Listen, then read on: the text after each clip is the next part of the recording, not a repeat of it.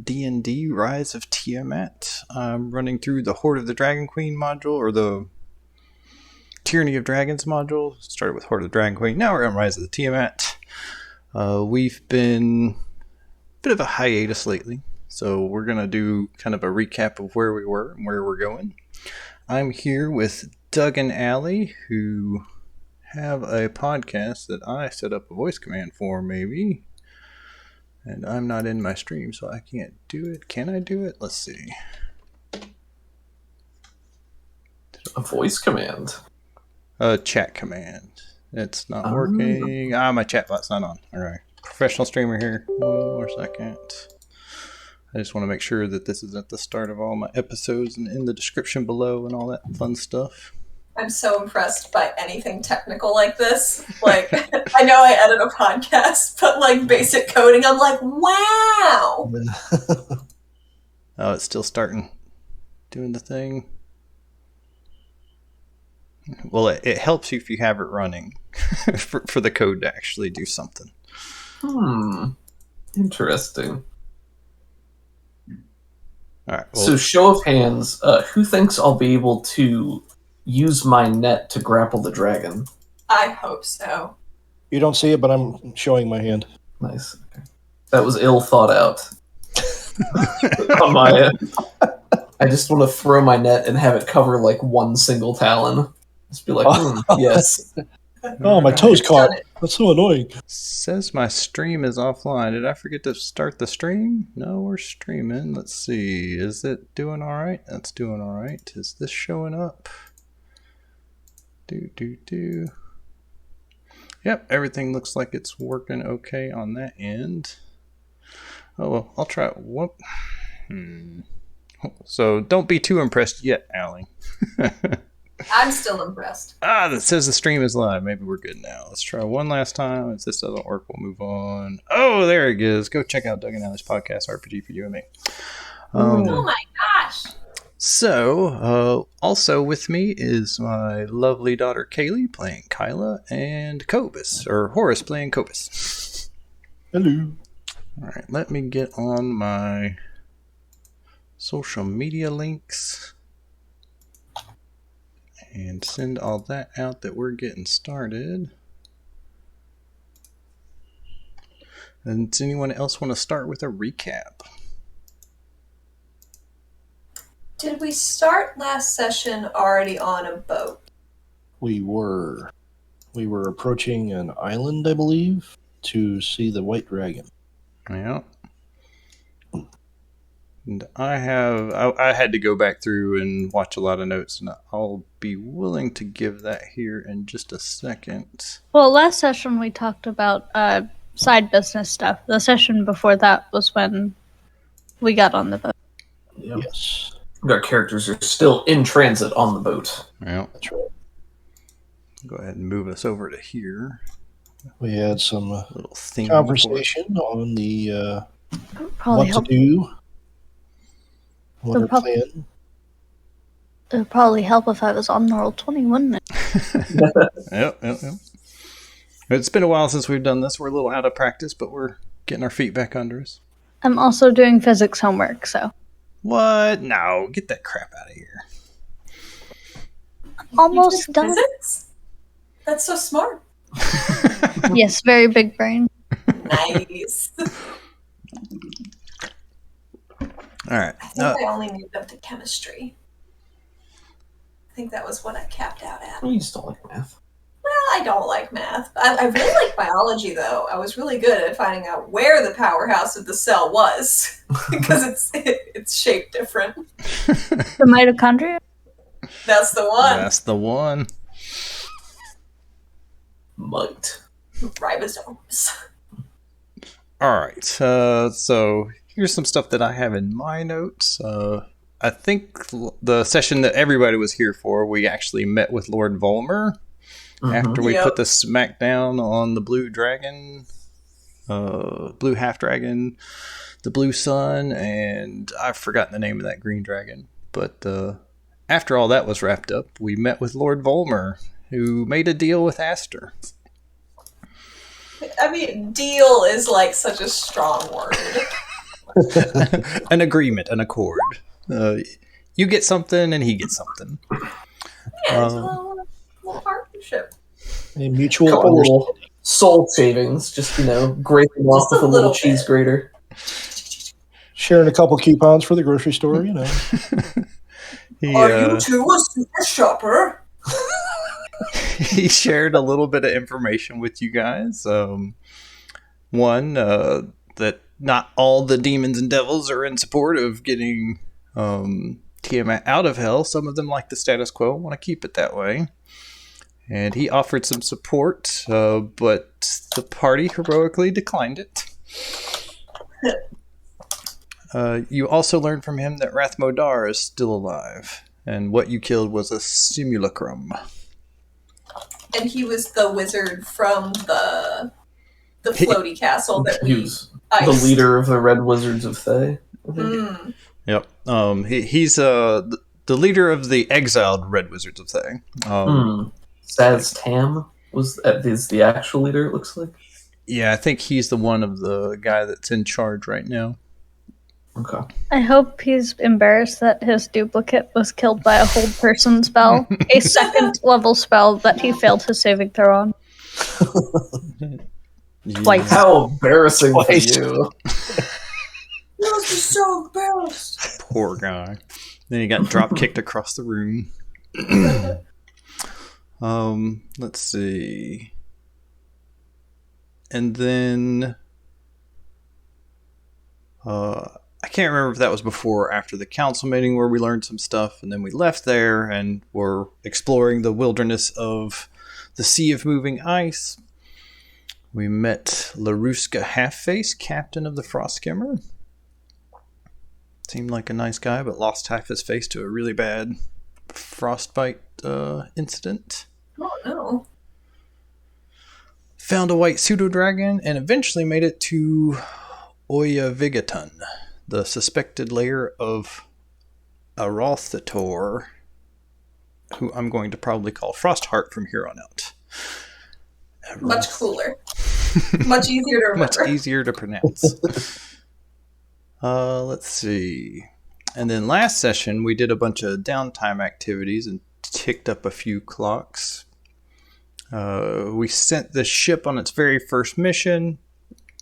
Graham did so well that when he skimmed off the top, you didn't even notice it. He came back with a full load of coin for you, and that brought our party's treasure up to 2 coin, which is 1 coin is like an abstract measure of wealth. It's like, hey, this will help grease the wheels for something serious.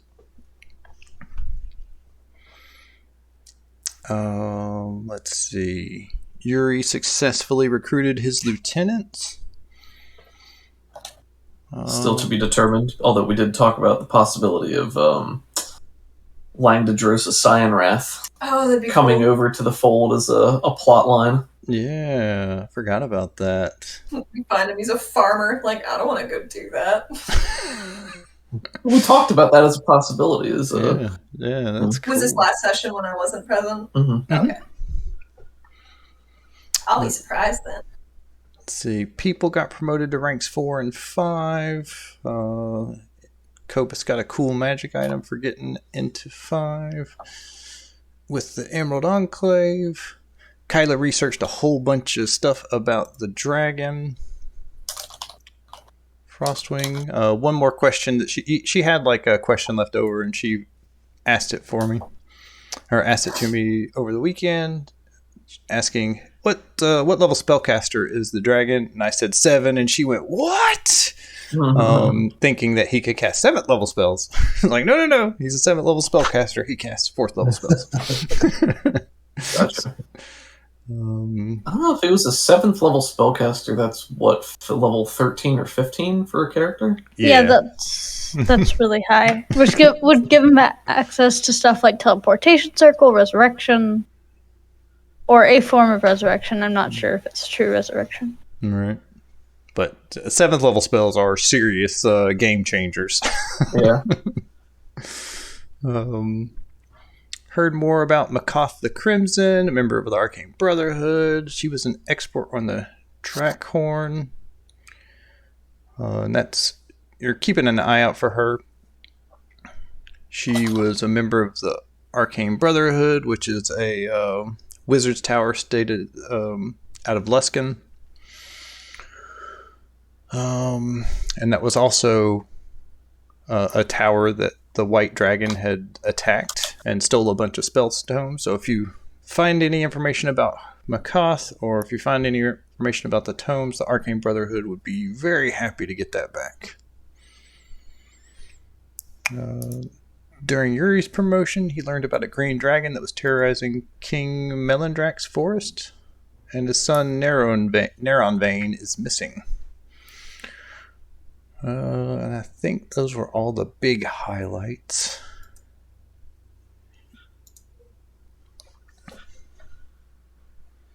Does anybody have anything else to add? I don't think I do. I think you got it covered. Yeah. Oops, I gotta adjust my sensitivity here.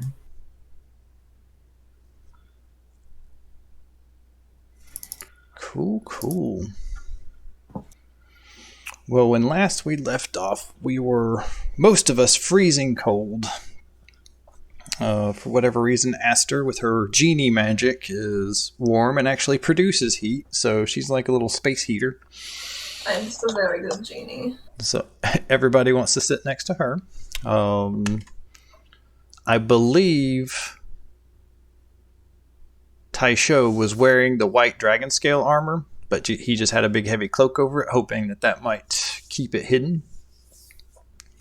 And so he's still wearing that when you see this massive iceberg form from the mist. There's these huge spikes of ice that are jutting out on the side, and higher up you can see a plateau and a few glowing lights from torchlight or lamps. You just can't tell from down here, but you do see like this glow. And I've got to pull up my module text. 1 second.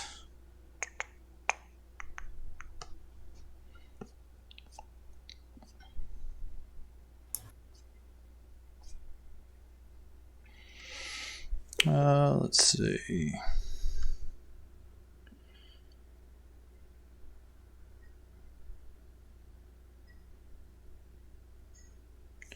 Arauthator's iceberg lair rises from the sea to form a floating island. The portion of the berg above the water appears roughly triangular with rounded corners. The plateau portion of the iceberg rises more than 100 feet above the water, and the jagged ice peaks at another 100 feet above that.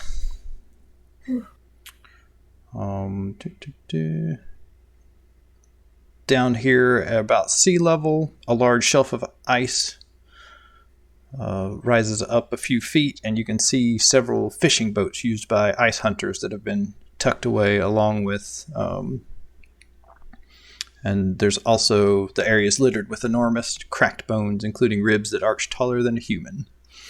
And so that's what you see when you're cruising up in Frostskimmer. It's about evening time. The sun is starting to set.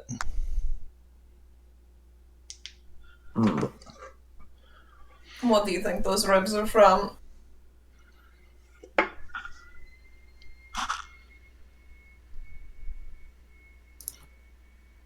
I'm sorry, what did you ask? What do you think the ribs are from? Something very big. Really? Are they from a dragon? This is my question to the dungeon master. It's hard to tell from this distance. They are big enough to could be from a dragon. I see. But you'd have to get closer to inspect what they were really from.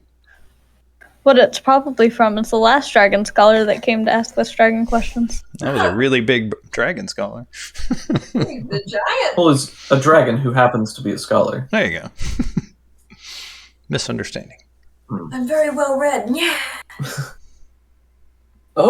Is it likely that this dragon is going to come out of his lair during the night to hunt? Are we going to be safer if we wait till the morning to pursue? A dragon doesn't need to hunt every day, Kyla. if it was flying around, you think you would have spotted it, unless it was like casting an invisibility spell or something like that. Fun story about that. White dragons actually hunt during the day, so we shouldn't have a problem with that, even if it is the dragon's hunting time. Fascinating. But yeah, What's up? You should be fine to like approach it at this time. Should be was the key word in that sentence. Well, do we gain anything by waiting? Probably just gain some wasted time, I would think. It is very cold outside. I would like to find the swamp if it is possible. I don't think we'll have much success doing that.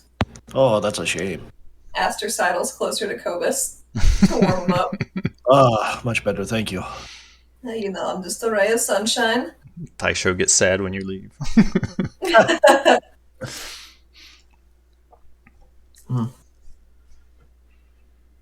Do we have any final preparations we need to make before we move forward? I don't. Kyla's going to cast a spell of cold resistance on everybody. I forget what's called. Hold on, let me pull up her character sheet.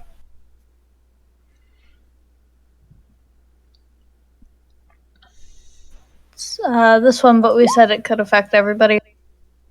Yep. Protection from energy. And for the next hour, everybody's going to have cold resistance. I'm going to say that I'll just cast this now, and if needed, I can cast it again later, but... This is a concentration spell, so you can't cast any more concentration spells without first dropping this. That's just something to note. Okay, that's fine. Yeah, as soon as she wiggles her fingers, mutters the arcane words, just like that bitter cold just immediately vanishes as the magic protects you from the cold. Lady Nightgem, you want to speak to this creature, is that right? If possible. What do you hope to gain by speaking with it? Information, its knowledge on spellcasting, how it learned it. Usually white dragons are, unfortunately, not very intelligent, so the fact that one's a spellcaster is very impressive. So, it's academic. Yes, and where did it learn how to become a spellcaster? But you understand that this could be very dangerous for all of us. Out of character, didn't we talk about this before? Like, we did. It's Okay. just a rehash. Yeah, it's just a little All fun role play. I'm leading into something. Don't worry. okay. Could you repeat the question, please? He said, and you understand that this could be dangerous for all of us. You want to speak to it to satisfy your curiosity. Of course. Fighting it is also extremely dangerous. Of course. But you are prepared to do so if this goes awry. Yes, that is why I just made everyone resistant to the dragon's breath weapon. Then here, and he reaches into a pouch and he pulls out a small platinum ring, and he says, "We are a team, and I trust you and your judgment, but I fear for your safety, so I would ask that you trust me and put this on." And he holds it out to you. Yeah, sure. She'll take it and put it on. What does this do? Okay. So as you put it on, he puts his hand on your shoulder and he casts Warding Bond. He says, "This will allow me to shield you from danger, if it should come to that. Satisfy your curiosity, but don't forget that we're all here sharing the same fate." I see. Thank you, Yuri. I appreciate it. We will live or die together. Hopefully live. Aster flicks her eyes back and forth. What? I believe in you. Wait, what? I believe in you, Kyla. I trust your judgment. I know that It might seem as though my first instinct is to charge headlong into battle, but I don't wish to meet my end any sooner than you. So this says she gets a +1 bonus to AC and saving throws, and it has resistance to all damage. So when she takes Bless you. when she takes 20 damage, also each time it takes damage, you take the same amount of damage. So it halves the damage she takes, and Okay. I take the other half. gotcha. So basically, it's like a soul link spell where I can help her from being one-shot. It's my goal. Right. That's slick. What? Me one shot? I have a whole 74 hit points. I don't know what you're talking about. That's since we're playing with max hit points, that's a lot of hit points for a That caster. is. But It That's is. pretty good. I have 96 hit points. A wizard with average hit points at my level would die from someone sneezing. That's very true. so let's good see plan. here.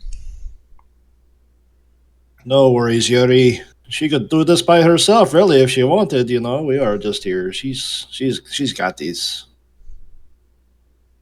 Yes. We've been through a lot together. I'd quite like to go through some more. These It will be no problem. these platinum rings were the rings for Cyanrath. Cyan. Yeah, Yeah, that Cyanrath. Cyanrath was going to use to get married to Fulan Mundath. And just to be clear, this is not a proposal. You're my friend. You're my friend, and I love you. Yeah, the crew is just kind of standing around nervously glancing at the sky. And the captain's nodding. I have a question. These can't swim, can they? What, white dragons? She says, yes. Kyla? Yeah, absolutely, yeah. Yeah, white dragons can't swim, can they? Yeah, Can't they? absolutely. Yeah. Should we have somebody looking in the water too? There's so much of it. I can't see more than... There's so much ice. Well, if the dragon wants to be stealthy, then it might as well just cast an invisibility spell. It can be anywhere, technically. If you like, I could turn into a big old fat walrus and go looking through the water. You can do that? Ah, yes, a big, tasty walrus. Yes. It's okay, I would have tusk. I like your logic, and I think we should stick with it. Wait, can Kobus turn into animals with a swim speed yet? Yeah, Uh, I think so. Ooh, nice. Whoa, nice. Look at him go. Swish. But yeah, if you wanted to do that, I wouldn't make you spend one of your wild shape forms just to do something cool. But yeah, you give the water around, look around, and see absolutely no sign of predators, no sign of large sea life. You do see some fish and things like that, but you'd expect to see anything with half a brain, like a penguin or something that could be considered like a little bit smart, is nowhere near this island. That's even more suspicious. it was kind of lonely and very cold down there, guys. I don't want to go back in there. Oh, stay up here with us. No problem. Although the blubber was nice, it was pretty well insulated. It's just stand next to Asta, who is very warm now. Yes, that is an excellent idea. You don't know that I haven't always been warm. Did we don't know that you made this pact, do we? You went back and did it after or something like that? Okay. For sure. Just I just total assumed- genie magic. That's Yep, genius. that's it. I just assumed this was a genie thing. I don't know. Kyla Such an doesn't ass- know anything about genies, elementals, or warlocks, so I'll I tell mean, you she's what, convinced. Faster. Astra will tell you all you need to know about him. Just really cool and have a mobile home. Don't mind me. So LaRuska. So what are we doing? We going in or we going out? Sounds Yes. like in. We go in. We didn't freeze our asses off for nothing, man. Come on. I just passed the spell and everything. All right. Then he starts moving. He starts moving the ship, or rather directing the others to move the ship. They go in on oar power so that it's quiet. And when the boat gets to the little shelf of ice, everybody starts piling out of the boat, picks up the boat, and starts dragging it up on shore into the little ice shelf. So now that you're up here, you can see, Kyla, that it's definitely not dragons. Let's see. Cobus, you recognize that they are probably from a large creature like a whale. Let's see.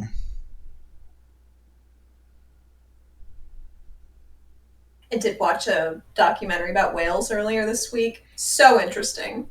They are cool. Is that the one on Disney Plus?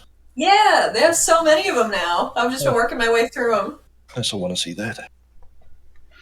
So you do, after looking at the bones for just a little bit, yeah, they are from whales and there's lots of other smaller bones here littering the area from things like seals and penguins and even fish. But after examining them for a few minutes, you discover tooth marks with a monstrous bite radius and like huge gouges of claw marks. Oh my gosh. Check this out, everyone. This is a big animal here, I tell you what. Kaylee, do you think this is from the dragon? Probably so. Yeah, you think it is. Sorry, Sue just came into the room. She's gonna be loud for a second. Do it. Suki. We never hear her, like just barely. We love Suki, man.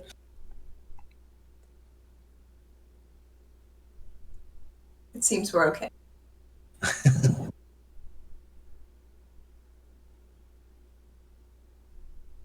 All right. So in this area, there's in this little chasm, you see several fishing boats, fishing nets, and things like that have all been stored and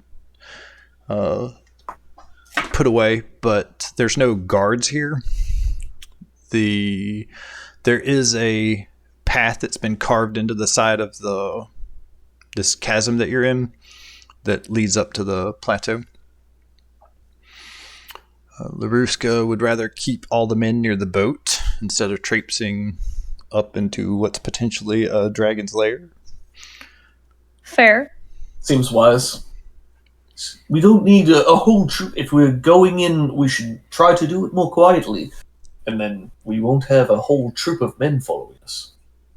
Do you think this dragon has sycophants that live here? Like cultists? Oh, I don't know, maybe. Possibly. Maybe that's what these are. I don't know if they're sycophants or not. Probably just Eskimos. Nice. He didn't recognize what that term meant. A sycophant is like a zealot. Oh, okay. Thank you. Yeah. He says the people that are around here are usually known as Inuits, Inuit ice hunters. Or sorry, not Inuits, Uluiks. I'll put that. I don't suppose any of you speak the language? Let me check my spell list. Yeah, none of you speak it. You might be able to do it with a comprehend languages spell. Aster's like, devil man. Hello. I'd like to speak more languages than I already do. Do you really? No. Okay. Yeah, he volunteers one of the crew members to go with you, but he looks he's an iceman. He's been doing this a long time, but he seems a little bit worried going into this village. Well, not gonna lie, I would be too. I mean, in that situation, I know there's a bunch of adventurers, but You're literally going into a dragon's lair. That's fair. But he goes with you, and as soon as you start climbing up the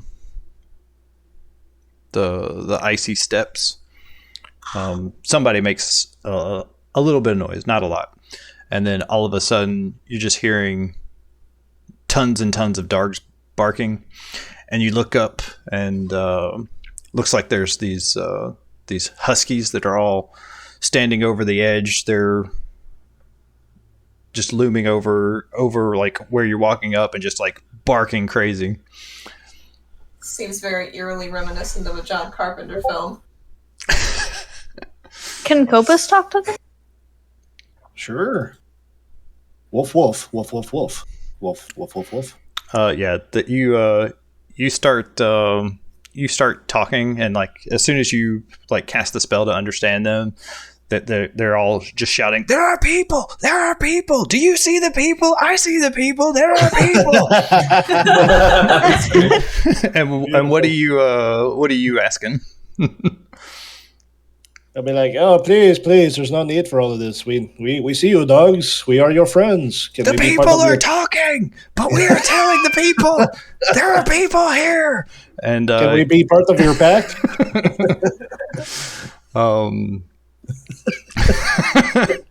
And eventually you see like a glowing light coming over towards the cliff that you're walking up, and you hear that Uluic language gives some commands to the dogs, so they shut up, and you see several just draped in these heavy furs with these cloaks that only expose just like a little bit of the face, and some of them have these lanterns that are burning brightly and shine over the edge, and they call down to you.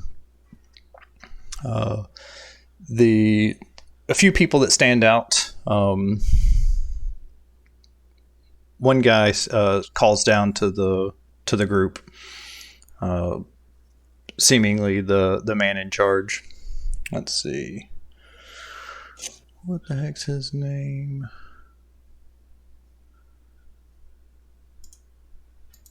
So if we go to the session NPCs, at the bottom, let's see, where's it at? It's in useful links, I think. Yeah, I'm trying to find If you're it. looking for There we go.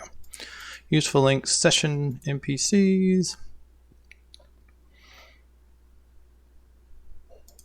So, they're all bundled up, so you can't really tell any of them apart, except for a few people that are wearing some interesting stuff. The what you think is the chieftain has several just bone totems and this impressive-looking spear with a hook on the end.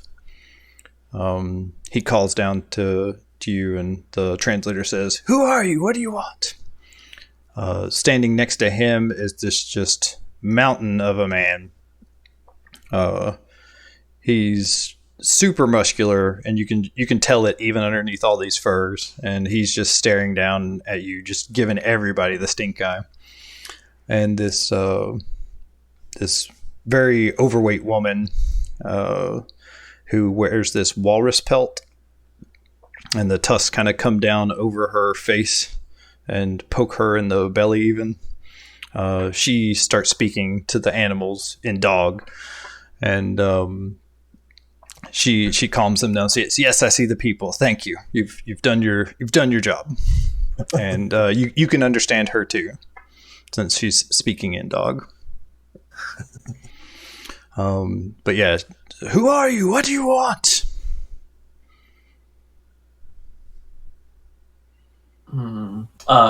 Do we understand them? They're speaking a common tongue? They're speaking Uluic. But the guy's translating. But the guy had translated. Gotcha. Yuri is probably going to try to defer to Kyla in this situation because she's the one who wants to try to get us in there in a more straightforward way, or not a more straightforward. You know what I'm trying to say? Mm-hmm. Diplomatic. Diplomatic. Thank you. Yeah, she'll say, "Greetings. We're here about the white dragon that lives here." The guy translates once, and then the man says, "The white dragon was killed a year ago. So if that's what you're here for, frost giants got him. And you can get out of here." Can I roll insight? He's totally lying. He points at the bones, like, do you not see the bones of the dragon right there? That's all that's left of him. He is clearly lying. Oh, well, is the lair still intact by chance?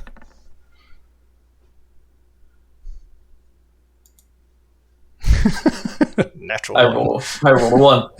Well, I have to say that's a very big disappointment having come all this way. Yes. Sort of a relief if we don't need to fight it, right? I'm sorry you didn't get a chance to speak.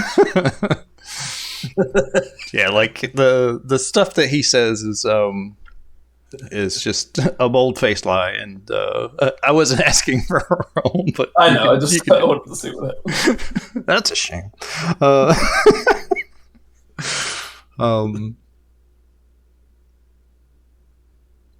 So,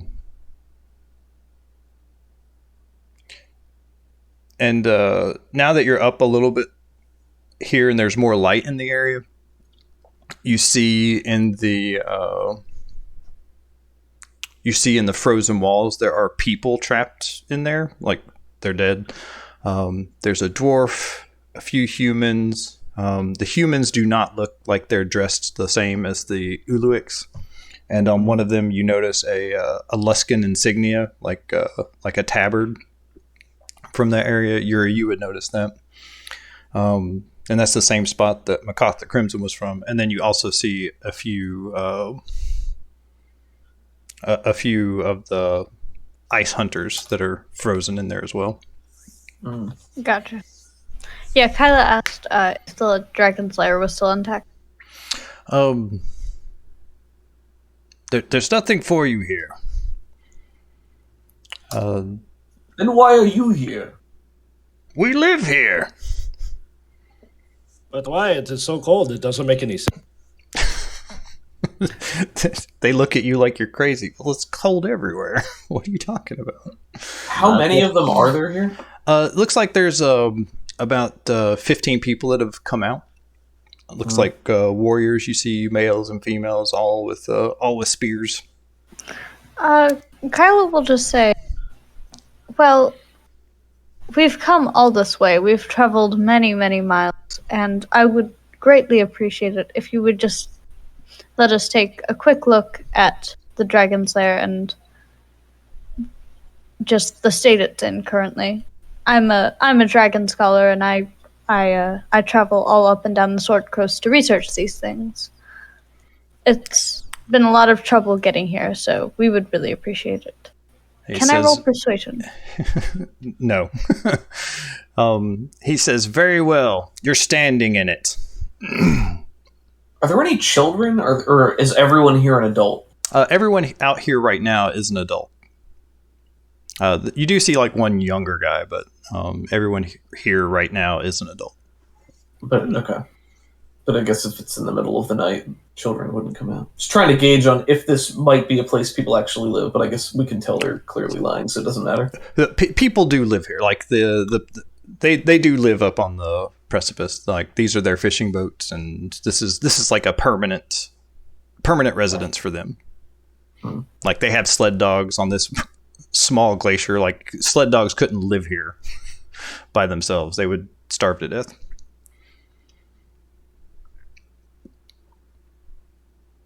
The shaman though is looking down at you, and everybody's kind of giving you the stink eye, except for the shaman. say more quietly to Kyla, if they're working on behalf of the dragon, they're not going to want to take us to him unless you have something to offer to make it worth his while. Otherwise, I don't think they're going to be amenable to us pushing through. Yes, but they have no need for money. I'm not sure we have any other items that could be useful specifically to them. You have a genie that can grant wishes. That's pretty cool. Yes, but you're our genie. I don't But want he to give them doesn't a know genie. that. He doesn't know that you're still making your wishes. You can lie. You go plus with this.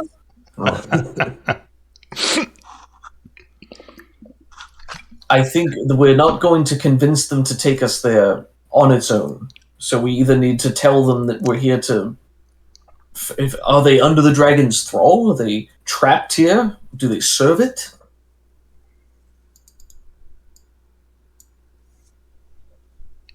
They probably just live here. People live all over.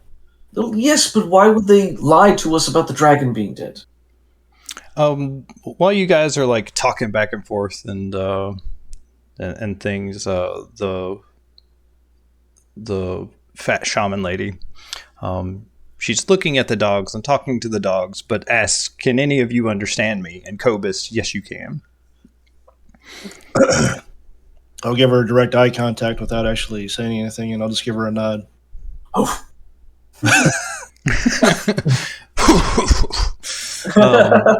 Alphas, am I right? She says, "I recommend that you leave for now and come back at night and sneak around to my hut where we can talk away from these people.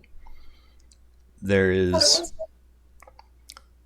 My people are held captive by this dragon, and we have to serve it. We do not wish to. They are just fearful for their lives." And she like kind of points to her people that have been frozen into the ice. Okay. I'll look to Kyla and I'll go, I think perhaps we should maybe regroup and discuss this a little further, if that is okay. That sounds like a good idea. Very well. Thank you all for your time, and I'll use the staff to maybe druidcraft some like flowering berries for them to eat. Something that's like more survival that they would appreciate. Right. Yep. And we are sorry for wasting your time, and thank you anyway. We will be on our way. LaRusca looks like, "You gotta be shitting me." He yells up,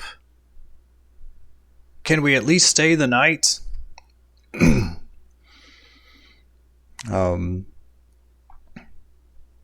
Now if you want to make that persuasion roll, you can, Kaylee.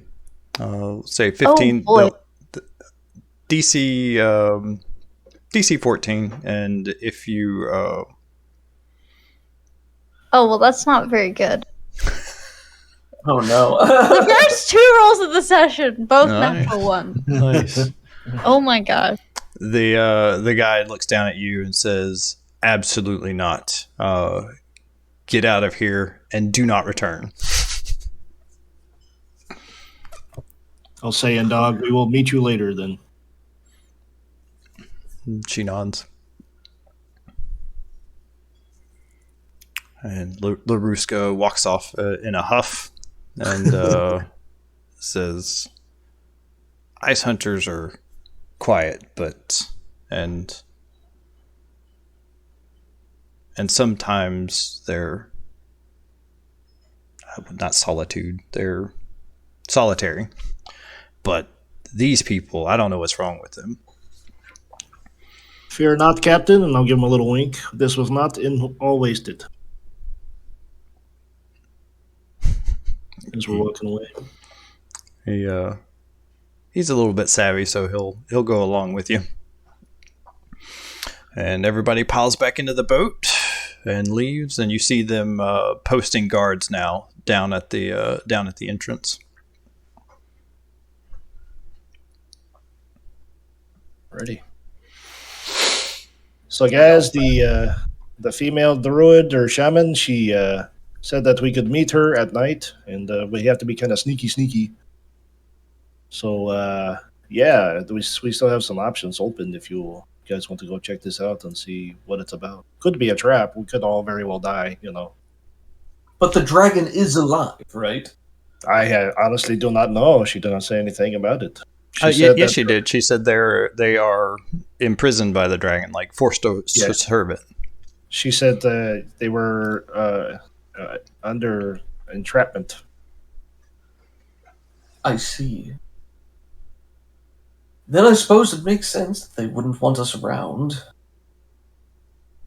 It seems like this shaman is our best bet.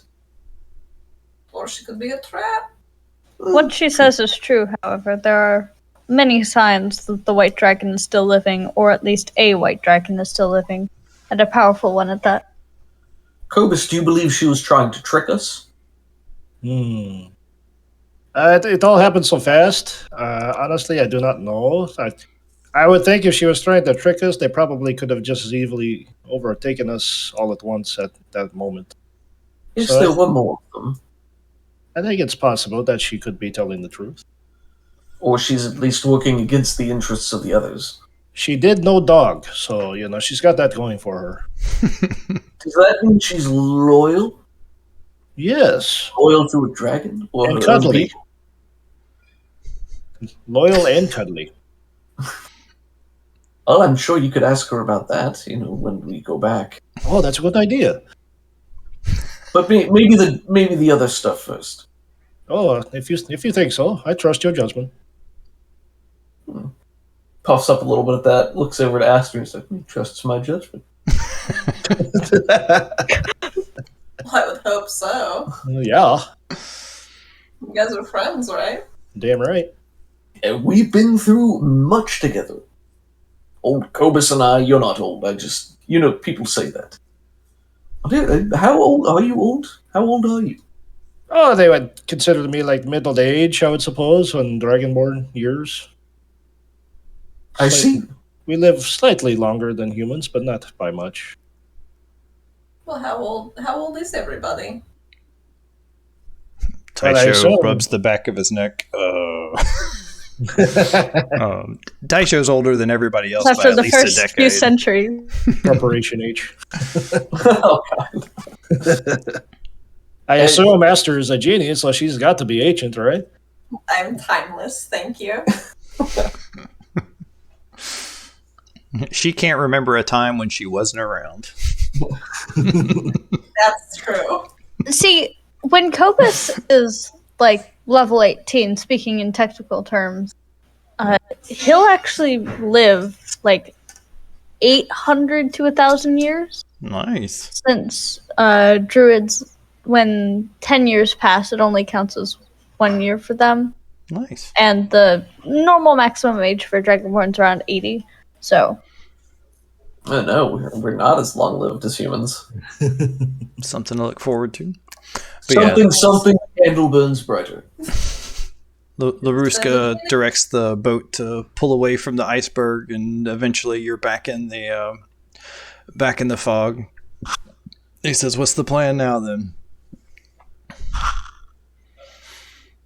So we're going to do a little sneaky at nighttime and go talk to this shaman lady that was all barky.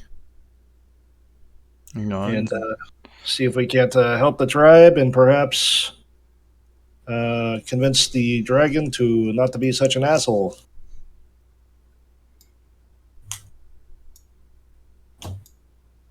So moving over to here, like on the north side, can you see this map? Making sure. Yep.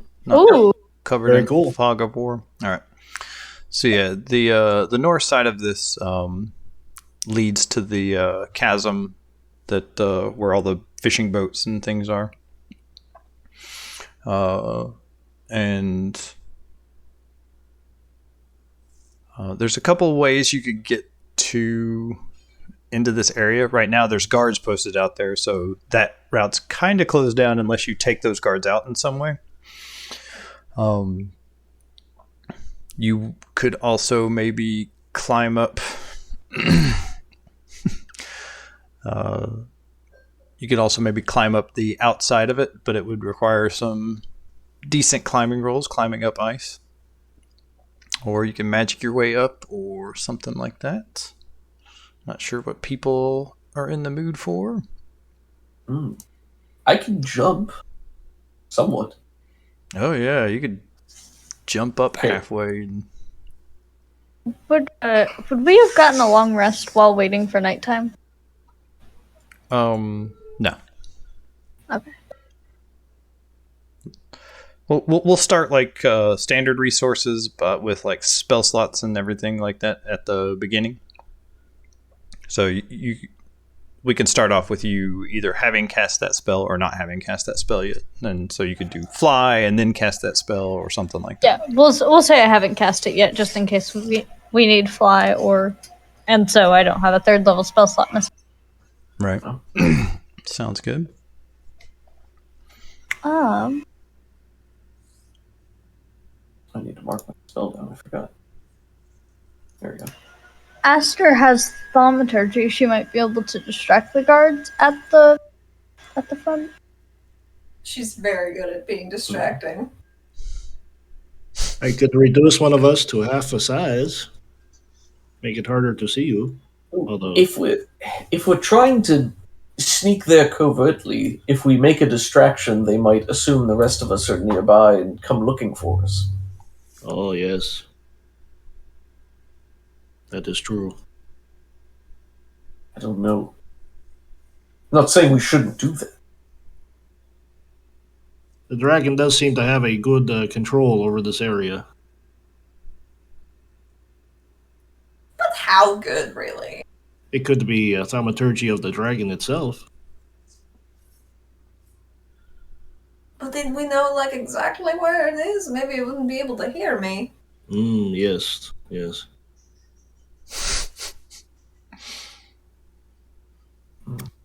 So you got yourselves a big, huge iceberg that juts up 100 feet up out of the water. You can either go through the front door or try to climb up the side, I'm thinking. But I'm willing to listen to other ideas. I could always try to climb up and fasten a rope. That could work. I'm pretty good at climbing. That seems pretty reasonable. Yeah. So LaRuska comes around to the side, moves the boat up near the ice, and lets you start climbing up. Let's see. What's a good failure case here? Falling's an obvious answer. Some of the ice shelf could break off. I don't know. That would be very Or- dramatic. Yeah. Doesn't have to be anything enormous, but something that makes noise. Yeah. It's the easiest one. All right, yeah. Let's start a clock. As long as our good luck from this session so far keeps up. We're just getting the bad vibes out of the way, that's all. Exactly. We got to get those rolls out early. All right, we'll say Frostheart aware of party. This is an 8-section clock. And we'll say, yeah. If you fail, we'll take a couple of those things there. Climbing up the side with ice kits and everything, I think that's going to be probably a DC 15. Okay. I don't think I'm going to use a luck on this, but I'll use an inspiration. I have 3. Why There not? you go. If you have 3, almost always use it. Yeah. Right. There we go. Yeah, you're able to climb up, and along the way you're hammering these pittons into the ice. It's pretty easy going for someone of your skill. Mhm. And you do see like a some ice that probably could be shattered off if you wanted to, but you decide not to. Would be very dramatic. Yeah. And once the rope is in place, everybody else has a much easier time getting up. With Yuri able to just haul people up as necessary. Mm-hmm. And you set up a signal for Laruska to come back somehow, or not. He's going to give you probably a couple of days, and then he's gonna leave. He's gonna assume you were dead. Understandable. And I don't have to agree with it, but I understand it. And he moves after everybody is safely up, he moves you see the ship moving off into the night. Lanterns doused, and quickly lose sight of it. So yeah, you make it up to this area.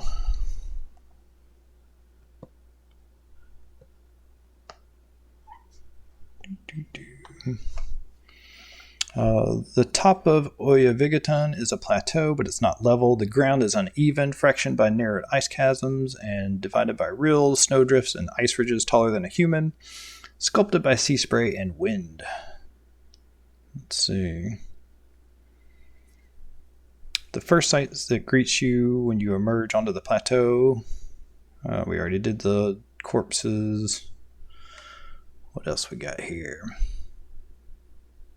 The village sits in a sheltered spot near the center of the iceberg. When the wind blows, which is most of the time, snow whips off the surrounding drifts and surrounds the settlement in a swirling shroud of white. 20 structures make up the village, divided between snow-block shelters similar to igloos and double-walled yurts, made from sealskin stretched over whalebone frames. 16 of these structures are small, one-room family dwellings. One ice block shelter is a storeroom used for gear owned in common by the tribesfolk, including fishing nets, heavy ropes, blah, blah, blah. The center one is has light pouring out of it. And you can hear just general chatter and people talking.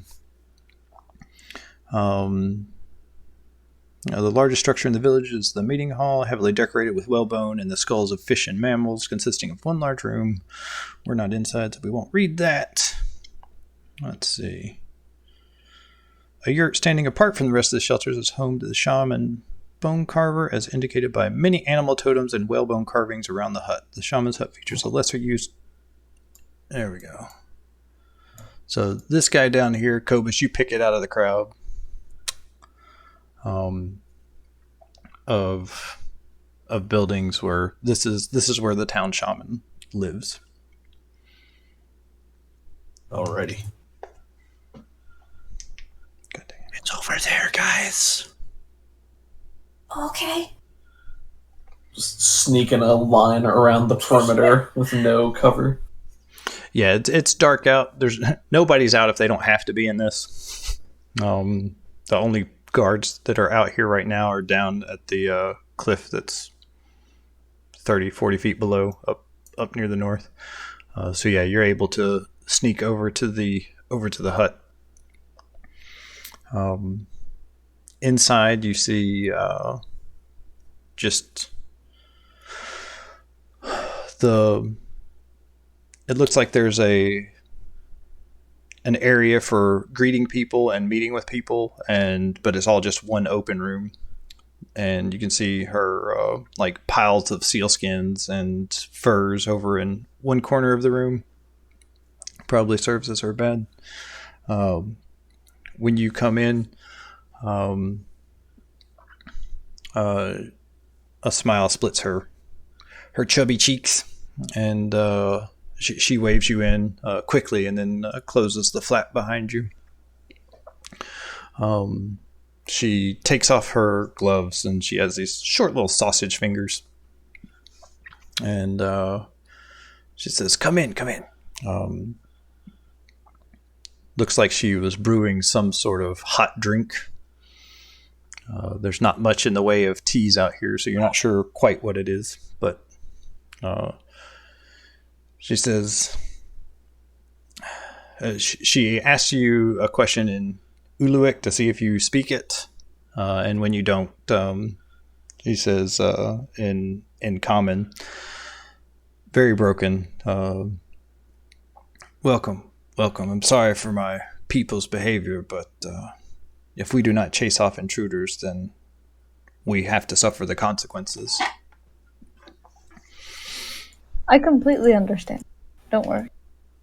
But I do appreciate you taking the time and the risk to talk to us about this. Well, why are you here? We're here to research the dragon, and we're also searching for someone named MacCath the Crimson. We have reason to believe that she might be associated with this dragon, or she might be somewhere on this island. Yeah, she's struggling to follow along with you. You used some pretty big words there. And she tells you that the dragon's here. She asks about MacCath the Crimson, and when you say red, then she says, yes, there's a red lady here with horns. She lives below and works for the dragon. Is she a captive as well? Yes. Mm. And you do find out that, yes, this is Arauthator's lair. We'll call him Frostheart. And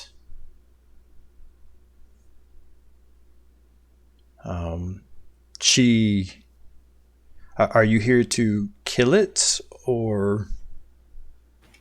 If we have to, we will, but if we don't have to, then we'll probably just speak with it.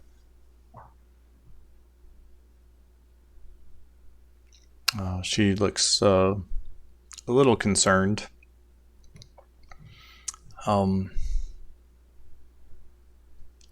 If you decide to speak with it, you cannot mention me. You cannot mention that I helped you. Any of us helped you. Of course. We wouldn't want to put any of you at risk. I have a question. So Yes? are you slaves to this dragon? Yes, we have to hunt for it, and if our hunters do not return, then they kill off some of the people that have stayed. It kills. She just kind of looks pointedly around at her group mates, but shrugs. I'll just kind of lower my head and shake it like this is so sad.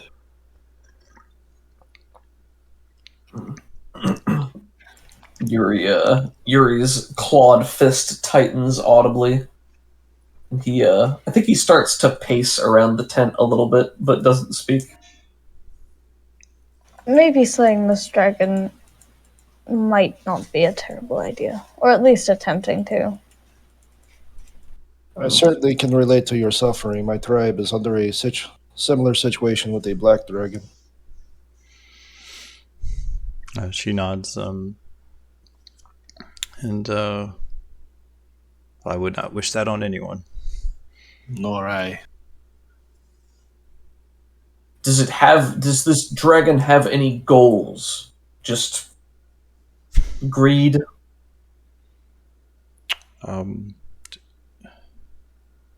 The red lady, she might know more. The dragon doesn't share much with us other than it protects us and keeps us here safe. But we must go out and hunt for it. As a person who was also imprisoned by a white dragon, I can tell you it's not very fun, and it's very cold.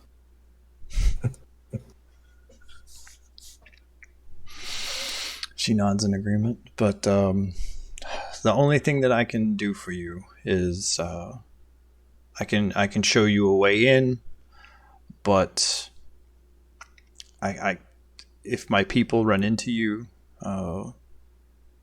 they will be forced to attack you.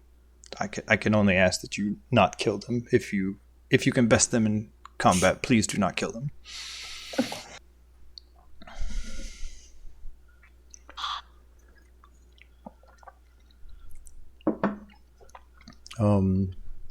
But yeah, she moves back deeper into the room, and over there a separate section that has like some furs. She like pulls that back, and you see this bone frame that's been tied together was hiding an open door. Or sorry, an open hole that's carved into the ice, and you see these frost-ridden steps that go down into the darkness. Cool. She draws out like a circle in the. Actually, I don't guess she'd draw anything. She doesn't want any record of this happening. Give me a second to describe a couple of things that are going on down there.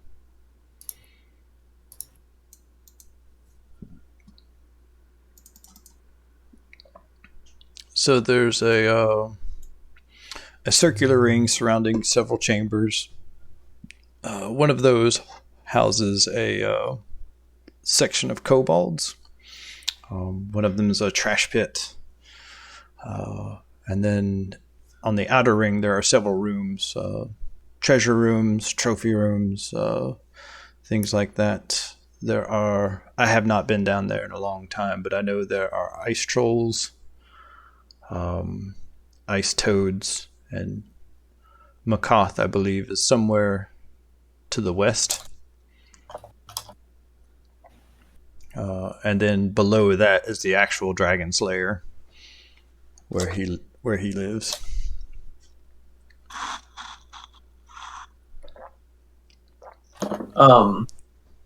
Turn to Kyla and Cobus and say, do you, maybe just specifically Cobus, do you know anything about ice toads or trolls?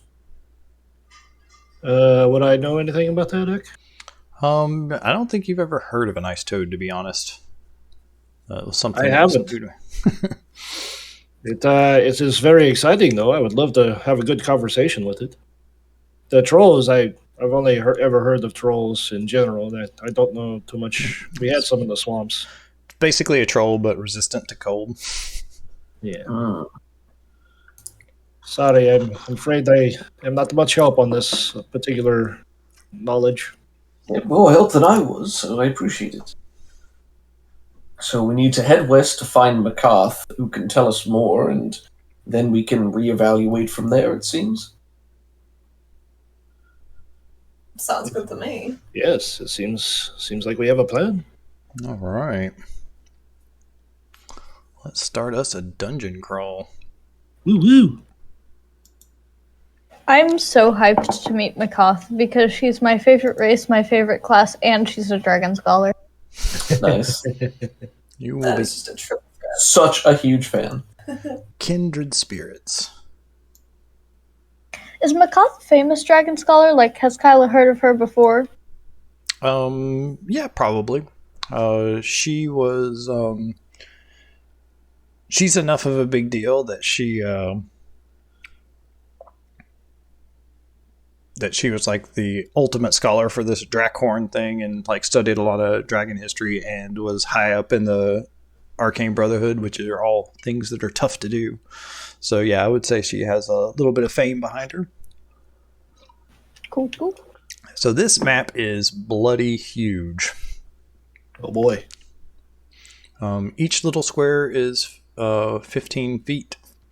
I've zoomed out to 30% and up near the northeast section. You can see where we're starting our adventures. So I'm going to drag some peoples out. Maybe there's Astor. Bloop. So tiny. Hello. I'm so small.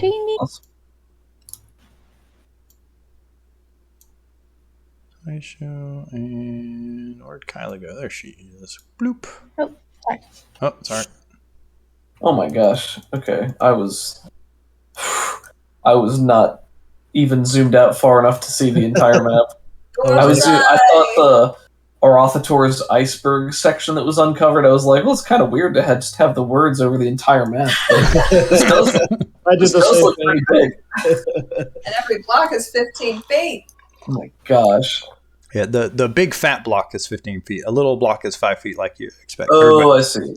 Everybody's the right size for this. So, for the record, Kyla has changed her masquerade tattoo to look like a white dragon now. Cool. Ooh. Cool. I forgot your tattoo could change. That's awesome. It's awesome because, like, anytime we're talking to a dragon, I can just change it to whatever color dragon that is, and I'm like, oh yeah, you know, I like that color dragon so much, I got a tattoo. Hi, my name is Kyla Nightgem. I am a big fan. Which is true, but doubly true if you look at my arm. Huge fan. That's gonna work for a little while until it starts getting out which favorite color dragon you have. Yeah, I know. I'm not actually doing that. It's just Right on. Okay. And she says,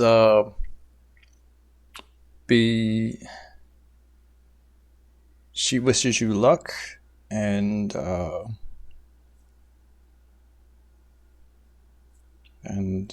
recommends that you hurry. And after you start going down the stairs, she pulls the trapdoor back over it. Let's see. Nothing to see here. Inside the hut of the shaman bone carver, old furs heaped atop poles are laid across an opening leading down to the ice cave. Steps are cut into the wall of the chute, creating steep, icy stairs that drop down 100 feet in a tight spiral. Because this entrance is seldom used, the steps become increasingly obscured by frost as the characters descend. At the 40-foot mark, a character must attempt a DC 12 dexterity acrobatics check to maintain a grip on the dangerously uneven footholds. That seems lame. Failure means the character loses his or her footing. Blah, blah, blah, blah, blah. Let's see. Who wants to make this acrobatics check for me? DC 12. I would not be very good at that. I have no penalty or bonus. It would be a flat roll for me. I suppose I do have a +2.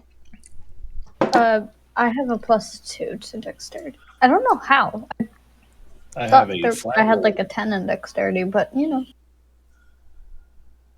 Kaylee, do you want to do it? Are you feeling acrobatic? I'm feeling very acrobatic, which is exactly why I rolled. Oh, Kaylee. My next roll's gonna be a 3. All right. Picture Kyla standing there with her hands up in like the gymnast pose as she starts to bound forward and then somersault end over end, slip on ice. A picture Homer Simpson going down a cliff. Don't. Yeah, so as you're going down, the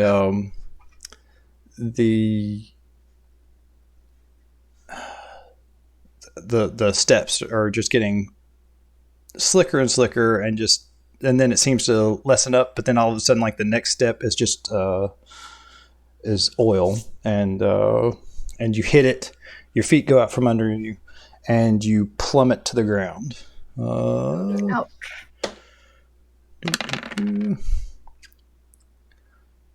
You and Yuri take 11 damage, or Lord! Or we can tick up a section on the clock for Frostheart becomes aware of your party. So let me ask you this: as far as the spell, this would not be the same spell I cast earlier, right? Yeah, it is. It is okay. I didn't know how much time had passed. My spell only lasts for an hour. Yeah, I was gonna say, like, it starts now. Like that hour starts now. Okay, yeah, I'm fine with that. Of course. Oh my god, 11 damage? I will take the 6. Well, it's 22 damage. I already halved it for you. Oh, never. I'm sorry. I will take 11. I was gonna say I had forgotten if it was still active, and if it was not, it's gonna be a moment of your being like, "Well, I'm glad I didn't water for that." But Or we can tick a clock for Frostheart being aware. I'll take the damage. That's fine. All right. So as Kyla slips and falls down, hitting things, you just look over and see Yuri, wincing at odd angles. Why? I'm imagining when Kyla takes damage from a wound, there's just sort of like a soft glow over whatever spot there is, and then you see that mirrored on Yuri, and like the wound appears on Yuri when it happens. Yep. That's cool. Boy, it's a good thing there's so much ice to help to reduce the swelling, Jeez. You guys Slaps okay? Puts a hand to his hip and says, "Oh, that one was sharp." Do you need a little help? Do you want some healing? Oh, no, it's good for me. Kyla, are you all right? I'm fine. I hate ice. Man, that was terrible. That was a spill, man. Yeah, the Yuri chute snorts a little fire out of his nose. The chute and its icy stairs end at the ceiling. A sturdy ladder then descends into the approximate center of a rectangular chamber. The exit to the corridor is an icy 15-foot wide passageway sloping downward. So I've put little arrows in the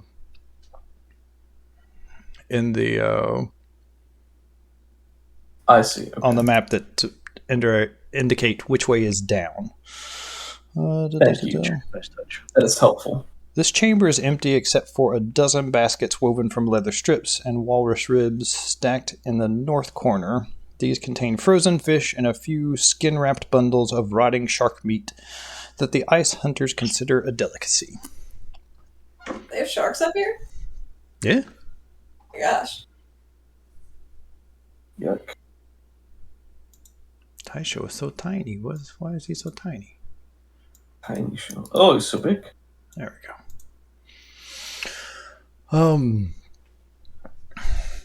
No, we know we need to head west, so I suppose we should head west. Very good. Well, so you start moving down this. The ice down here is very. The floors down here are pretty slick. And as you move to this ramp, you have to really take your time going down the ramp. You can easily slide down on it if you wanted to slide down on your booty. Getting back up would require some rolls, though. And for now, treat everything like difficult terrain. Seems fair. Yes, this really is the worst. So yeah, as you get down here, you see well-lit tunnels. It looks like there's these little oil-burning lamps that are kept full and lit. Let's see, reveal some more areas.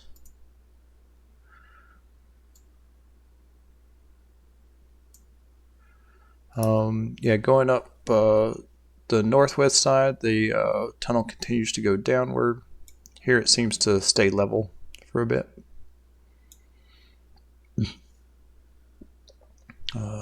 And as you descend into this, we'll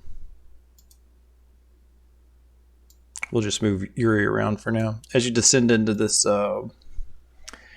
area, just the visibility just gets a little bit hazier. There's a fog that is just kind of pervasive and gets thicker the further down you go. I think we should go to the northwest because it goes down, and if they were keeping her as a prisoner, they wouldn't want her to go up. And also it heads west and the other one heads south. But what if they kept her in a place where they thought people wouldn't look? Well, then I don't know about that. Well, then the people coming in are going to expect that she's somewhere that people wouldn't usually look. Which is why we should go.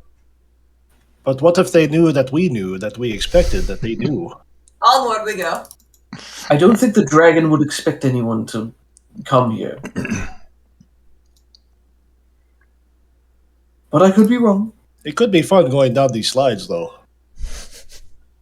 It is. Erie's eyes just dart back and forth. Jackie's joined the stream.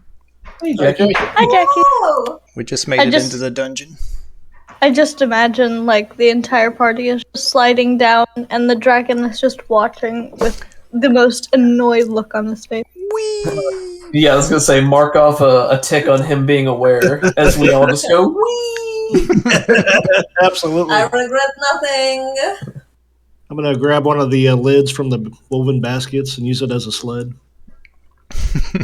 All right, so sliding down this little 10-foot grade is very easy, and you make it down to the bottom just fine. There's a steeper ramp that goes up further to the west, and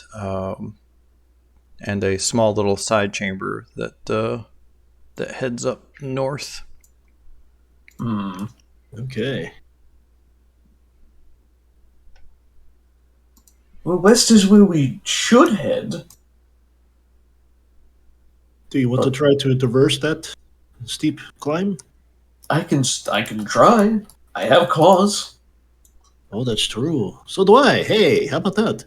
Maybe if I jump at such an angle with enough speed, it will slide me further up and crest me over the top. Okay.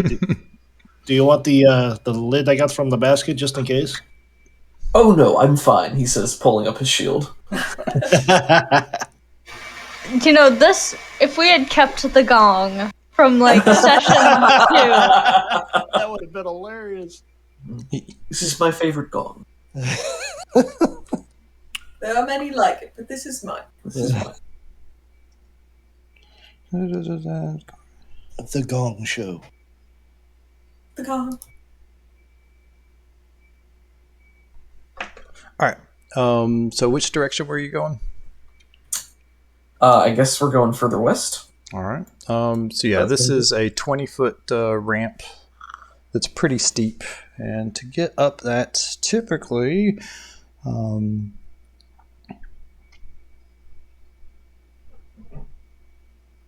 to climb a 15-foot or a 10-foot ramp is a DC 15. To climb the 20-foot ramp without any kind of special gear is DC 20. Oh, Dexterity check. easy. easy peasy. DC 20 dexterity check. That seems crazy. What if the shortest possible distance that my long jump covers is 18 feet? So if I'm running and jumping, does that help me at all? I'm fine if the answer is no. Yeah, I think you'd be able to get up there. Let's give me one roll, so I can, because it's just going to take time, I think. Sure. What would you like? Acrobatics? Sure. DC 20, easy. Easy. Oh my god. Oh, pickle! Listen, I'm getting them all out before the dragon. That's right. Get them all before the dragon. I'm going to go ahead with the fumble. I'm going to go ahead and tick 2 on the Frostheart Aware of Party. Oh, no. Could I advocate for, as Yuri goes to try to propel himself up, maybe he either smashes against the ceiling or shatters some sort of ice sculpture at the top, something very noisy and with a loud crunch. Yeah, okay. Yeah, you know that cat thing, the cat videos where the cat tries to leap, and That's one of Doug's favorite kind of videos. And the feet just slide out from under them, and then it just gets no momentum. Like that happens once, and then you're like, all right. You're going to get like kind of a running, moving start, so your inertia can carry you up, and then you leap and get up almost to the top of the ramp, but your momentum was so much that you kept going, and then you can't really stop. And yeah, there's this. It looks like there was this elaborate ice sculpture of a white dragon roaring, and you toss it, catch it a couple of times, and then it just smashes into a million pieces. And then up in this general area, you can see several different carvings in the wall of varying degrees of just dragon pictures, lizards. Some of them are like, actually, hey, that's some very talented stuff. Others are obviously not very good. Almost all of them are at about waist level or lower. Only a few of the etchings and other things are up high enough to be at like your eye level. Mm. But yeah, it takes a little bit of time. you're like with a rope, you're able to pull people kind of up this ramp. The whole time you're just like, yes, it was very fortunate that this broken statue was here to catch me. It's like shoved the pieces off to one side. He contemplated using his fire breath to melt it before getting everybody up here. But that would have been a little too suspicious, maybe. Jerry, what are you breathing on up there? Is everything all right? Oh, nothing. It was celebratory. Trying to What keep a good warm. job. Just staying warm. But it's like magical ice, so it just doesn't melt. Ah, drat. It's dragon thought of everything. We don't stand a chance. And then he passes over his moment of panic. All right. So, let's see. As you move further into this chamber, you can definitely see into this room. We're at the 15-foot mark.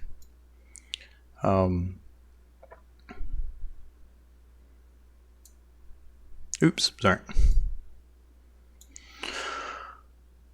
You have a choice to make kind of at this intersection. You can either continue down further south or keep going in this circle.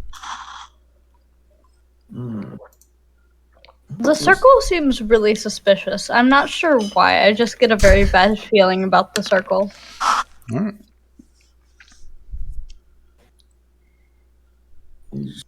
Maybe we should try to find MacCath before delving too deeply. What if they're in love? Maybe not even a prisoner? Oh man, Maybe they're in the same room is what I'm getting at, really.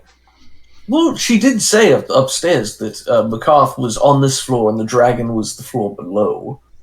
So it probably, has a way to get up here, but I don't know if it could fit in these tunnels. How big is it? Do we know? Did we ask?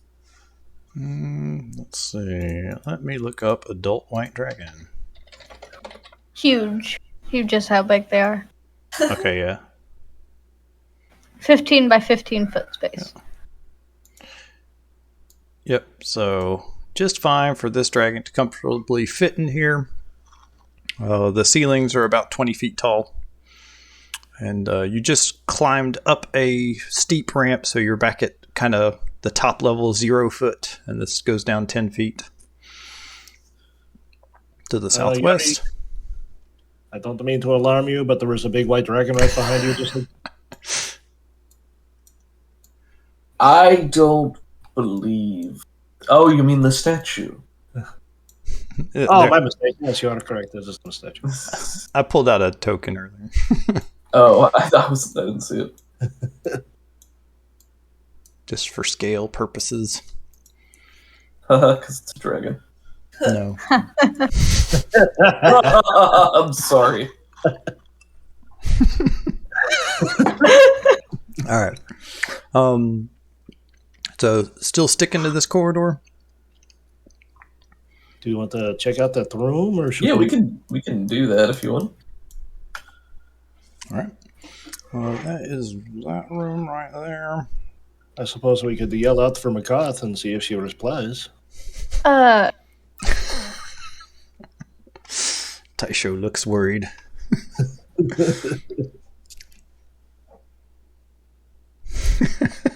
Completely unrelated, Jackie loves that Astor's little descriptor in the their little voice chats of who this character is and what they are. It's like twice as long as everybody else's. That's very good. All right. So this room is just is pretty tall. Like the caverns go up about 30 feet, or the ceiling's up about 30 feet. In the central part, you see a big hole in the ceiling with another ladder leading up to an icy ledge. But when you come in here, let's see here. Reveal areas.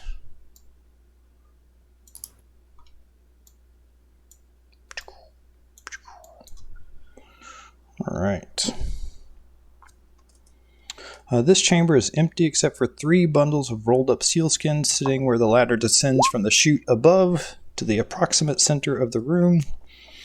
Additionally, a bed of piled furs has been arranged in the southwest corner, from which the sound of loud coughing can be heard when the characters enter the chamber. So down here is, you see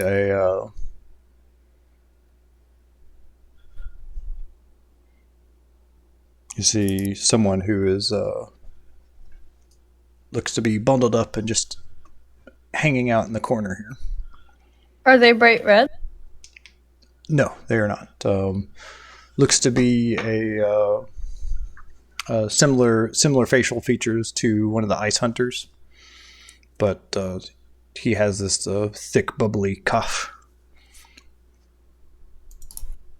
It doesn't seem like he's noticed you come in.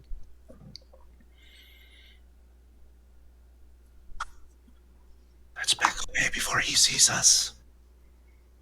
Doesn't we help him? So, I mean, is he... I think I misheard something. Is he trapped? Does he look like he's a prisoner here? It looks like he's a bunch of seal skins are just piled on top of him, and he's just facing the wall, and he's coughing.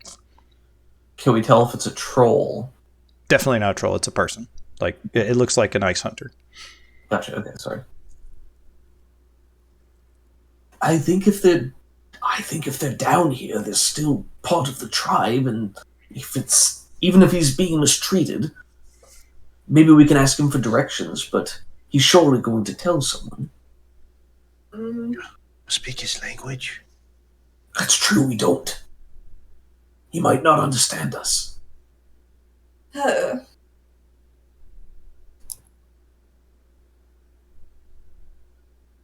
We'll come back for him. All right. Going back the way you came, or continuing into this little central area? My out-of-character vote would be going back up this way. All right. What is your in-character vote? My in-character vote is probably the same as my out-of-character vote, but is also democratic and, open to people. I guess my out-of-character is too, so there's no difference. There's no difference here. My character vote. In or out. It's back the way we came. All right. I don't hear any objections, so we'll move along. Oh, no, I've stretched Yuri. Yuri! Oh! I'm not that flexible!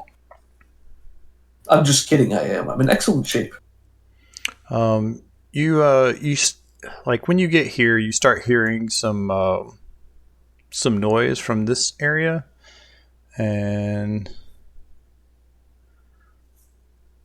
Kabuki. Did you ping? I didn't see where you were. Sorry, up in this area. I was trying to reveal it, but I keep missing the reveal thing. Noise. So you get around here and you start hearing some noise. Some strange croaking, and you see this this hunched over toad-like figure with blue skin, It's not wearing any clothes, but it does have like this. It has its back to you. You see this leather strap going around its back, and it's got this very low table that's only about a foot off the ground, and it looks like it's doing something at this table.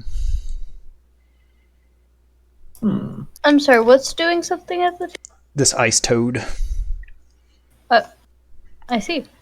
Aha, it's an ice toad. Can you talk to it? Absolutely.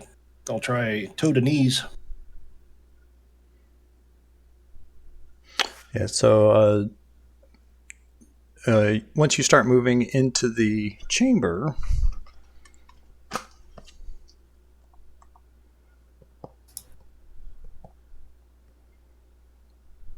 I'll go ahead and I'll wild shape into a toad.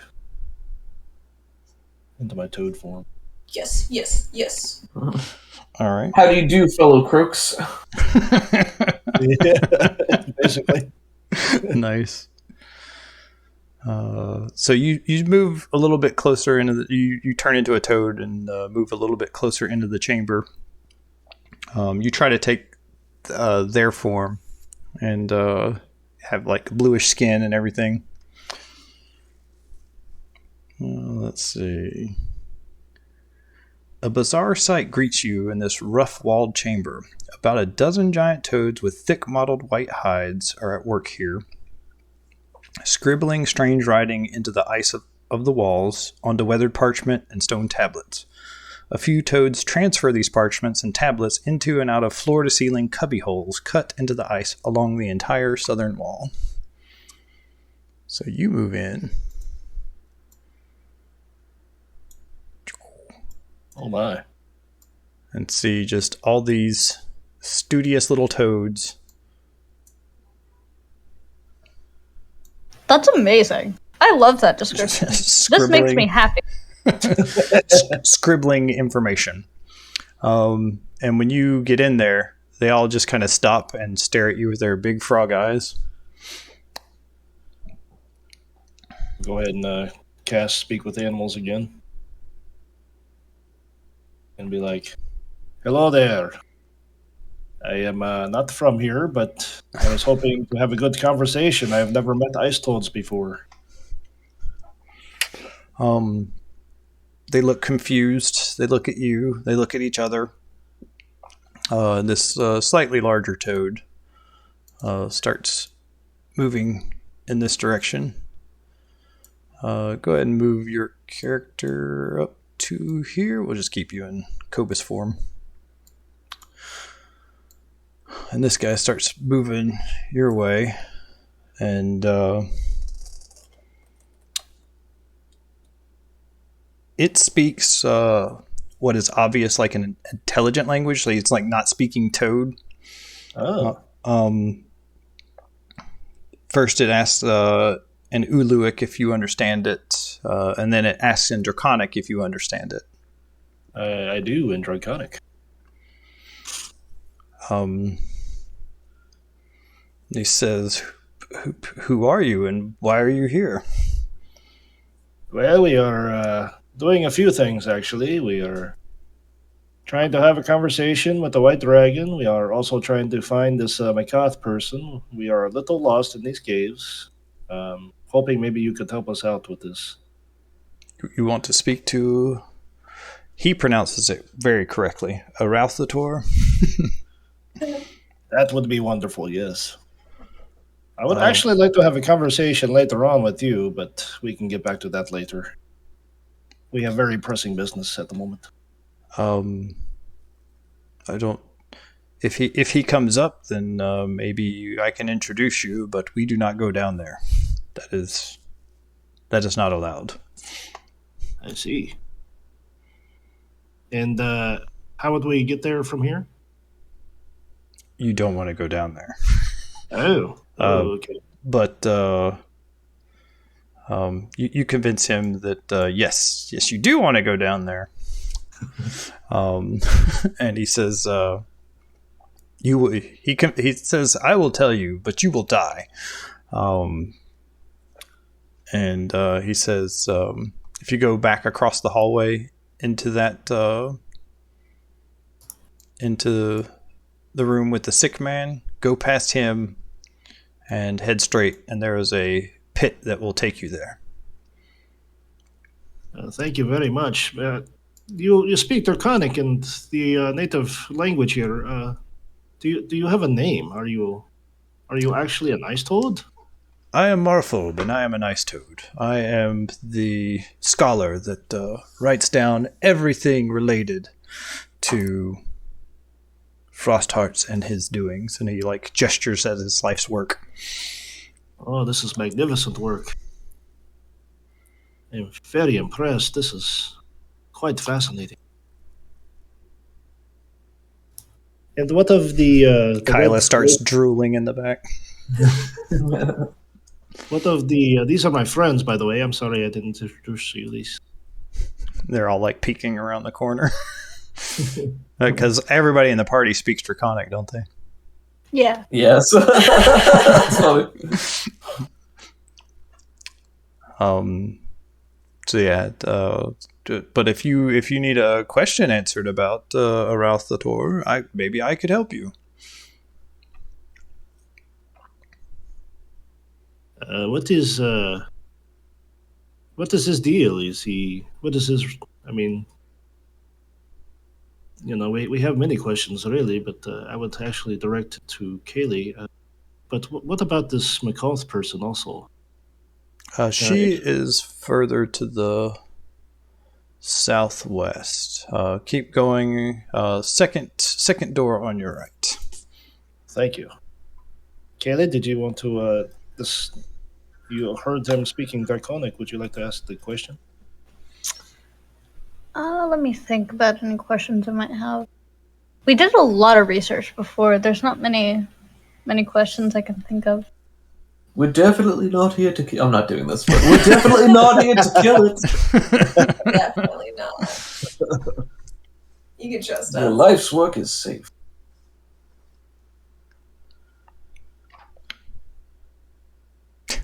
Jackie slinging them puns. Yeah. Why, Jackie? Why? One of us, Jackie. I love it.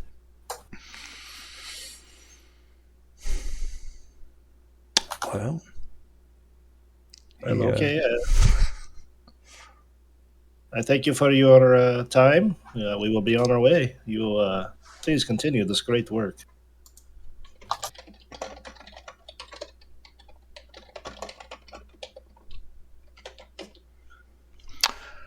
all right.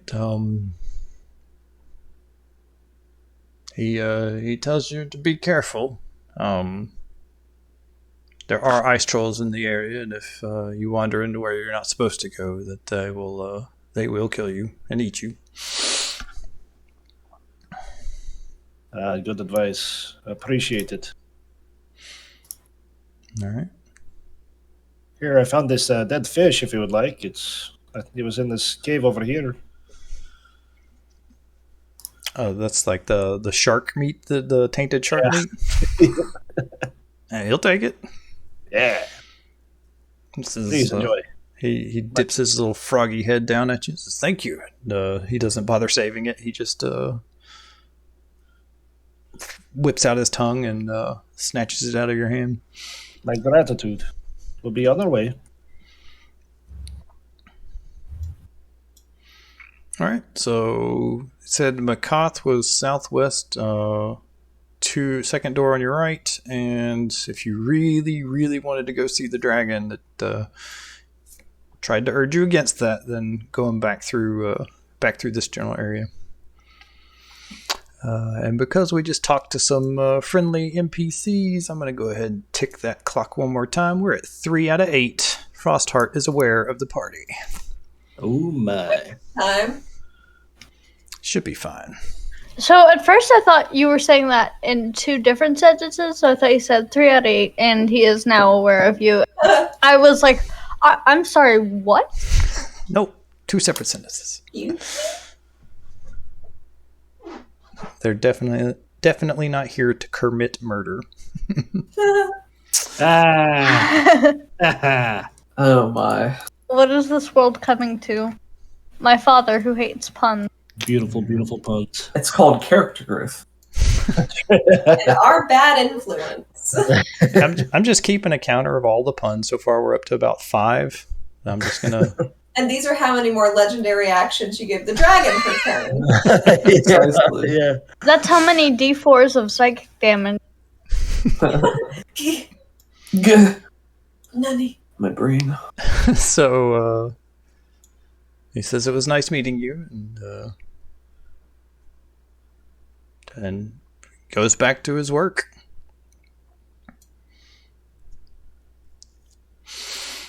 Which way you guys going? To the southwest. All right. Where's the most danger? Because probably there. As much as I want to murder the dragon, we should probably go to MacCath first. That does seem practical. All right. Again, you have to go up this icy thing. Takes you a little bit of time.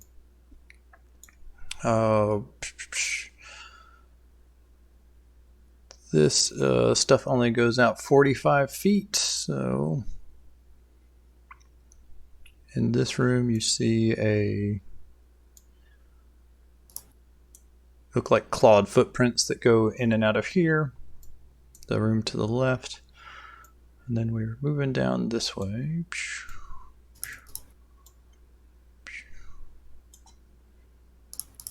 Second door to the right. Let me roll 1d6. I'm going to go ahead and stay in toad form. All right.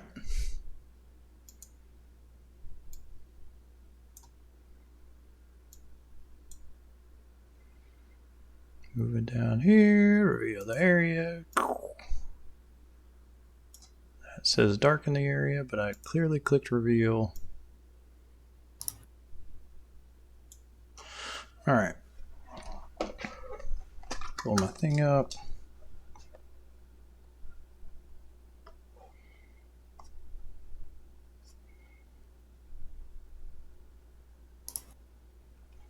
So back up here, you saw some clawed footprints on the floor. The cavernous chamber is filled with drifting mist that shrouds a field of ice pillars rising from floor to ceiling. The muffled silence beyond is broken only by the sound of running water. All right, and then we move down further, not interested in any of that. This chamber is empty, awaiting the day when Arauthator's collection of trophies overflows the other trophy rooms. So yeah, you come into this just vast cavern of a room, just completely empty. Rolling 1d6 just for fun. All right. It's for fun, huh? Yep. Oh, he's clearly planning on continuing to do more of this. Yeah, it looks like this this chamber does not see much use.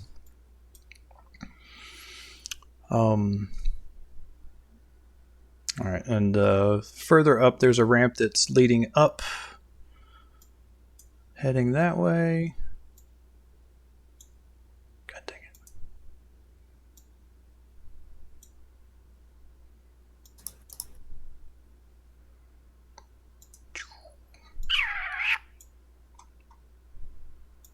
Moving everybody down here.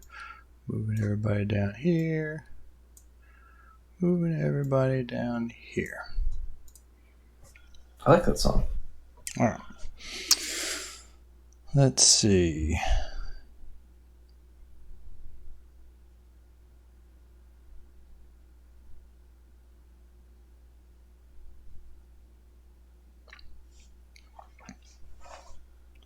So, the empty ice floor of this chamber holds a most unexpected sight. A large shelter is seemingly built of scraps and in the style of the tents used by the desert nomads of Kalimshan, some 2,000 miles to the south. So you see that the start of that right there. But who's leading this band of merry men? Who's up front? Yuri will be up front. Yuri is a front man. And is Taisho still in his white scale armor, or is he in his dragon scale armor, or is he in his normal plate mail? I don't remember if he'd weighed in on whether he would change it or not.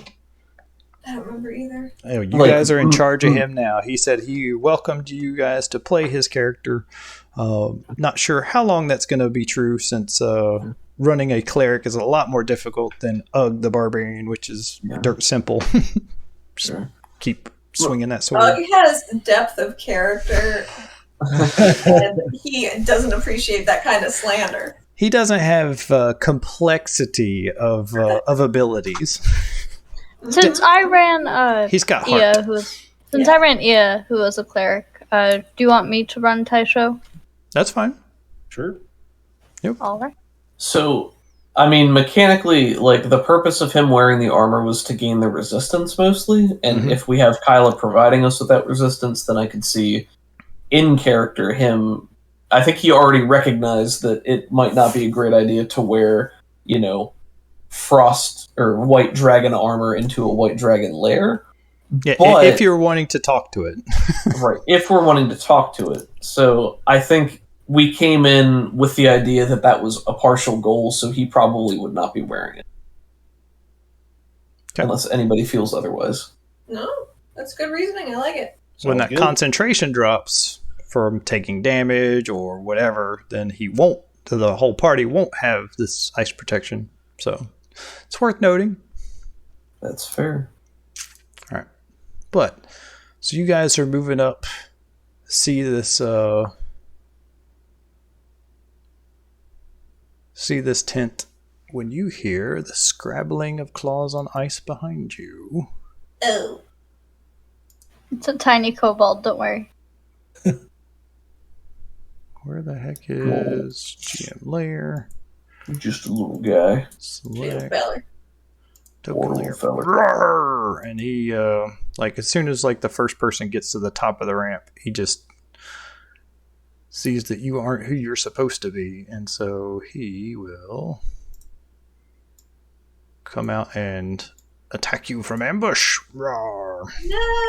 No! So he'll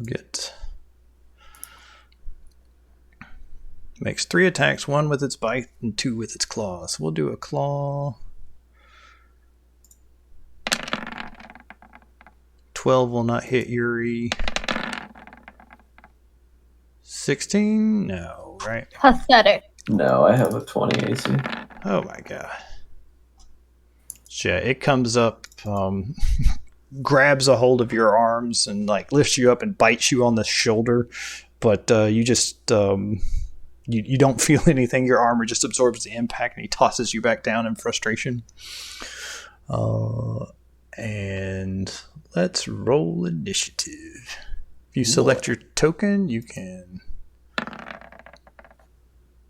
just do that. Uh-oh. Ooh. Let's see. It's not... Oh, Taisho's character isn't set up on Roll20. Or at least I don't have access to it. Oh, okay. Hold on, give me 1 second. Yeah, take your time.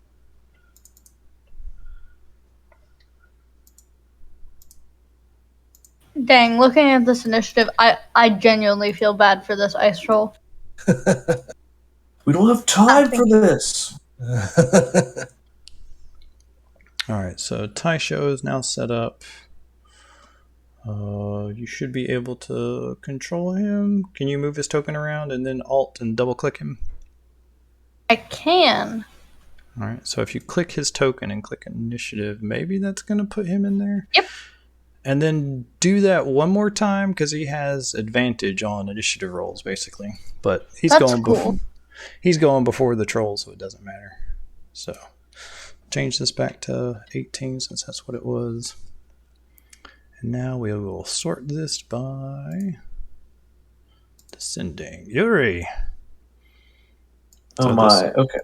Ice troll just immediately charges out of this alcove. So it's one size bigger than me, which means I am still capable of grappling it. Yes, sir. Okay. So maybe when the troll, claws at me and tries to pick me up and stuff, I just try to get up under his arm and around his neck into a headlock to try to wrap him up. Nice. Well, I forgot I have this thing where I can use a bonus action if I hit with an unarmed action to try to grapple. So I'm going to hit him once first. Punch him in the face. Yeah. Unhand me. Yeah. 24. Yes, sir. 14 bludgeoning damage. And then, let's see. When you hit a creature with an unarmed strike, you can use a bonus action to attempt to grapple it. It's strength contested. Okay. Athletics. You think you No! can arm wrestle this troll? It looks like I will not be wrestling this troll. We'll see. We'll see. You will not be. So he didn't like that. Oh gosh. For a second, I hit tab and apparently that rolls all the way up to the top of the chat. And I just saw this big block of text that I posted because this was when I was, my voice was completely dead. But I thought I had just pasted a big block of text in the chat and I had no idea what it was, so I got so scared for a minute. Alright, I am probably going to try to... I don't know, are there any ice spikes on the wall I can try to shove him back onto or something? Heck yeah, there are. Okay, what do you want for that? You can either do normal damage and we can just skin it like that, or we can try to come up with some mechanics around it. I'll just roll normal so I don't clog it up. Cool. 25? Yeah. So yeah, so tell me what that looks like. So yeah, he gets picked up by this troll. He just turns and whacks it in the face with his shield once. You know, he's trying to scrabble for a hold, but maybe it throws him back to the ground, and then he catches himself and hurls himself in a battering ram against its chest to try to shove it back into the spikes. Nice. Yeah, and it reaches back and like props itself up on one of the spikes, and it like drives through its hand. It pulls it back up, and you can see the wound closing. Oh, no. And it yells out in pain. Taisho, you're up. Alright, Taisho is going to move up to here, never afraid to be on the front lines, but instead of attacking with his weapon, he's going to cast a Guiding Bolt at 2nd level. If I can find the spell, that would be great. Does a 23 hit? Yeah, it does. And let me check how much extra damage it does. Okay, so that's going to do 5d6 radiant damage. Ow! I think you can just click that, can't you? Yeah, but it'll do an extra d6 since he's casting Here, it. Oh, wait, yeah, I can. Never mind. Alright. Oh, no, if you wanted to keep your first roll. So. Alright, I'll keep my first roll. So 19 damage total. 1166. Yep. Cool. And as a bonus action, let me check, see if he has anything. I don't think he does. Nah. Not if he's not doing melee stuff. Aster, you're up. I think I'm just gonna... I don't think I'm gonna rage yet, but I am gonna run right on up to it and start slashing it with my tail.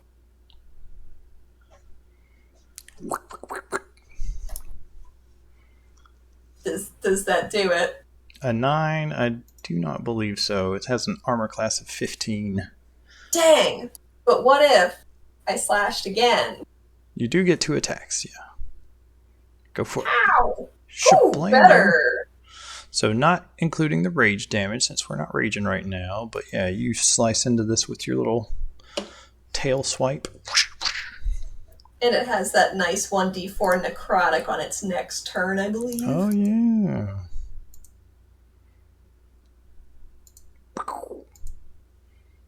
Sword of Wounding, Kyla Nightgem. Oh, yes, that's me. I guess I'll just kind of stay back here so I'm not within melee range and cast Firebolt on it. There you go. That's fine, everything's fine. Oh, that's pretty good. Hits, and because it was 2 whole damage. because it was fire damage, does that double? Do you have Nope, he's I not did. I susceptible rolled a to fire. natural 1 on both 10. Oh no. Nice. That is a 1 in 100 chance. You guys are just spending all your bad luck before we go talk to this dragon. That's That's right. what's going It'll be on. fine. Statistically, I now have a lower chance of rolling a natural 1 in the dragon fight. So, I wish that were true, baby.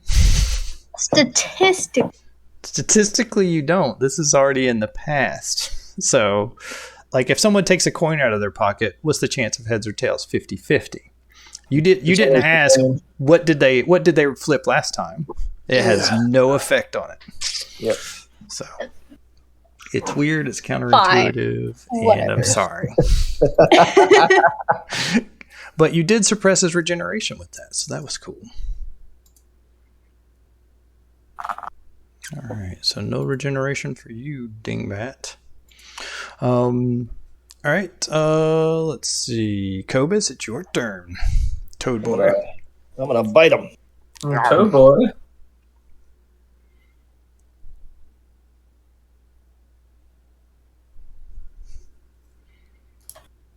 Poison 10, piercing 3.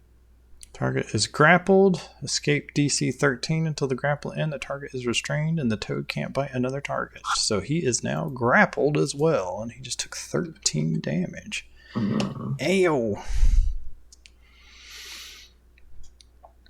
Yeah. It tried to ambush you, but it has definitely bit off more than it can chew. Its regen isn't working, but he has nowhere he can really go.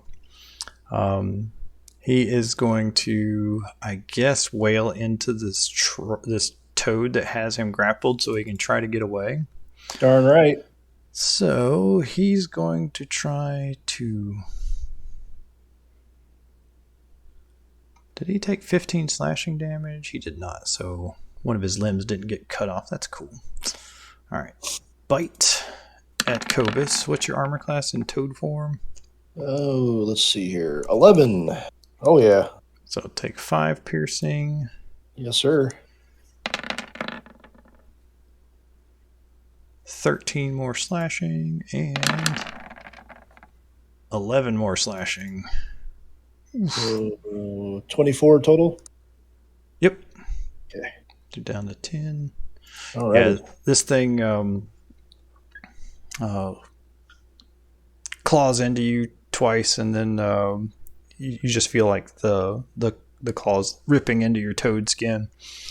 And he tries to pull you in back this way. Pretty much everybody gets an attack of opportunity, and that's going to finish this guy off, I think. So, who wants to roll what to finish this guy off? Oh, sorry. I was just Go for it. Not very good. Anybody else? Yeah, I'll bite him. I'll bite him again. That'll do it. 9 poison, 3 piercing. All right, he's down to 5 hit points. Anybody else? Anybody else want to wail on him? Aster? Oh, yes.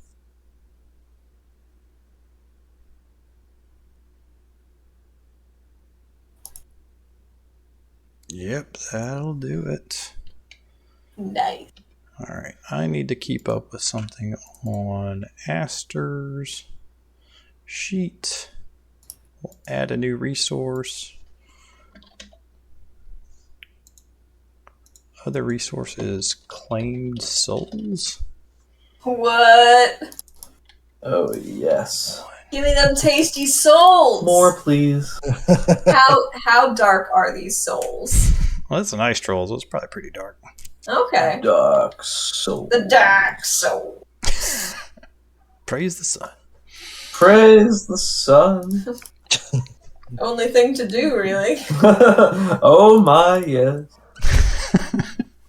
So yeah, you swing around with your little now ruined up tail blade, and when the final blow slices across this thing's chest again, when you twirl back around in your little pirouette, you make eye contacts with this thing, and you see the light go out in his eyes, and this little flicker of red just in the in the backs of his eyes before it falls down and does not get back up. There's no regen. There's no nothing. Hooray! Aster looks at her tail, intrigued but not worried. I must be coming into some more genie magic. Nothing to worry about here. Well, If you say so, that's some crazy genie stuff. Well, there are bits of it that even I don't know yet. You got to be a better genie before. Not that I'm not a good one. I'm just new. No, you're very good at it. You finished off that troll quite nicely. Thank you. and how this since we went ahead had a little bitty combat, gonna go ahead and tick that Frostheart aware of party clock up to 4 out of 8 ticks now. Gulp. No. Oh no. But yeah, so you see this weird desert nomad tent sitting in the middle of this cavern.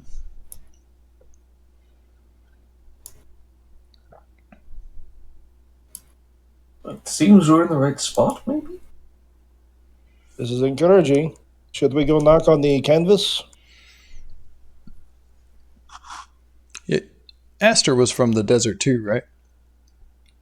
Aster's actually from a foresty, mountainy region. Okay, never mind. Not all genies are from the desert, you know.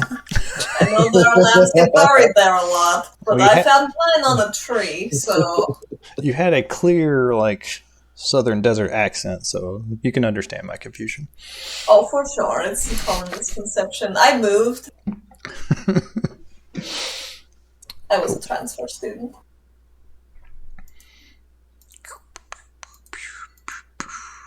Alright, dead troll. Stinking up the place. What do you guys want to do? Is this a decent spot for a short break? Bathroom drink? Yeah, we're at the halfway mark. We can run a little ad break. I totally know how to do that, being a professional streamer. All right. Hmm. And we will be right back, folks. Take a short break. And Alrighty. Not a short rest. not a short rest. It's very important. All right.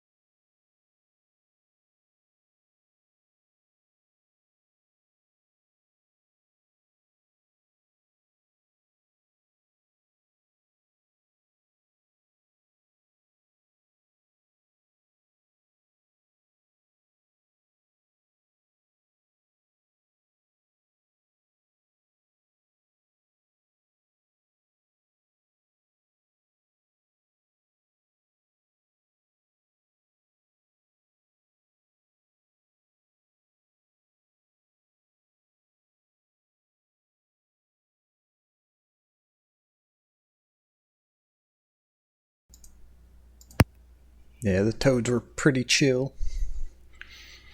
Hey, Dad, I have a question. How did you make those clocks? Because they look really, really professional. There is a... You go ahead and flip over to the stream. Blades in the Dark, they have some character sheets that do that. And since clocks are such an integral part of the game, as part of a character sheet, you have these different clocks that you can add to them. So I just made one for Rise of Tiamat. So it is a character sheet in Roll20 for Blades in the Dark. Oh, that's really cool. I'll go ahead and flip back to full screen so people can see what the heck I'm talking about. Blades in the Dark, very cool role play system, some really cool mechanics and an evocative setting. It takes a little bit to wrap your head around, but it's really cool. So yeah, these little clocks are just an abstract measure of how far along something until it happens, and it's really nice to at a table to have that visual representation. Stuff that's important to kind of give a sense of urgency to the players to say, hey, we gotta get on the move, or this dragon's gonna find out that we're in his lair, and then we no longer have the upper hand.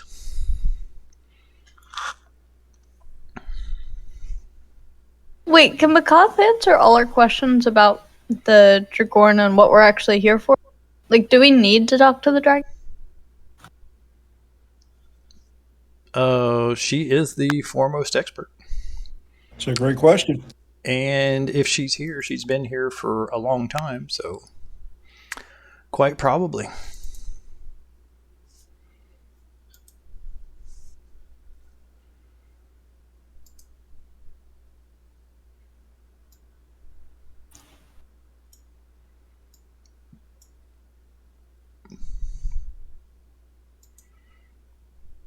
Yeah, this is gonna end in combat. What are you talking about? I'm sure that's a very reasonable white dragon. You guys could turn around right this second. We'll share some tea. And Listen. leave. That is something that is on the table. Absolutely.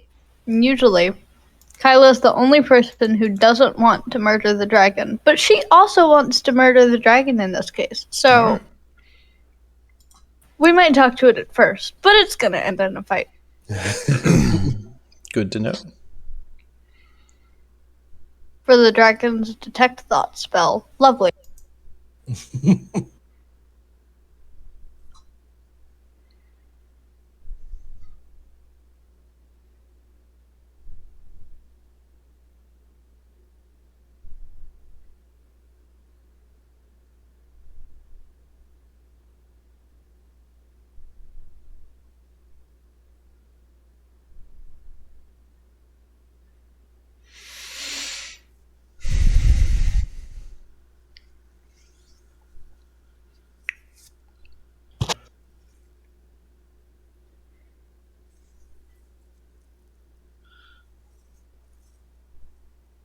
You enjoying the show, Jackie? Thanks for coming out and hanging out with us. You two, Cobra Palooza. Wait, is Cobra Palooza one of us?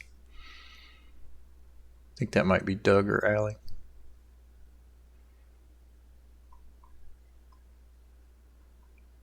Maybe that's Douglas.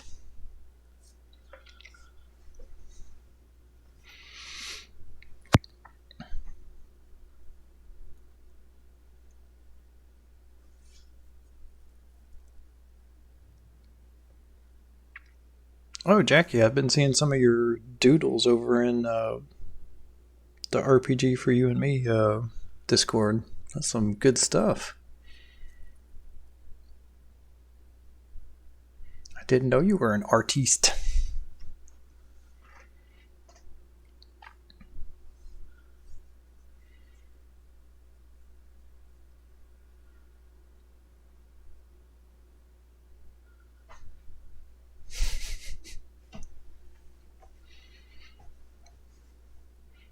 Yeah, I need to start watching the podcast now that now that I have a better setup for listening to it.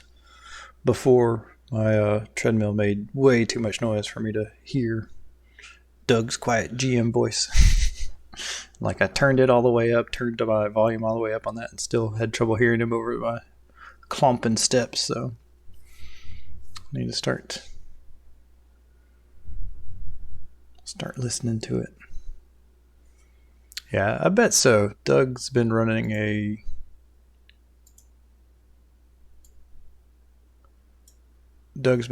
Rippers campaign for us for about 2.5 years now. Something crazy. He's a great game master, so I can only imagine that he's doing some cool stuff over at the couple of podcasts he's working on.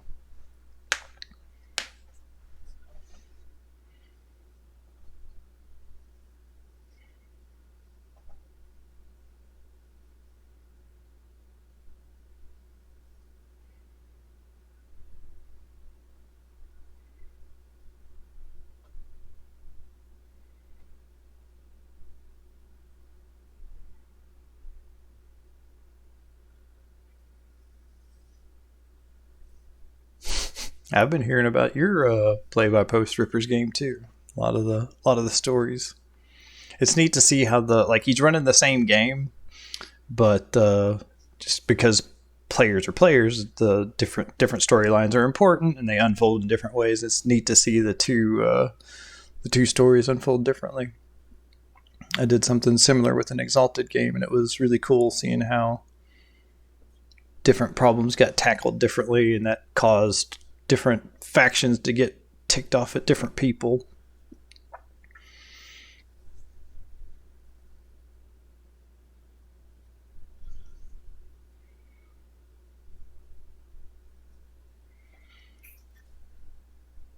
And one guy might have been a friend where another guy was an enemy. It's just kind of neat.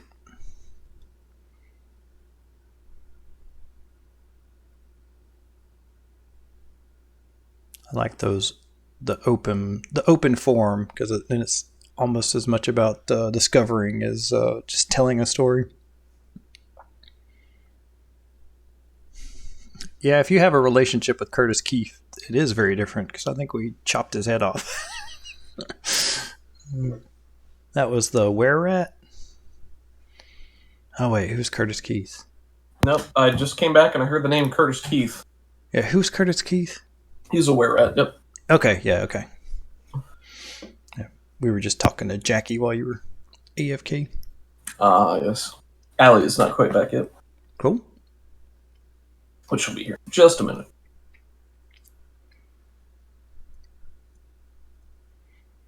Yes, the text-based Rippers game has been fun because I've been able to reappropriate a lot of the stuff from the original game. Mm-hmm.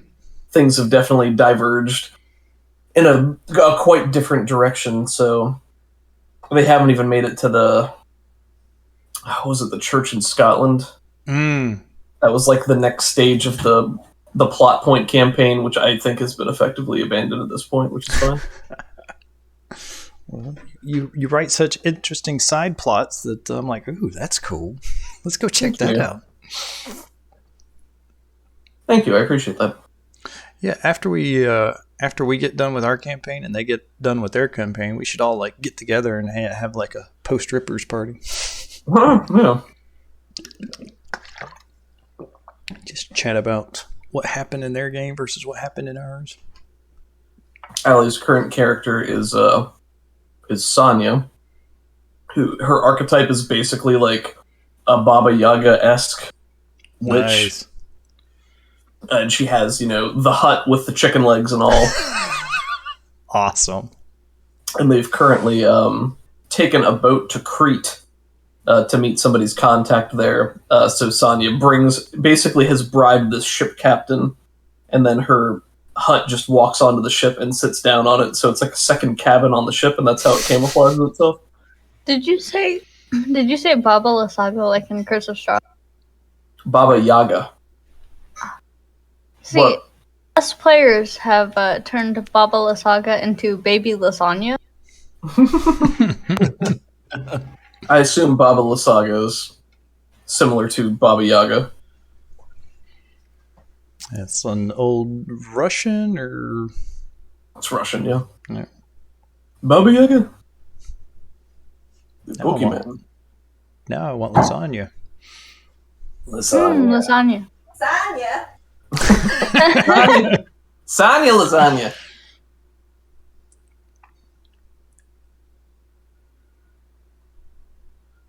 Jackie's character is real cool. Her name's Belle. Her name is actually Liberty Moore, but she goes by Belle. She's like an ex-Order of St. George, now masked crusader. Got a cool magic relic mask with unknown origins that she's currently feeling out in the story right now. Nice. It's been very fun. Allie is sitting down and has got her headphones on now. Yeah. Let's do it. All right. Amazingly well. Sorry, I was just chatting with Jackie via text. All right, so we just fought an ice troll. The battle was loud enough that anyone in this tent has obviously heard it. There's no getting around that. What would you like to do?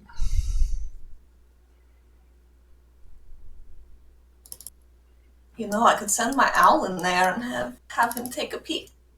A little peek. I can see through his eyes. It seems prudent. She shakes her arm, which Oliver is now resting on, and says, "Get on, go." I don't have to say that, he knows. His name is Oliver, right? It is Oliver. All right. One more legendary action. No, that's fine. Oliver. So yeah, you kind of give him a shove with your raising your arm, and he takes flight and silently cruises over there. Looks for a way inside, and eventually finds a flap that's almost that's enough open that he can kind of wiggle his little head in there. And he peeks in, and inside you see. Hold on a second. In addition to MacCath the Crimson, you also see a couple of kobolds. Bloop, bloop, and let's see. The interior of the shelter is surprisingly warm thanks to a small stove and simple lamps burning aromatic whale oil. Carpets are heaped on the floor in thick layers, and tapestries from every culture in Faerun hang suspended from a sturdy frame of whale ribs. Books and scrolls are stacked neatly on tables and reading stands made of the hide and whalebone. The only furnishing in the shelter are made from these natural materials are the carpets and tapestries, and a portable writing desk that appears to have been taken from a sailing ship. Seated at the writing desk is a female tiefling wearing a blazing crimson cloak over tailored furs. The cloak is fastened with a silver and ivory brooch bearing a design reminiscent of a stylized branching tree, the symbol of the Arcane Brotherhood. Two kobold attendants stand nearby, glancing nervously. Oh, they don't see you yet. Yeah, your owl was stealthy enough not to do there. But Nice. And you can see through Oliver's eyes. Is that I a can thing? talk as well. Oh. Not gonna do that right now. I do have a question about the kobolds. Do they seem like they're does this look like an obvious prisoner style holdup? Or are they more servants? They seem agitated, and they're talking back and forth, trying to one of them saying, "No, I'm in charge. You go look to see what that was." And he's like, no, I'm in charge. You go look to see that one. And MacCath seems like uninterested in that. It looks like she's writing on her writing desk. I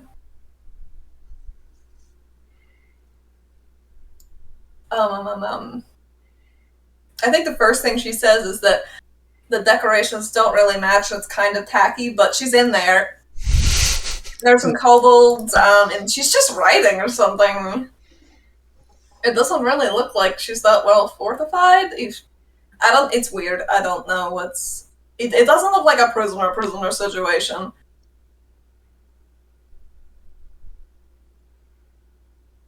Should we introduce ourselves? I mean, we could probably take out the kobolds before they even know we're here. I would think so. Oh, wait. I mean, Ribbit.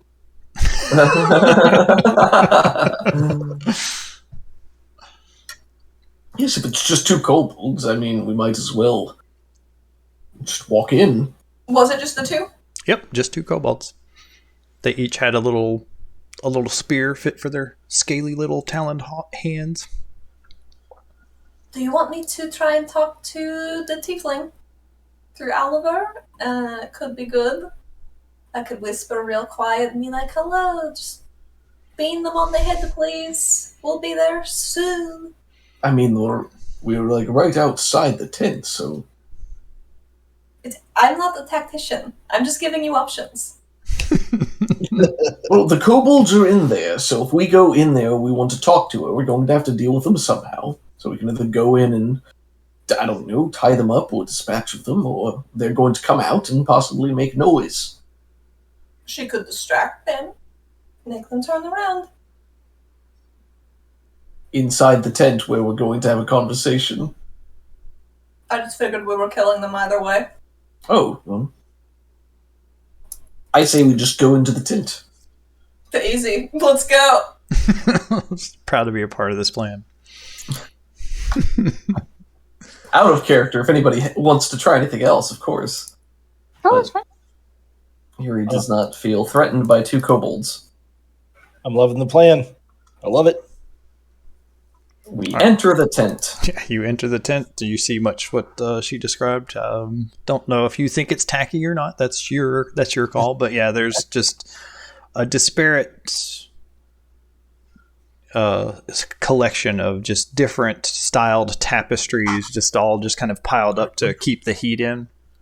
And this whale oil burning stove that's just constantly going to generate heat. You step in, Yuri, and like the 2 kobolds look up at you and they take a step back, hold their spears up. And the tiefling at the writing desk looks over her shoulder and says, "So, are you like here to rescue me or kill me?" Oh no, we're here to rescue. Here to talk. The kobolds look back and forth at each other. No, you go away, or we'll kill you. So out of character, I'm fine if Yuri just knocks their heads together or something. But Like if it's coconuts. yeah, I don't want to cruelly I don't know. I as a player always feel weird when I'm like, my character is so much bigger and stronger than these 2 little wormy creatures who are sad and grovelly, but are probably also evil and might try to get us killed. So. You can dispatch them. You can dispatch them however you want. Like the power level between a level 8 paladin and a kobold, no rolls are necessary. You clunk their heads together as a coconut. Could I have sucked them into my lamp? Sucked them into your lamp. Is that a thing you can do? I don't know.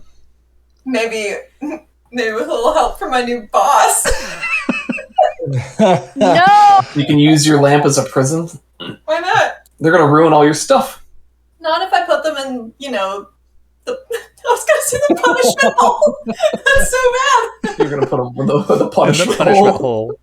Get in your punishment hole. Oh. I thought maybe they could have an allegiance shift when they see what a powerful genie I am. They might. It's pretty cool working in a lamp. Yep. It's not cold anymore. Maybe ties into the Devil Lord's The thing, soul collection. giving you the unseen servants. Mm. So you collect them for him, but then they are the servants for you. Yeah, that's I something. don't want to derail the scene. No. I was just thinking. I don't think it's derailing the scene to have you just come up and cast a few things. But yeah, temporarily there's the world pauses around you, and you find yourself sitting at a table with the Bone Devil, and like these things that you're asking for that are within his power to do are things that he definitely wants to help you attain that free power for a small price. Nice. So yeah, you have a little. You negotiate a deal. We'll come up with some details of that later. One of the bits is he wants to scribe one more rune on your tail blade. Yeah, sure. It's fine. And then yeah, like after nothing has happened. Time has stopped while you were having this maybe 20-minute conversation, and yeah, you know that you can now put these kobolds inside of your lamp. We'll say that you can put 4 medium-sized creatures in there. So 8 kobolds if you really wanted to. Generous. Nice. I think she holds up her lamp, little lantern, and like turns it around just to like see if it physically got bigger, but it didn't because it's a lamp. But it did get a little fancier, and you can smell just this like hint of brimstone on it now. Pretty cool. And we'll go ahead and tick one more of those Aster corrupted by Lord Volmer ticks just for fun. No, if you insist. It's just some bookkeeping stuff I have to do. Oh, I understand. So you're here. You're here to rescue her. Oh, she looks over your group. You might be able to. I don't know. What's that supposed to mean? Well, I've never met you. I don't know if you're powerful enough to deal with a Arauthator. He's a powerful spellcaster. Did you know that? I mean, I probably did. Yes. Kyla, did we know that? Yes, we did. I did research before we left. It's a big part of why we're here, if I remember. It was like, now, remember. I understand that you've been here for some time, so you won't have heard of us, but trust me when I tell you that everything we'll tell you about ourselves is accurate. And he'll just try to give her like a little bit of a rundown of, we're the Defiant Dawn, we've been helping put a stop to cult activities. She said, yes, we've heard of you. You've been a thorn in the side of the dragon cult, have you not? Yeah. I would, a little bit more of a thorn, but yes. Yeah, she just waves her hand dismissively, like the details don't matter. I'm more like a bush that prevents them from moving forward entirely. Very well, you're a very strong bush. With many fearsome prickles. Yes. What? Do you have a way off of this island, or how did you get here? We do. We have a sloop just off the edge. We can signal for help when we need it.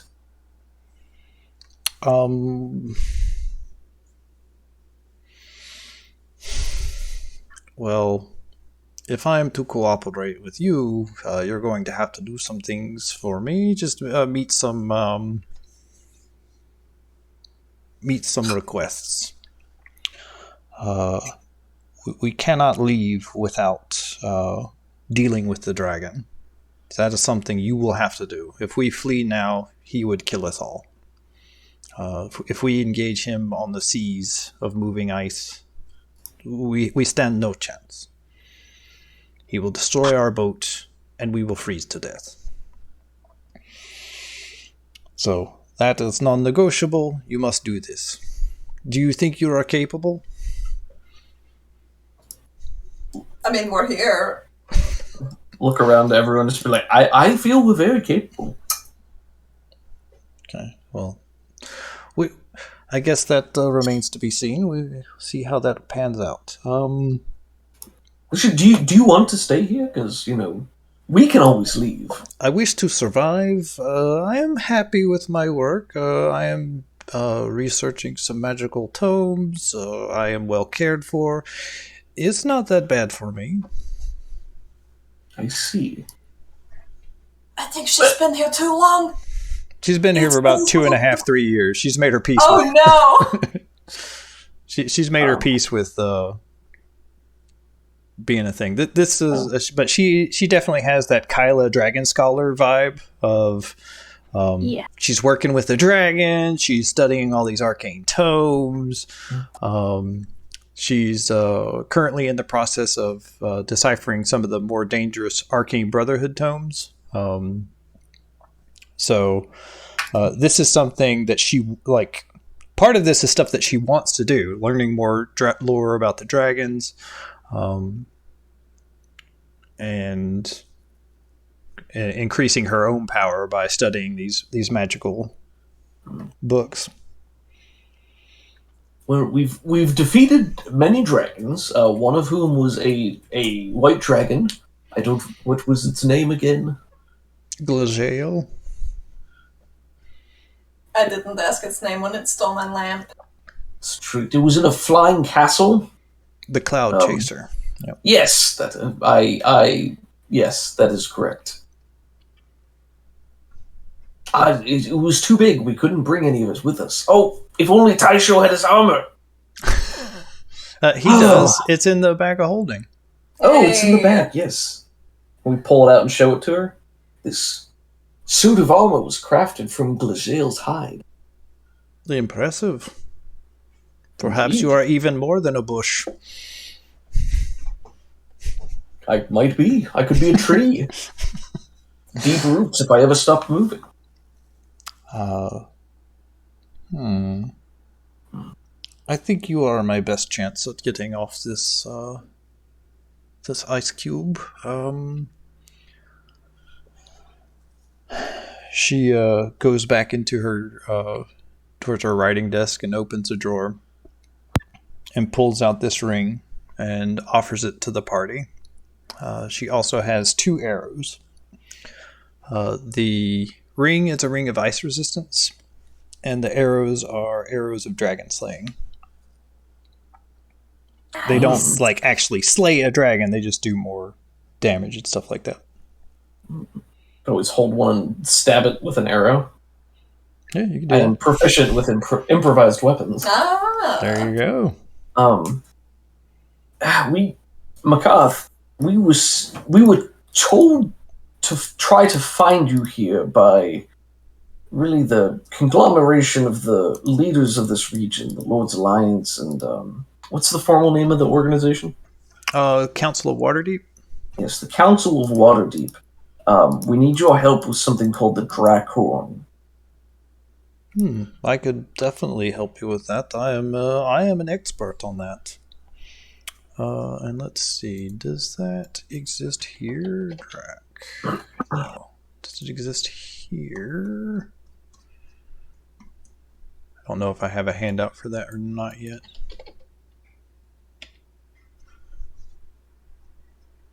I do. Woohoo! Show to everyone. Oh, it's very cool. Woo! Those blue dragon scales look nice. It's made from a horn. Who would have thought? Because, it's a horn. It's made from a ancient red dragon, and it's so big that it requires 2 medium creatures to hold it while a third creature sounds it. Oh, really? They look like blue dragon scales to me. Maybe with time, they, what's the word I'm looking for? Oh, I don't know. Petrify? There you go. I see. Interesting. So she gave us the arrows. What else did you bring over? 2 arrows of dragon slaying and 1 ring of frost resistance. Oh, see. Gosh, it alerts all dragons within 2,000 miles. Yeah. Wow. That's a lot of dragons.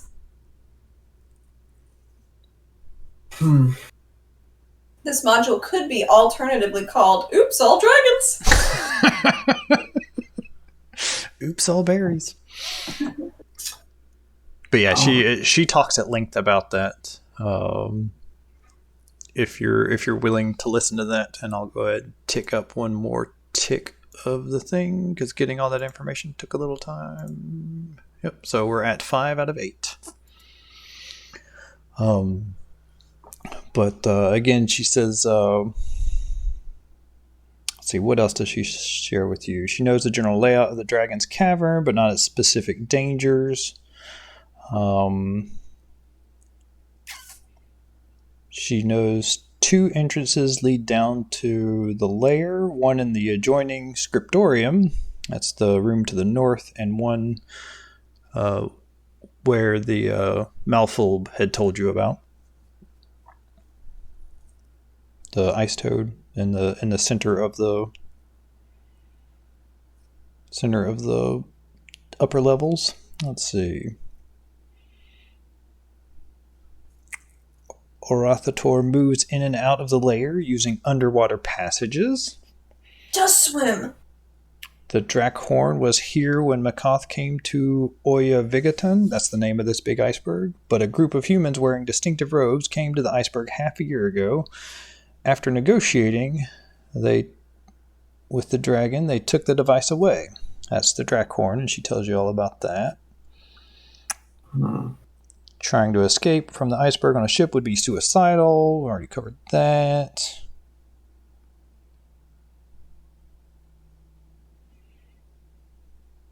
She would also want to be able to take as many of the spell books stolen from the Arcane Brotherhood as possible. Other than that, she's willing to cooperate 100%. She will not fight against the dragon. You guys never saw her. Sounds familiar. Nobody wants to be affiliated with us. If you were to fail, I would not want to suffer the repercussions. I understand, but we won't. We won't fail. We are the Viant Doll. Does anybody have any problems or issues with anything she's said? Mm-mm. Anything we need to cover with her? Any questions for her? Not really. I think talking to her about dragony stuff can honestly wait until later. That's not really a middle of the Dragon Slayer kind of thing to talk about. Kylo, is there anything that you might have asked Frostheart that MacCath might be able to answer for you? Do you know how he became a spellcaster or where he learned it? From his spouse, and she was friends with a spellcaster. Maybe more than friends. I don't know. I don't judge. But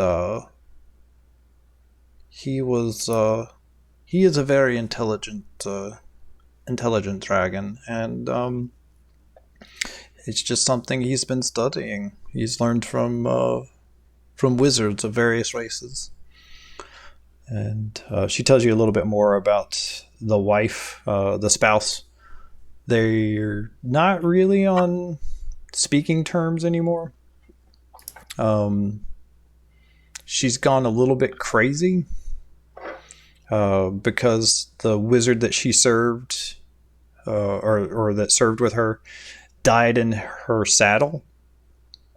Oh no. And so, but she just didn't let go, and so now the skeletal remains of this wizard are just strapped to her back, but she still talks to him like he's alive and has conversations with them.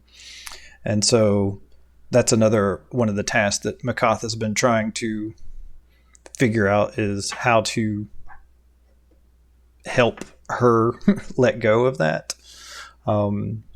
And she's got the impression that Frostheart's been wanting to groom MacCath to kind of replace the dead wizard with her, but she wasn't sure how that was going to go over. Interesting. That's very Dark Soulsy. It's very Dark Souls. Cool.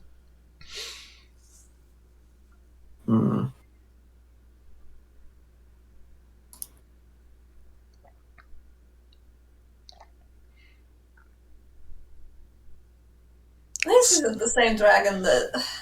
The big blue one who told us to watch out for his wife. That's not... These aren't the same dragons, are they? No. That'd be silly. They're not even the right... They're not even the right type. Ignore me, she says, as she's looking at the tapestries.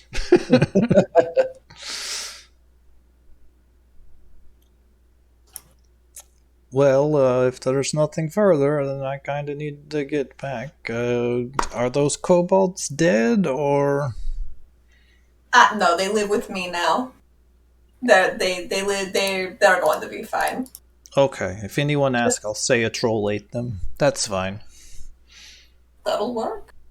You could even save the dead one that we killed. No, they could check that. Never mind. She can use on the next tapestry. She turns to get back to her studying, and looks like she's writing some arcane symbols and painstakingly reviewing this arcane tome.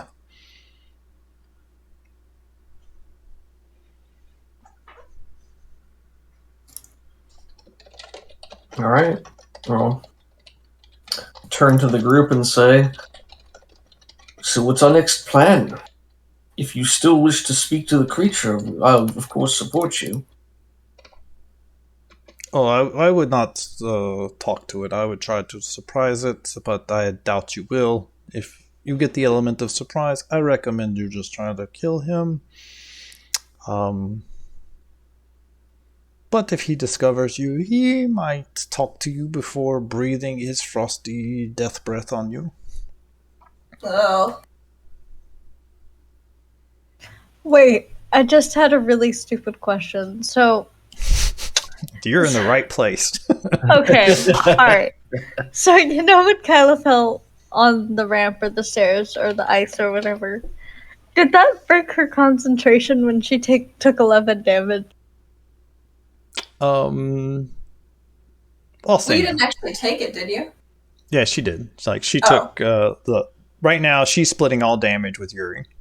Oh, my bad. But that Does was the damage Yuri takes also get split with me? No. No. It's one a way. one-way. So right now, Yuri is effectively taking 1.5 times damage. So this could be a sad time for Yuri. So if you have anything you want to say to Yuri, you should say it now. Wait a minute.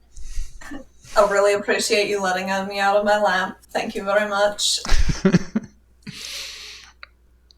I wish for me to never die. Oh, I'll try. That's a big one. If I die first, I don't know if it'll come true, but... You're a genie. You can't die. I wish for you to not die, and I wish for none of us to die, ever. Oh, okay. That's like 4 wishes right I'm there. still working on No, your it's first one. I've amended it. It's. I'm still working on your first one. You might need to give me breathing room. Well, can we belay that and replace it with? It's already in motion. Well, is there like a guidebook or terms that I can look through so I? It's written inside my lamp, so I can't bring people into there. MacCath looks at you and says, "So you're a genie?" Yes, that is what I. Yes. Okay. Why not just wish for us all to wish him dead? It's the genie rules. I'm already working on it. She looks like completely confused. Yuri nods in understanding. I know these rules. I've heard. She's told me many times. Okay. That's unfortunate, I suppose. No, it'll be fine. Good luck. See, he already wished for the destruction of the dragon cult, so really, I'm working on it. Like, we're here. It's, well, I don't believe Frostheart is a member of the cult per se. He's, like, done some Are things you for kidding him. me? No, I am not kidding you. He's done some things for them, and they've done some things for him. It's more She looks visibly frustrated. less allies and more business partners, I guess. I don't know.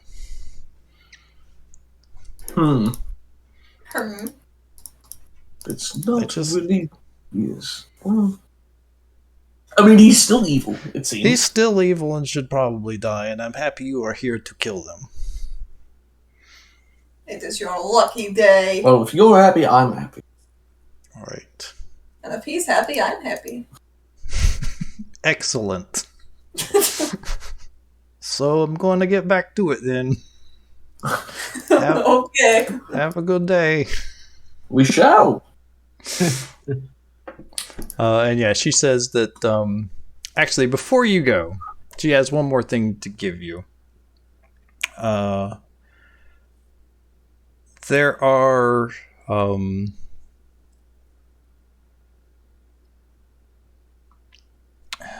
these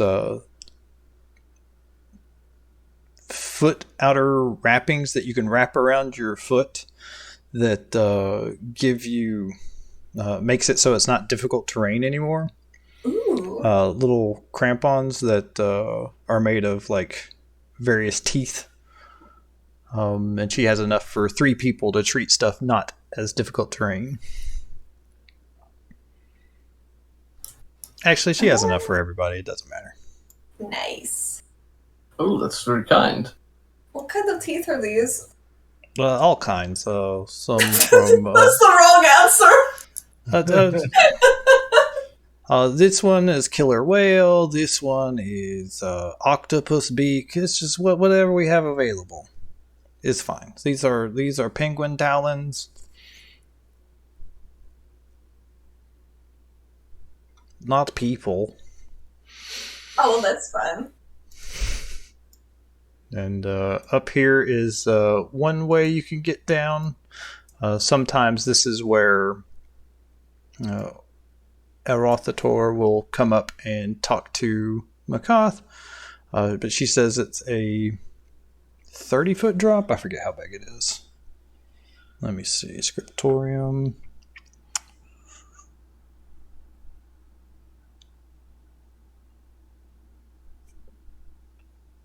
"15-foot chute leads down to Area 19 of the Lair.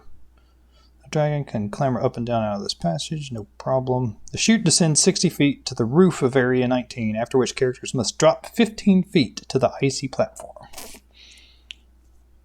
So yeah, it's the chute has a bunch of handholds and ice coverings, and where the dragon has like climbed up and down so often, so you can climb down there relatively easy, but then you're going to have to drop down 15 feet.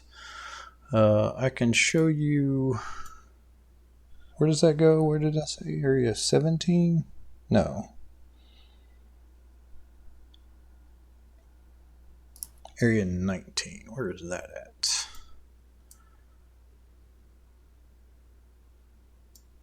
Okay, that's up here. So give me a second to clear out some stuff. I'm just going to try to reveal this whole area down here since it doesn't really matter. But she says that she can actually show you a diagram of kind of the layer, and says that usually Arauthator is over in the west side. So I'm all the way down south, or sorry, all the way down at the bottom of the map. Looks like a very open area for a dragon.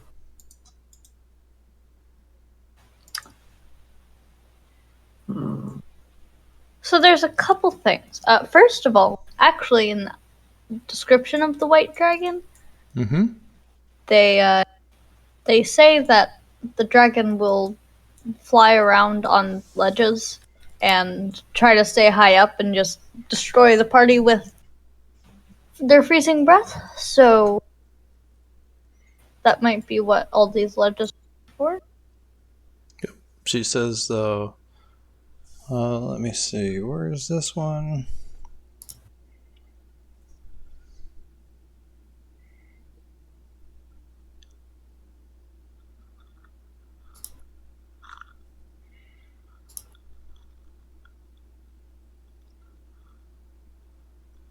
All right.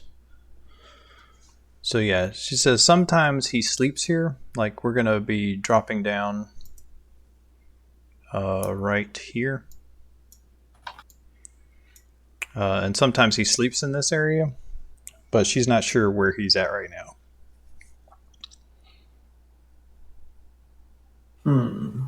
Alrighty. Don't know how you plan to get that last 15-foot drop. You could just jump it. That's fine. But you might... landing on the ice is going to... after a 15-foot drop is going to not be great. It wasn't Tiamat that killed the adventuring party. It was all of them slipping on ice. It's all them ones. Ah, yes, fall damage. Gravity is the ultimate BBEG. Mm-hmm.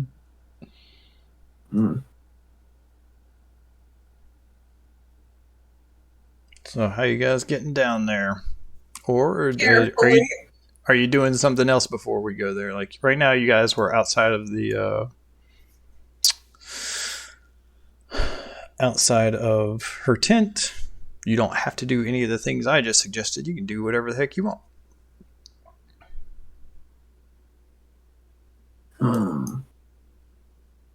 We didn't bring any fire bombs or anything, did we? Got a wizard, a sorcerer. That's true. A walking fireball. Do we have one of those fireball staffs? I don't have one. Shame. That would have been useful here. Lightbringer. Lightbringer. You hear Karen on the breeze. I knew I should have come. So we'll curse Taisho's name and Karen's when we're all dead. So there's nothing else that I really want to do in this area before we go and confront the dragon. So I'm fine with moving forward. Going down the hole is a pretty direct method. We should probably just go down the hole. Sure. All right. Kyla, have any other ideas? Nope. I also would like to point out that this looks like an eye. So. Yeah, it does. All right. I will drag everybody down to that general area, maybe. Could we rappel? Like, we have rope and stuff, right? Rappel. Let's do that. Okay. No, troll, you can't come with us. He's just lonely. No. So, Cobus, I think here's where your animal form should probably be done. You're not going to be rappelling down as a toad, for sure. Can you stick to walls? I don't know.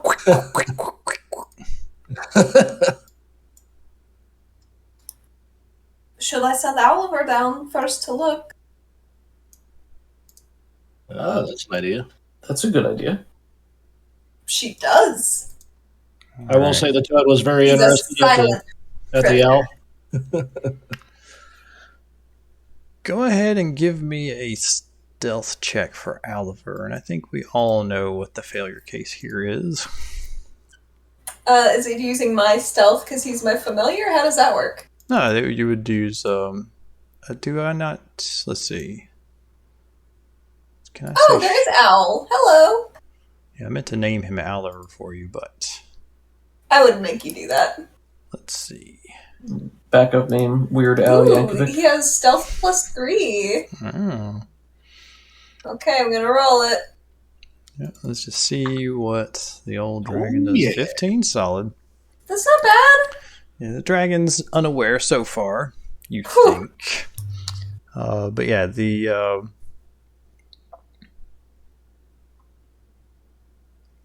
Let's see.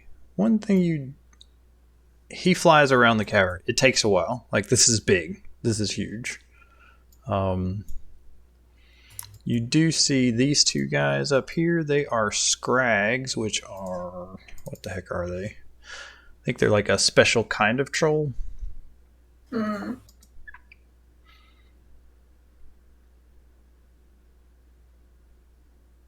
Yeah, basically they have a swim speed, can breathe underwater, and like to bite the bottoms out of boats. Oh my gosh, that's terrifying. Gross monsters. But they don't have an image, they just have the red text scrag. And it flies around. Give me a perception test. Let's see. DC 14. Go, Oliver. Hey! On the money. Nice. Let's see. We go to the GM info layer.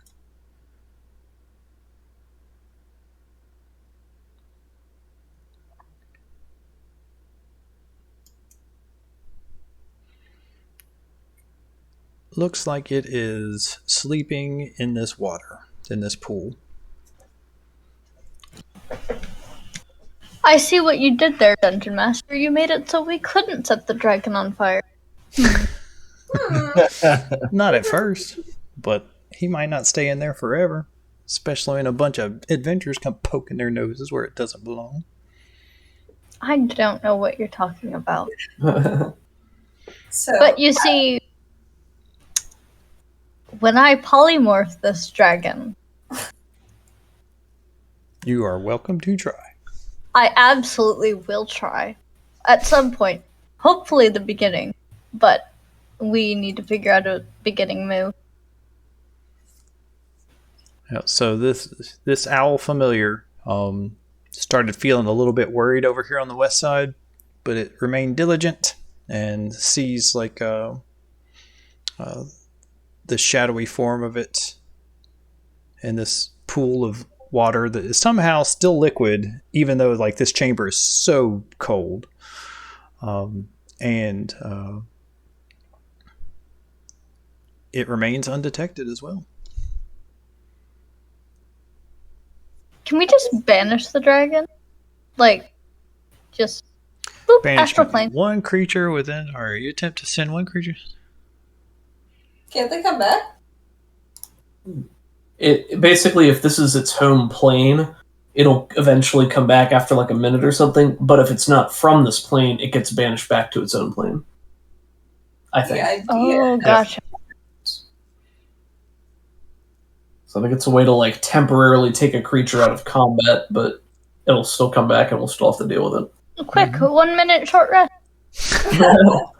Well, isn't there a spell called Catnap? It's like you cast it on somebody and they fall face forward asleep and Is get like there? a short rest in either 1 or 10 minutes. I don't know. Nice.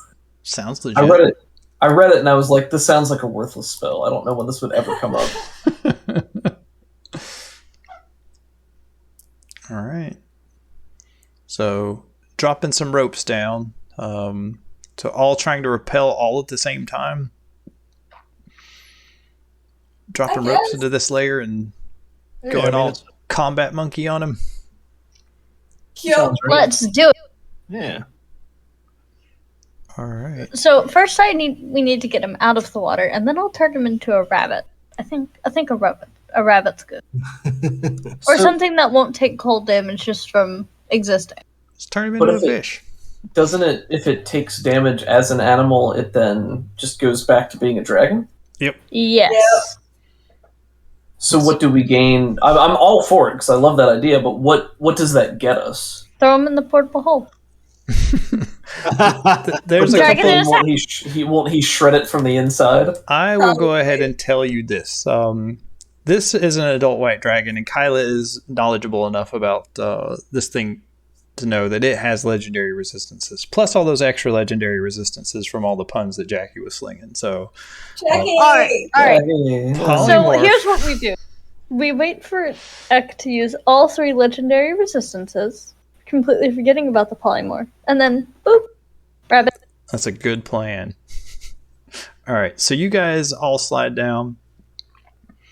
Let's see. Trying to do some combat stuff. Like, who's going to be good at this? I think Yuri and Taisho are going to be fine at this. I think the wizards... I think Kobus isn't going to be great at this. I think Kyla's not going to be great at this. Aster, I don't know. It's a toss-up, really. Yeah. I'm sorry, what was it? Like rappelling down combat style, like you're part of the special forces, like trying to get down to a rapid combat drop to get down here. We could just go down stealthily, get really close, and then what I want to do is not be within kind of this area. So if we can get spaced out, then we should be fine. All right, Taisho and Yuri drop down, no problem. Everybody else, I'm gonna have to ask for a roll here. This would be athletics, or I would also accept acrobatics. Whew, okay. We'll go DC 14, or you're just going to be slow getting down here. I feel athletics. Oh, no. I can't see what it was. Oh no! Okay, everybody there failed, so Yuri and Kobus go down immediately. They zip down, but everybody else, like they start to do it, they're like, whoa, this is way too fast, and they stop. Or their harness isn't set up right or whatever, and you start slowly but surely climbing down, unless you want to take some falling damage. I don't know how much falling damage. How far up am I? We'll say 46. 4d6 is a lot. That's like 14 damage. Can I luck my failure? Can I try a reroll? Yeah. It's basically just going to keep you... Whoa! Okay, Aster, genie magic kicks in. Slides down. With the blade on her tail. Mm-hmm. Yo. Yeah, the first time it like cut. It's like it was starting to cut. She's like, ooh, that's not a good idea. But then she was like, yes it is, and continued. She's got it. She's got it. So everybody, pretty much, Kobus and Kyla, you are up in the air when the encounter starts. As soon as the plate mail form of Yuri or I guess your chainmail of Taisho and Yuri, they just clumb down with a clank. Just immediately, just this explosion of water comes up, and this dragon rears up.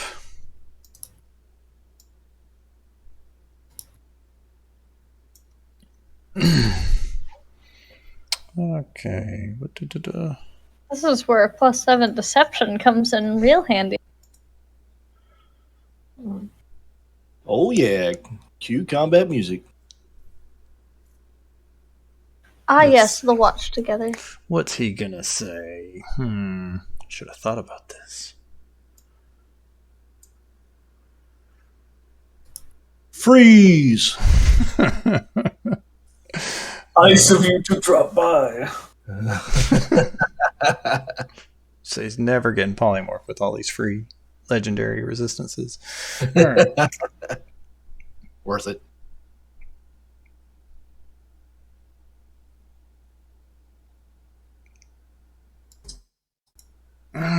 What's he say? Intruders, Interloper. interlopers. That's a good word. That's a big word.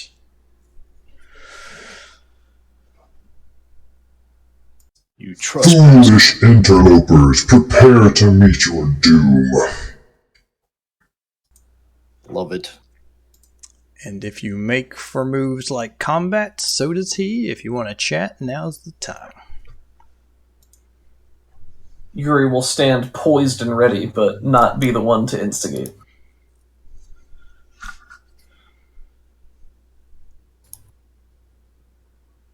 Oh shit! That sounds like he's awake. Let's see.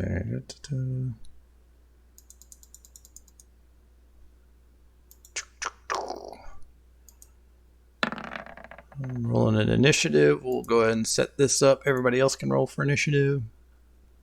Make sure you select your token, and you can click the pretty button.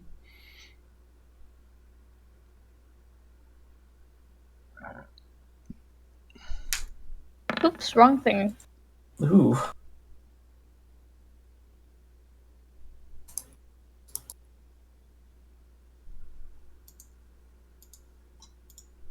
I was about to say a 13 initiative. That's pathetic for a dragon, but I rolled an 11 and a 13. Do. Alright. Let's see. Oh no, Yuri's the only one that goes before the dragon. And then just as a reminder, my protection only lasts as long as we're within 60 feet of one another. Oh, thank you for letting me know. The spell will drop if it goes beyond that. Gotcha. Alright, Taisho's at a 13. Did you roll twice for Taisho? I did. Oh, was 13 the better one? Yes. Yes. Okay. Oh, Lair actions! Oh no! I forgot about those. Those are fun. Those are cool. I love them. They're not. They're really terrible, actually. Oh, that sounds like a good time to me. All right. I don't have the layer actions for that guy up, so White Dragon, layer actions. Dragon 5e. So, you guys don't seem to be in a talky mood, so I guess we're just going to go down this initiative thing. If Kyle wants to jump in and ask any questions, this is a good time for it. No, Absolutely. murder dragon. Okay. Let's do it. What a turnaround.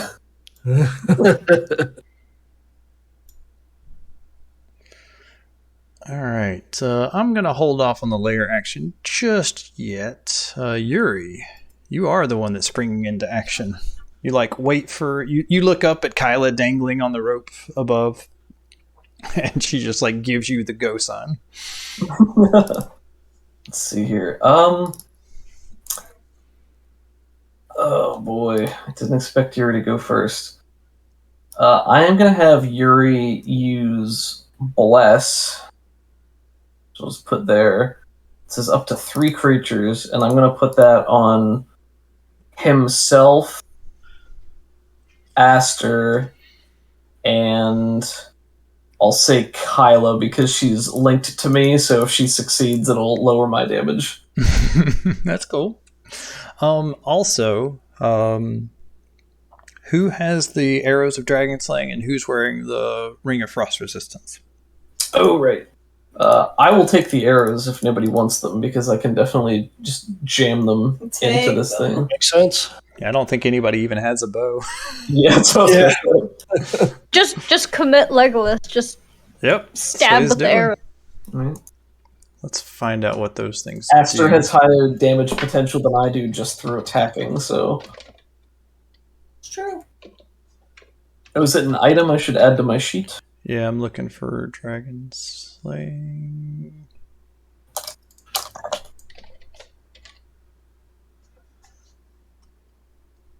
Arrow of dragon slaying. Show to everyone. An arrow of slaying is a magic weapon meant to slay a particular kind of creature. If a creature belonging to the type, race, or group associated with it takes damage, make a DC 17 Constitution saving throw, or take an extra 6d10 piercing damage on a failed save. Dang. See, that's great. That's fine and all, but the thing is, adult white dragons have a plus 14 to Constitution saving throws. So Well, I don't know that. And it says it still takes half as much on a successful stage. So Fair, it's still fair. something. That's still going to sting a bit. He's going to know what he's getting hit with, too. Good. Cool. All right, so you've cast Bless as your standard action. What else you doing, Yuri? I don't really have any... Oh, wait, we said breath could be used as a bonus action. I forgot about that. Yep, you can also move. Or you can all stay clustered up there. Well, I need to make sure I stay within Kyla's range. So 1, 2, 3, 4, 5. Let's see, 1, 2, 3, 4. Okay, so it is now within 30 feet of me. It's gonna fail, but I'm gonna use Dragon Fear on the dragon. I know it's immune to fear effects, because I think we covered this before. But... Yep. You, So Yuri just scrambles down as this dragon emerges in a puff of water and vapor, and as the others are still kind of lining up around him, he casts Bless and sends out his little golden aura, and then just plants his feet and belts out this trumpeting dragon roar that echoes through the caverns. The dragon plays an Uno reverse card and is actually inspired by the dragon roar. He gains advantage. Well, then Yuri will know that, for good or ill, this dragon was fighting at maximum capacity. Mm-hmm. Yep, he is not scared of you, Yuri. That's okay. Is immune to that.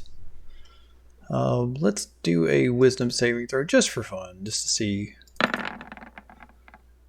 Yeah, he's in his lair. He's pretty happy with the way things are. He knows who you are. So I think that's it. Taisho and Frostheart. You can either go first, Taisho, or let Frostheart go. See.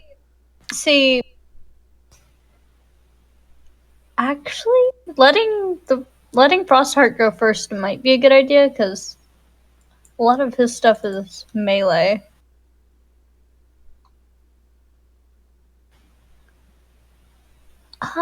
Yeah, Yuri just bounded off this 10-foot high thing, dropped down 16 feet. Yeah, I'll let Frostheart go first. Uh-oh, somebody's ringing my doorbell. I'll get it. Thank you. I think...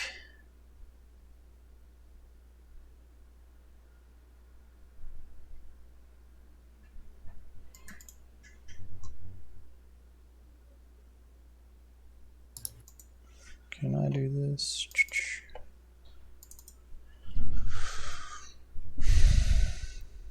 That's an action.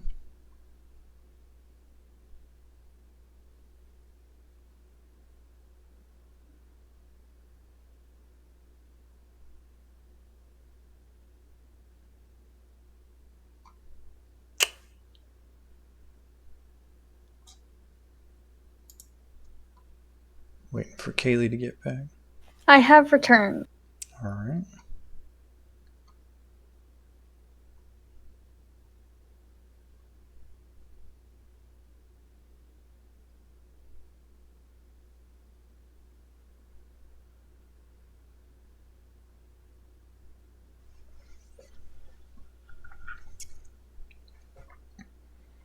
What's the range on that? 90 feet?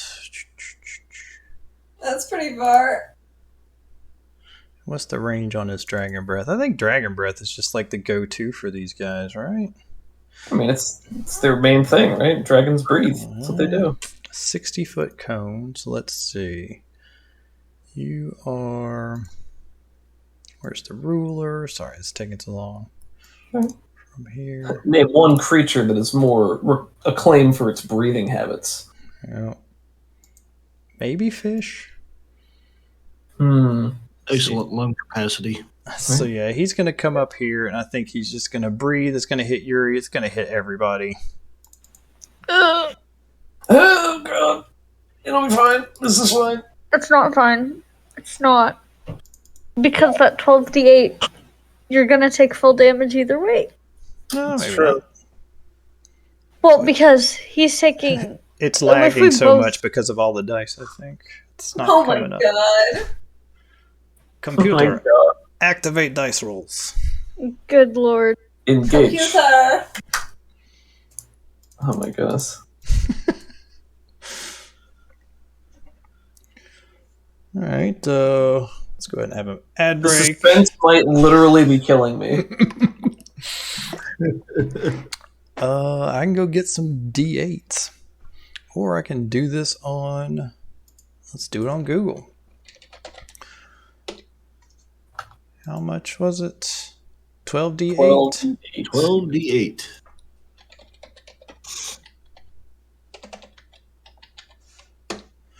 We taking this one? Oof. Looks pretty good.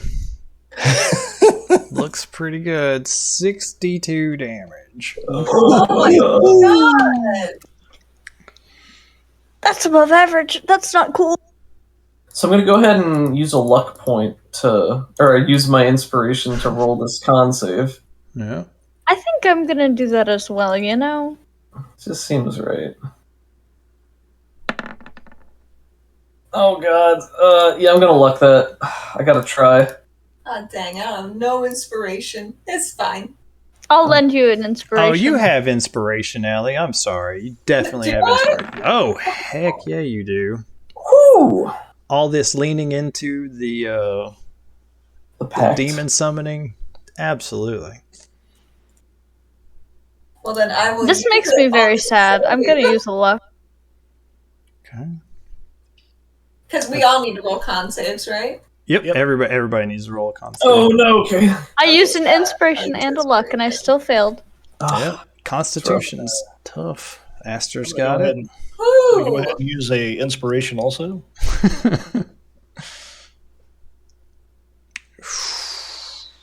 Doug, what's your max HP there? Well, my max HP is 96. I would I like was to at 85. Go for it, Cobus. Oh, no. That's it. Oh, actually, hold on. Let me check because my aura does bump stuff up, but I don't remember how far away it counts. Ooh, and the bless, right? Oh yeah, and bless. Is bless just +1? Plus 1d4. Oh, wait. Kaylee? That means- Kaylee? You have to be within 10 feet of me to get my bonuses, so I moved away from it. Yes! Yeah! Bless. Clutch bless. Wow, okay. I'm gonna go ahead and just pat myself on the shoulder for that one, because that was the exact circumstance I was hoping to come up. I'm going to roll a 1d4 exploding for you, Kevin. Because I believe in you guys. Nope. So I missed it by a couple. Just to buy that much. All right, so everybody has frost resistance. So the 62 turns into 31. Oh, that's right. A successful save will half that, or does it make you immune? I assumed it just halved it again. Let's have it again, because we can do math. So that'll be 15 damage to everybody that made their save. Cobus, you can take 30 damage. Alrighty. Whew. My goodness. See, it's all coming up. All coming up just fine. Absolutely. So this thing splashes up out of the water, and just like this cold mist, like, just catches you full in the face, Yuri, and it raises up and breathes. It's at eye level with you when it's down on the ground, and you're standing on this 8-foot platform, and you're just bathed in this cone of frost. Yuri takes the brunt of it, but because of Kyla's magic, he only takes 15 damage, and then Kyla, you actually only take 7 damage, and Yuri, you take 8 more. Or let's have Kyla take the 8, Yuri take the 7. Alright, cool. You know, I was seriously considering taking Shield Master as my feat at 8th level, and that makes it so that if you make a... Oh, this wouldn't have been Dex. Never mind. It's like if you make a Dex save, you can use your reaction to interpose your shield and take no damage from it. I'd have counted it for this. That'd be dramatically appropriate. Regardless, Yuri is leaning into his shield as this thing breathes the icy frost everywhere. Taisho, it is your turn. Did we roll for him yet? To see if he got hit by the... Yeah. You want to roll his con sorry, save? I'll do that. See, Taisho is excellent at Constitution. He's at the very There's back. no He way. can have advantage too. Oh, excellent, because Nice. Oh, wow. 26. He's fine. Yeah, Taisho's Of course he good. is. Just like I said. I hope he's in a giving mood. I'll even cut some off the top since he got a crit, so he only takes 10 damage. Taisho. Let's look at Taisho's abilities real quick.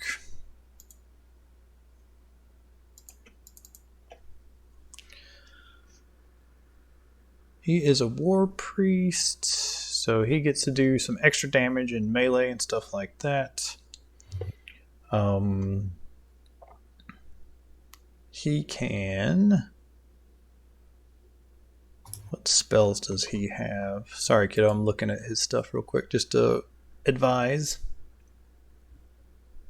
AoE healing, perhaps. Yeah, that's what I was looking for. Mass healing word? That looks cool.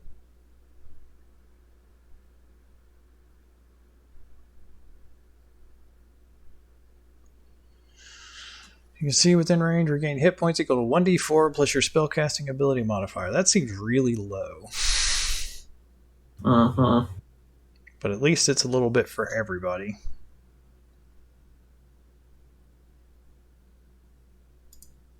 Can I, I'm also looking at his thing right now. I'm sorry, how much health was it?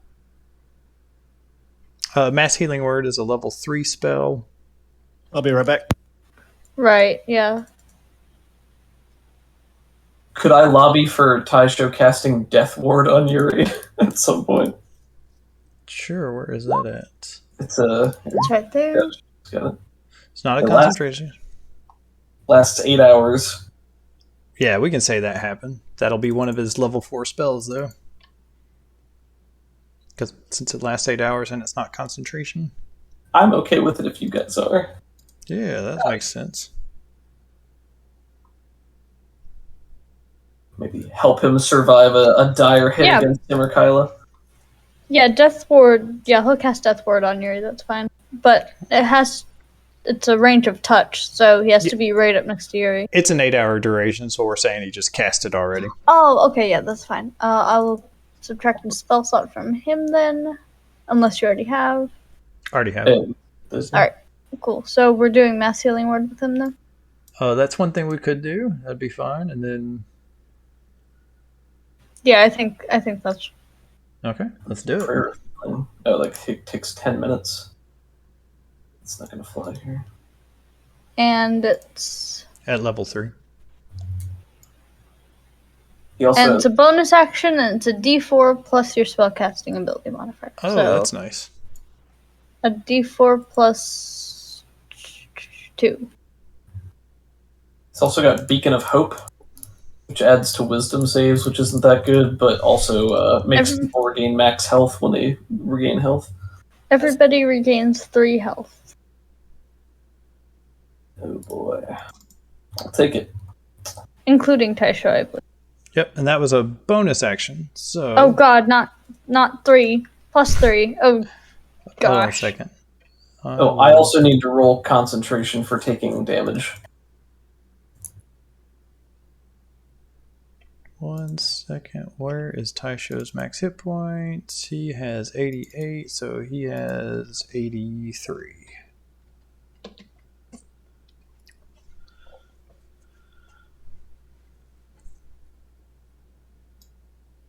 Alright. Did everybody add them 3 hit points back? Kyla, 3? you also have to...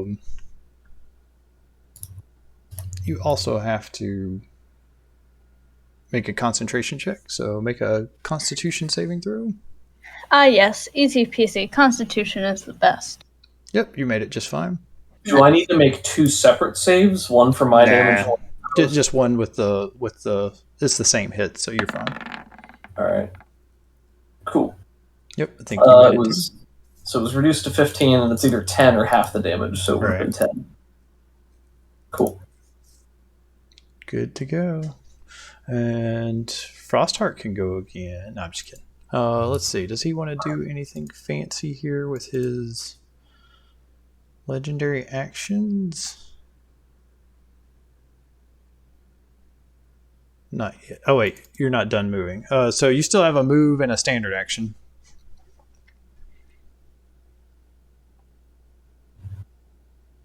Taisho, that is. Taisho does. Right. So a standard action.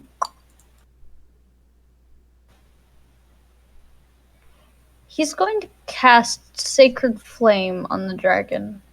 Oh, you already cast a spell? Yes, but this is a cantrip, and he's using it as his action, so... Alright. Sorry, I was thinking Guiding Bolt. Alright, and that's going to be a DC 13 Dexterity save.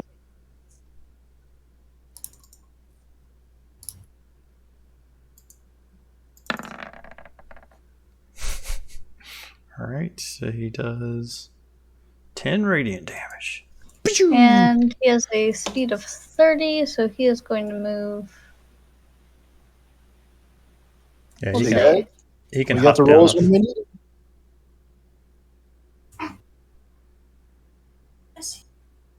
Yeah, I recommend against that action in the future. What action? The Sacred Flame, it just doesn't do very much at all compared to some of his other stuff. Like getting into melee and smacking him should be like very high on couldn't- his priority list. He couldn't have made it into melee. I know. He could have... I guess he could have made it right here, but that's on top of Yuri, which technically isn't valid, so... Yeah, like he could have moved into melee. He could have? Without like by converting a standard action into a move action. Like he Oh, would have yeah, been able to then- attack it, but it's fine. Yeah, that's fine. No, we'll move in. Go ahead and have the dragon heal 10 health. We're good. Okay. The dragon heal 10 health. Because she didn't do the 10 damage. Anyway, Astor. I do not believe I'll be able to get into melee range. Unless you forego your standard action to do that. Mm-hmm. What does Sanctuary do?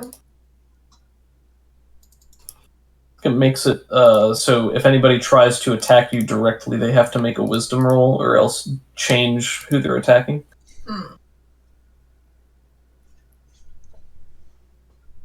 I think Aster is just going to basically double move to get into melee range.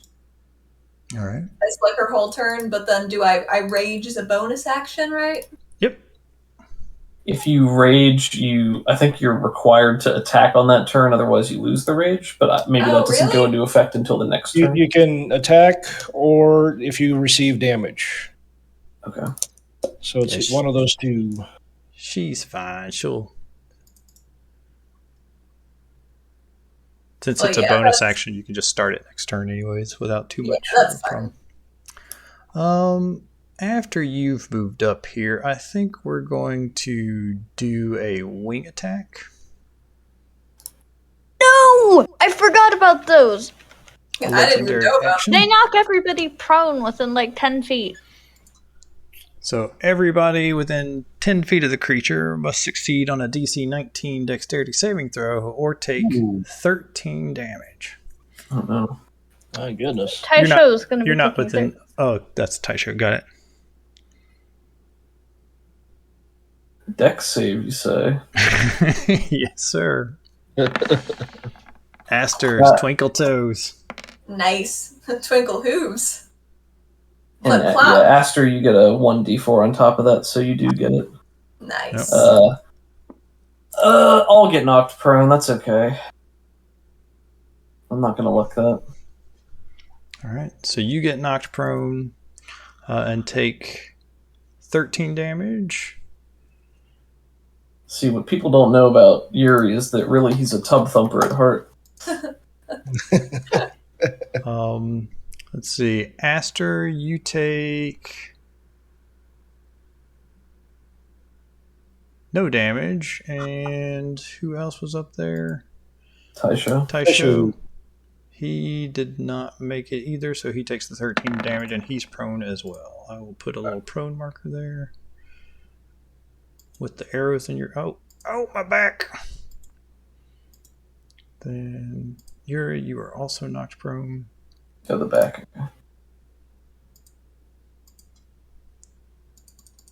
My back. My old bones. And then it can fly up to half its flying speed. Actually, no thanks. We're No, good. it's I appreciate the offer, but no, really. that means everybody here can make an attack of opportunity because it's flying away from you guys. I shall. As Tai Show. You will be people that are prone will be attacking at disadvantage. But you see, I am Tai Show. I cannot miss. What was this? Oh yeah, long sword. Does that do it? Armor class is 18. So, like I was saying Nice. about that 18 armor class, that's going to be 11 slashing damage. And Taisho can also do this thing where once per turn he can add in like an extra damage or something. It's called like Like a smite thing or something? Yeah, it's like a divine smite they get for free. Is it this? Be a global modifier or something. At each level, you can cause the attack to deal an extra 1d8 damage with the same type dealt by the weapon to the target. So roll an extra d8. that's going to be an extra 3 slashing damage. So how much damage was that? 14 from Taisho. Yep. Alright, I just added a global attack modifier. Don't do that since he gets 2 attacks per round and one of them it would apply and the other one it doesn't. So we're just gonna. Taisho does as a cleric.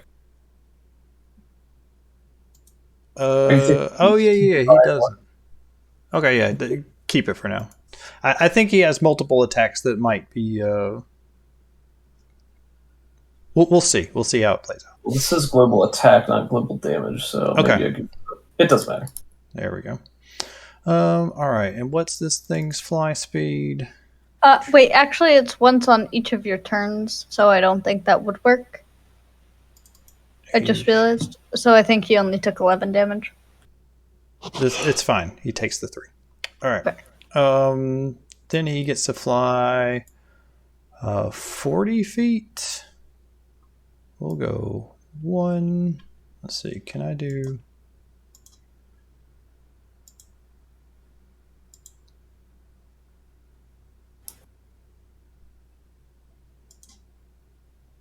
Bloop. Actually, we can get right there. No. Seeing these 2 tasty morsels dangling on this rope. Wait, has he done his Dragon Fear yet? He is not. That is an action. Okay. Why'd you do it? Fear. You did. Kyla Night Gem, it is your turn.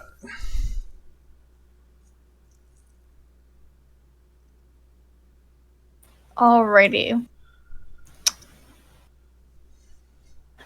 See, am I on the ground yet? Nope, you are hanging in the middle of the air. You can get to the ground by just dropping. About how high up am I? Like maybe 25 feet, would you say? Yeah, something like that. Excellent. So, like just a little bit out of range of fireball. Yeah, you can try to cast a fireball here, dangling with one hand. Why, of course, and it will be at 4th level because I'm not a coward. All right. Alrighty. Let me cast it, maybe, if I could remember how to roll 20. Hold on 1 second before you do. Let's see here. That is so bad. Like, that is... Do you see how many natural ones that is? Let me look at your... Wow. Oh, wait. Hold on. It's actually an extra... 4, Nope. 3, 3, 2. Extra... There were 4 ones in there. Do I have Empowered spell? Nope. Let me think. Why can't I change that? Okay, whatever. Yeah, I guess it'll just eat this fireball. Yeah, and I'm actually going to spend 2 sorcery points to change that to a bonus action. And I'm going to cast Firebolt as my action since that's a cantrip.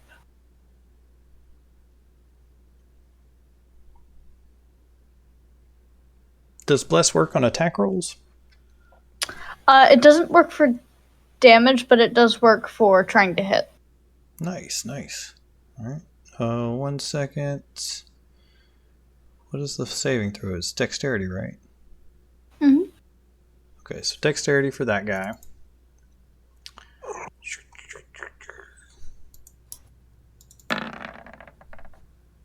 He fails it, and he's actually going to take double damage from that since it's fire. He roars out in pain. What about the fireball? Did he take double damage from that? Yeah, that's what I just did. Okay. And then you hit him with the firebolt. 19 damage? Holy crap. Is the dragon's head close to me? Yeah. So could I like jump on the dragon and slide off its wing or its shoulder? Let's see. Yeah. I guess that'd Sliding be an over a car. acrobatics thing. Okie dokie. Acrobatics, you failed me twice. Third time's a charm. That's pretty good. That's pretty good. That's pretty good. You shall not fail me again. That is pretty awesome. While you're sliding down his, like you jump off and then slide down the dragon's back, it snaps at you on the way by and misses. But as its other legendary action, it is going to tail attack Kyla. Whoosh. Just when I'm on the end of his tail, just as me flying into the Just wall. whips you to the side. Will a 29 hit you? Oh my god. Well, actually, just barely. Just. Take 8 damage. And actually, I'm going to use one of my legendary saving throws to resist the effects of that. So I only take 22 damage. So I'm going to say plus 22 instead of 44 because that's a really big hit. Yeah, so you take 8 damage. Yuri, you take 8 damage. Both of you make concentration saving throws. You got it. Concentration. Oh boy, my favorite! Yay! You're good. Just need The DC bare 10. minimum. Yep, we're both good. All right. So you slide down the dragon and you're over here now. Is there anything else you want? Not that I can think of. I am good. Oh wait, Cobus. did the dragon just flip? I don't know. Or am I crazy? Might be I crazy. thought the dragon was facing the other way. Well, I think the dragon is a monster you can use on Roll20. It totally is. All right. So yeah, the dragon, like you slide down it, the dragon whacks you into the side of this plateau of ice. Cobus, what you got for me, buddy? All right. In less graceful fashion, I'm going to climb down the rope. All right, that's your move action. Okay. So let me see. 1, 2, 3, 5, 6. Damn.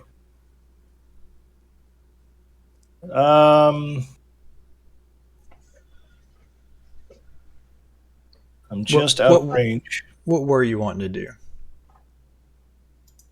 I was going to enlarge Yuri, but that's okay. I'm gonna. That's fine. I'll let you do that. Alrighty. Yuri is enlarged. And still prone. And still prone. Burp, burp, burp, burp, burp. Wonderful. And that is going to be my action. Well, I thank you, kind sir. Yep. All right, layer actions. Let's see what we're going to do here.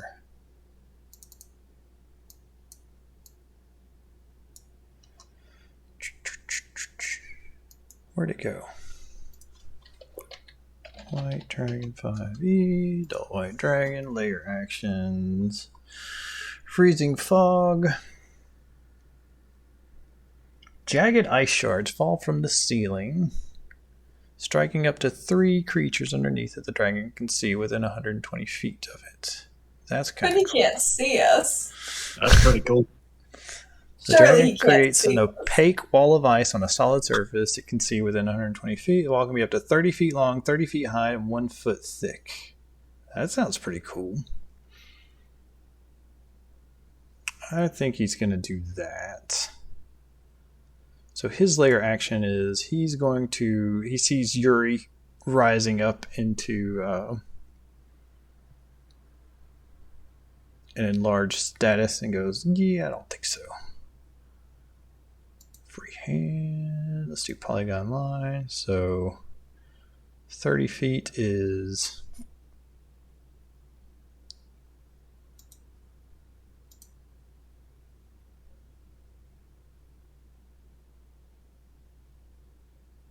something like that. So that's 30 feet tall. I don't think I can see what you're doing. Yeah, you might have it on the GM layer. Oh, wait, I'm not... how about now? There you go. All right, we're good. We're good. Okay. So, I'm sorry, how tall is it? 30 feet tall and 1 feet thick. And so to destroy that, has AC 5 and 30 hit points, or you can just walk around it. But that's going to eat up a bunch of your movement, so he's happy with that. Has vulnerability to fire damage and immunity to cold, acid, blah, blah, blah. Okay. All right, that was its lair action. Yuri, it's your turn. So I'm prone, so standing up takes half of my movement, right? Yep. Okay, so my movement is actually 40 feet because of my paladin aura, so I'm now 20 feet of movement. How tall am I? You are 10 feet tall? Okay, so it would still take me 20 feet to get up onto the thing, which would be all of my movement. Not if you jump really Yeah. high. It'd take up like 20 feet to get to the top, yeah. Okay. Yeah, I'm definitely gonna go up. I'm just thinking about what I can reasonably do on my turn here. Yeah, it says your target size doubles. Okay. Mm-hmm. If I get up, would I then be able to get back down without any movement? Like, if I go up, can I drop back down to use this as cover? Yeah, you could tail... Yeah, you'd be able to fall back down. You'd take some falling damage or make like a acrobatics check or something. Okay. So yeah, you could leap up and peek over the wall, do something, and come back down. Actually, I don't need to go. I can just poke around the wall and do the same thing without having to risk the damage. So I get 20 feet of movement. Yuri is going to peek around the wall here to cast a guiding bolt, which I think is the best thing I got for this situation. Let me see here. Yeah, he's going to peek around the wall and cast guiding bolt on the dragon. And about how much damage is this going to do with like all your benefits and everything? Guiding bolt is probably not going to be affected by any of my benefits because Okay. it's a spell. Like my enlarge and stuff like that is only for melee damage. All right. I'm just not going to be able to close the distance, and I don't want him to be sitting in open air as a target. So I'm at half health now. Right on. So, where is it? Guiding bolt. I will cast that as a first level spell. Oh, 16. That is not going to hit. Does Bless help you with that? Oh, it does! Oh, it does. Thank you. Oh, no. Not good enough, huh? Not good enough. Just barely. I only have 2 luck left. This doesn't feel important enough to use it on. So I think I'll just eat that. All right. And unfortunately, I have like nothing that I can do with bonus actions. So maybe he, for thematics, he will bash his shield against the wall to just break off a big hunk of ice that he can maybe use as a throwing weapon on the next turn or something. Sure. And Can then you he'll throw the arrows as an improvised weapon? I don't know. I didn't really figure that I could. I know monks can do that with their like return fire ability, where Right. if they catch something, they can spend ki to throw it back as a ranged weapon. But maybe that's up to you. But I am terrible with dexterity, so even if he could, he wouldn't try that. All right. Taisho, it's your turn, or you can let Frostheart go first. No, and then he ducks All right. So, with spiritual weapon, can he just cast it around the corner, or does he have to see the dragon? Yeah, you can cast it around the corner. The spiritual weapon sees for itself. Okay. Yeah, Taisha will stand up and move behind this lovely cover that the dragon just gave him. Well, this is an 8-foot climb there.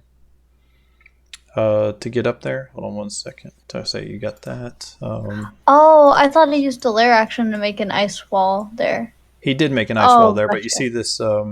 see this line here and this different colored stuff. Right.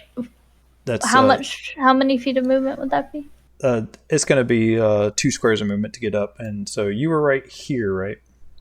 Yeah, I think so. Okay, so stand up takes half your movement. I think he has speed 30, so he has 15 left, so he can go.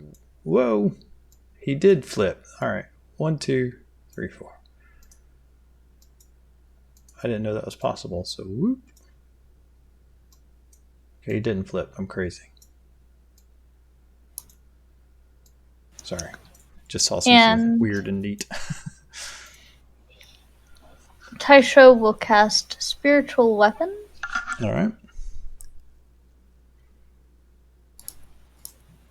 And I'll go ahead and post the description of that as well.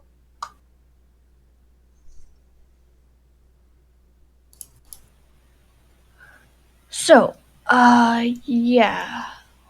It's been forever since I played a cleric. Yeah, I think a 16 gets to will attack. miss. Oh, wait, it has advantage because it's on the other side, doesn't it? You're good. Awesome. And that will be just level 2. 10 force damage to the dragon. Nice. All right, And that was his bonus action. As his action, he is going to dash and make it up this cliff and behind this. All right. You can do that for a bonus action? The spiritual weapon was the bonus action. Ooh. Yeah, wait, actually, I think I'm going to have him move up here. I think that's fine. Yeah, put him in base-to-base contact with him. Yeah, that's what I'm trying to do, but I think that's as close as I can get. That's it for Taisho. All right. It is Frostheart's turn, and he was supposed to take how much damage? 10? 10 force. Magical. You guys are serious business. Let's roll to see if his breath weapon recharges. Oh, so close. Dang. No, it was about. Oh, darn.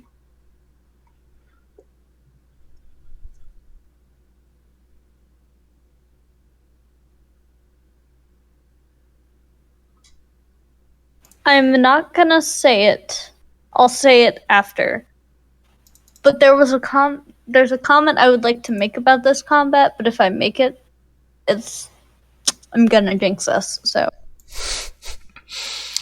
All right. We'll remember after. You've done the most damage to this thing, Kyla. I think it wants to No, wail into you. Are you sure? I'm pretty sure that was Taisho. I heard he was talking some smack about this dragon, and I don't know for sure, but... So I think he's going to do his multi-attack, which is he can use its frightful presence. It then makes 3 attacks, 1 with its bite and 2 with its claws. So I have no fear for this dragon, specifically because I think I have advantage on dragon fear rolls. well, I might be wrong, though. Let's see it. It's a DC 14 Wisdom save. Hold on, I'm trying to. Piece of cake. So this is all of us, right? Yeah, that's gonna actually. Anybody behind the wall, Aster, you don't have to worry about this because you can't see it. Nice. I don't Yuri, actually. You were kind of do- looking at it. I feel like. Okay. Okay, looks like it's just a straight wisdom roll.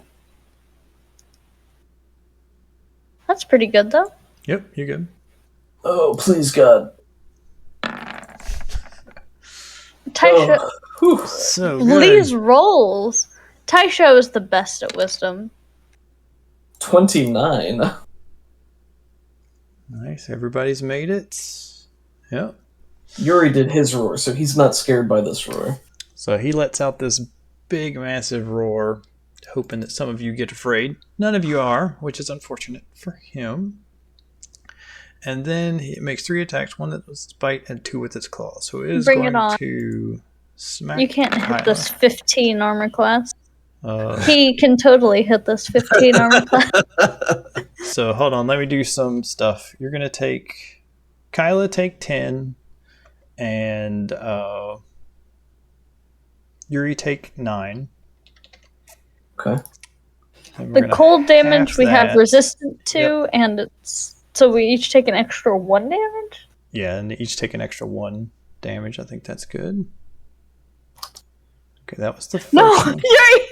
Whoops, I I hit think the wrong you'd- thing. Yeah. I hit minus 35 instead of minus 1 because I was supposed to be at 35. You're like, "Ugh." But Bleh. All right. Yuri just suddenly died. That was the bite attack, right? Yeah, that was the Yes. bite. And now These- we get 2 claws. Claw attacks. Psh, whatever. Ooh, Miss. So each oh, miss. Okay. All right. what a chump.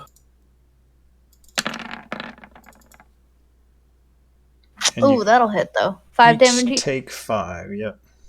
Okay, so I need to make 2 con saves. Yep. Both of you do.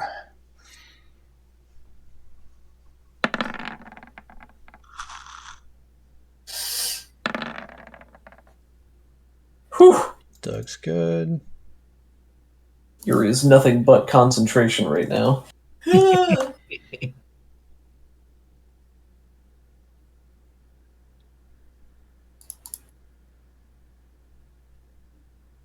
Oh, I'm sorry. Do I need to make a concentration? Yep, check? 2 of them. See, I'm great at those actually. Fun fact. Oh no. Frost Jinx resistance yourself. is dropping. I think I'm gonna luck that actually. All right. That's kind of the thing, keeping half of us alive. Just keeping the Oh. show going. Oof. I think that's your last luck point too. You know what? That just means we're on a timer now to when he gets his breath back. Yep. 3, 4. At least now I can 5, cast 6. fly. All right. He casts Misty Step, so he teleports to here, not provoking any attacks of opportunity, and then he's going to Nice move. fly 80 feet. No. Man, if only my backup 3, character 4, concept was 6. here, that counter spell, that would have been nice. 7, 8. Oh, jeez. Don't worry, I'm about to have a flying speed of 60 feet, or somebody is. 6, 2, 3. Oh. So he's 90 feet away from like this general area is where he was. Damn. Astor, it is your turn. I guess Aster is just gonna double move to get there. Raw. I guess that's all. I don't have a lot of bonus actions, so I guess that's all I do. Yeah. But if he moves again, I'll get an attack of opportunity. Smack him. Sorry, Astor. Kyla, what would you like to do? Alright, Kyla's going to move up to here, and she's going to cast Fly on Taisho. Can you cast it on multiple people? If I cast it at a higher level, yes. Okay. Let me see. But it has a range of touch, so I'd have to touch 2 people at once. We can make that happen. Like, as part of your move, you can, like, walk by and touch them both. Yeah, Kobus or Yuri, do either of you want to be able to fly as well? What's the flying speed? 60 feet, and I think you might also get your walk speed of 30 feet. I could be wrong. I mean, if you, I'm 65 feet from this creature. Well, you get a wrong thing. bonus to your speed, right, Yuri, for being the... My base speed is 40. So you'd get plus 10 feet on top of that. So you It get to do doesn't say 70. if you... Oh, sorry. You have a fly speed of 60, means you can fly at 60. But Yuri has a bonus to his speed, so he would get to fly at 70 feet. Right, but I'm wondering, do you also get your walking speed? It doesn't clarify. No. Okay, I didn't think so. Yeah, So, I'll definitely take a fly. Yuri and Taisha, I think that was like right here. Oop. I think I'm just out of range.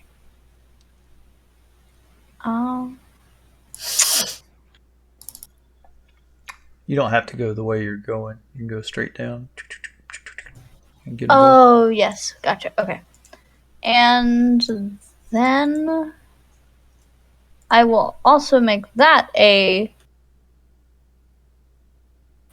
How far is the range of firebolt? Hold on. Oh, 120 feet. Okay. I'm going to use 2 more sorcery points to make that a bonus action and cast firebolt. Quit 10 shooting. fire damage. Ow, quit it. No. Dang.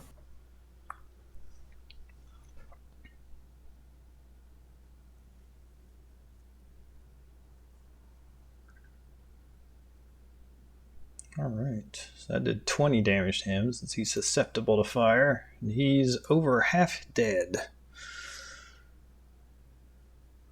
Kobus, what would you like to do? All right. I am going to 1, 2, 4, 5, 6. 6. I can't quite get to Kyla, so I will get to... Oh, we got a wall there.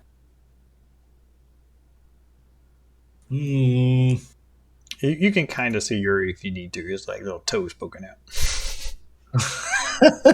I'd know that giant toe anywhere.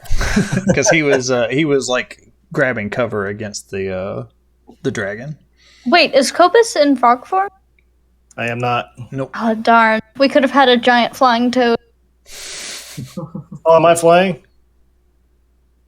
If I had cast fly on you. No, I didn't, but... Oh, okay. So I'll reach and grab his big toe and say, "Here, get some healing, my friend." At 2nd level of Cure Wounds, so that's... Let's see. What's my spell modifier?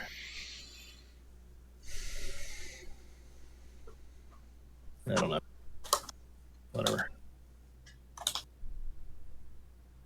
I'll do a Q orange, and then I'll just do an extra D8. Sounds good.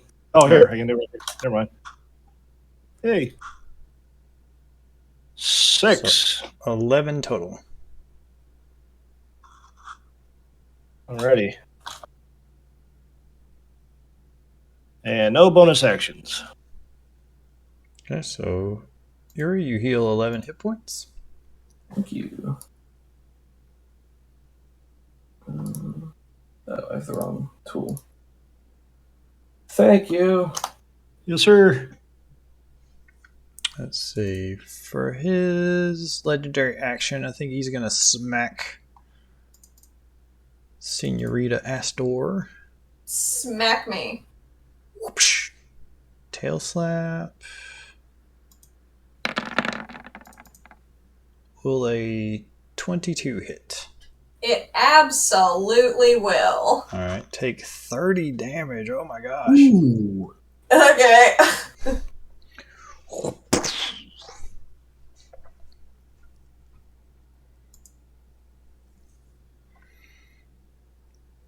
And then for its lair action, it is going to... Ah! No! Jagged ice shards fall from the ceiling, striking up to 3 creatures underneath that the dragon can see within 120 feet of it. So, as part of... after it swats Aster with his tail. He smashes one of his clawed fists into the ground, and the entire iceberg shakes, and 3 big icy stalactites come crashing down. So 1d20 plus 7 will go for, since Kyla's his favorite dragon scholar. You know it. Will this hit your armor class? 15. Just barely. I have an armor class of 15 exactly. All right. Aster, will this hit your armor class? 27? Oh, no. Yeah, I think A it will. crit. Oh. Ouch. And let's see. Who else? I just fixed Probably that. Yuri. He's being jerk. Does a 23 hit you? It will. All right. Now, how much damage does this nonsense do? Does Probably 3d6? We'll do it. We'll roll it 3 different times. So for Kyla, you take 6 damage, and Yuri, you take 6. Done. And then Yuri, you're gonna take 13 more. Oh my god. Well, if you insist. And Aster, since he crit you, you're gonna take 66. Oh god. This is fine. 18. That's actually That's on the not low bad. end.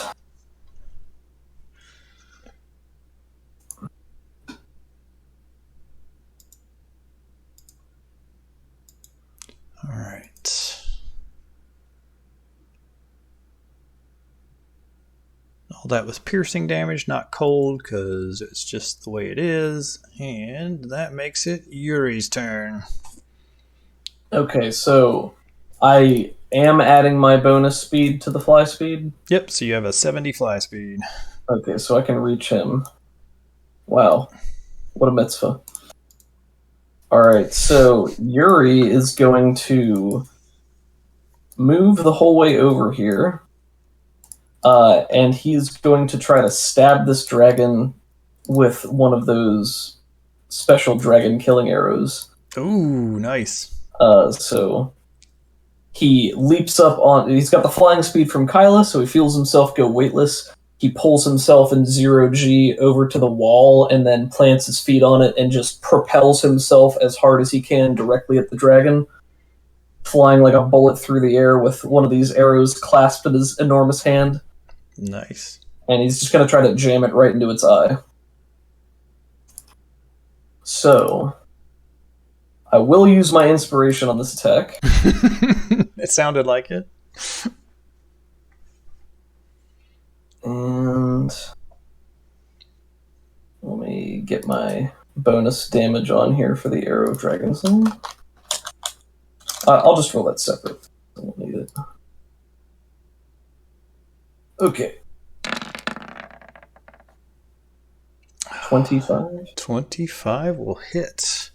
So I need to make like a Constitution saving throw of 17 for that part of it. I'll go ahead and do that now. That was almost a bare minimum damage roll for me. Oh wait, wrong Good thing. luck. And 4. Oh, got a 1. Failed the saving throw, so he's taking the full damage there. This seems important. I've got 2 more legendary saves left. How much damage is it? 60-10? A lot, yeah. It's a lot of damage. It's probably something you should save on. He's spending his legendary resistance. If he dies with that on a sheet, I did it wrong.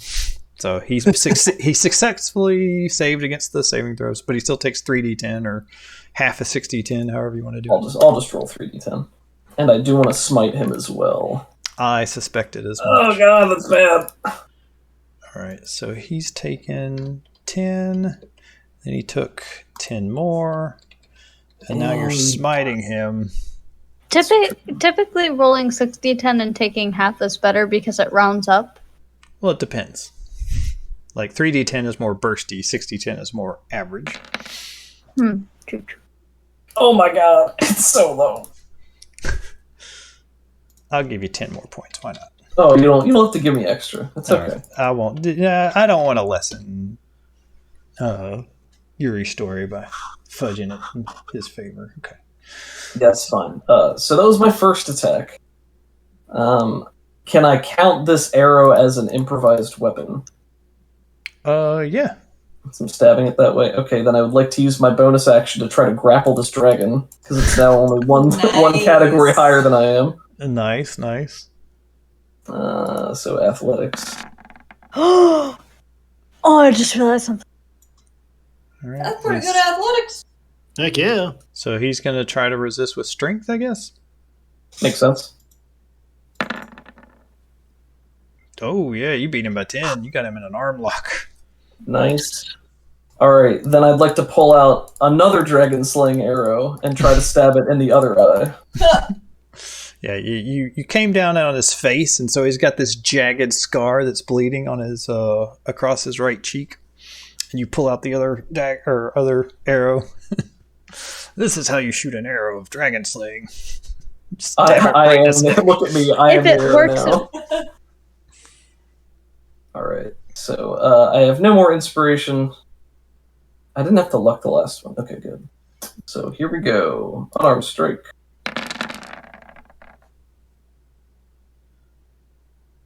$19's gonna hit.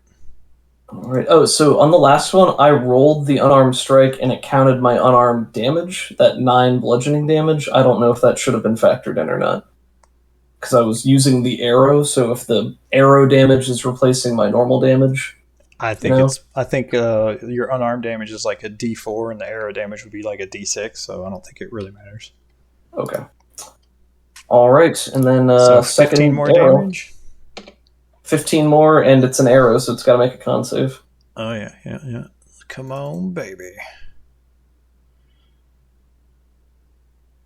has one legendary resistance left, right? Sounds like it, yeah. Yep. Ooh. Makes it. Okay, so it takes 3d10 or half a 6d10, whichever you want. I'll do the 6d10 this time. So 19. Ooh, God. He's down to 34 health. So yeah, Yuri is clutching at its neck, still hanging off this creature that is much bigger than him, just raking the arrow down its cheek, trying to jam it in the eye. And Yuri is looking not super great. Very covered in frost, dripping blood. Taisho, you're allowed to go, or you could let Frostheart go first. So, my question for you is, does there happen to be a large stalactite above the dragon, perhaps? Sure, why the heck not? Alright, so I don't know if Taisho has any healing spells that can reach Yuri. Does he have healing word? He should. He can heal you, and we could say because you guys are connected health pool, you get half the health and Yuri gets the other half. That would be pretty cool, especially cure wounds at 4th level. I'm okay with that. Alright, let's do it. Cure wounds, 4th level. 27. Ooh, yeah. So each of you guys get back math 14. Yep. Nice. And then Taisho will use his bonus action to move a spiritual weapon over to here. I think it can move 60 feet. Let me check. I think it's 30 feet, but it's not going to matter here in just a second, so we'll move him up. Oh, that's fine. And then for his move action, he will move 30 feet. Alright, that's it for Taisho. Alright. Let's roll this beautiful d6. Let's see if the Dragon Breath recharges. Of course it doesn't.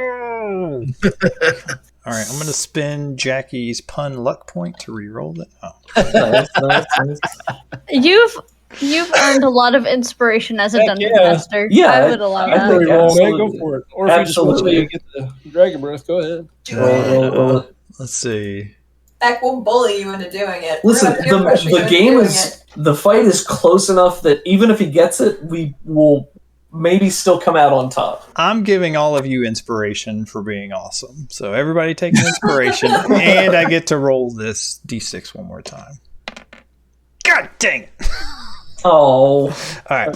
What if you give us another inspiration and roll again? As a treat. Dice are telling this story, not me. Hold on, actually, wait 1 second. I forgot to do a couple of tail slaps during that. Dude. Yeah, so we're going to try to tail slap Yuri once, so they're grappled. Oh, yes, I suppose. 19 hit you? No, my AC is 20. Nice. Ooh. And then I think Thank we're you, going Shield. to... That's Taisho. What are your spells? I can't do this, but this is a spellcasting dragon, so I think he's just going to launch a...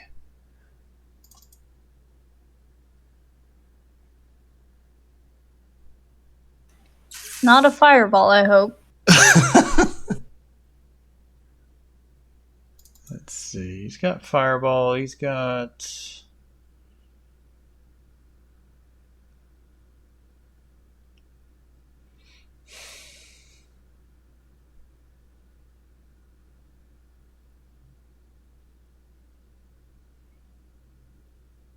Actually, he's going to cast Greater Invisibility on himself. No. So you are wrestling with this thing.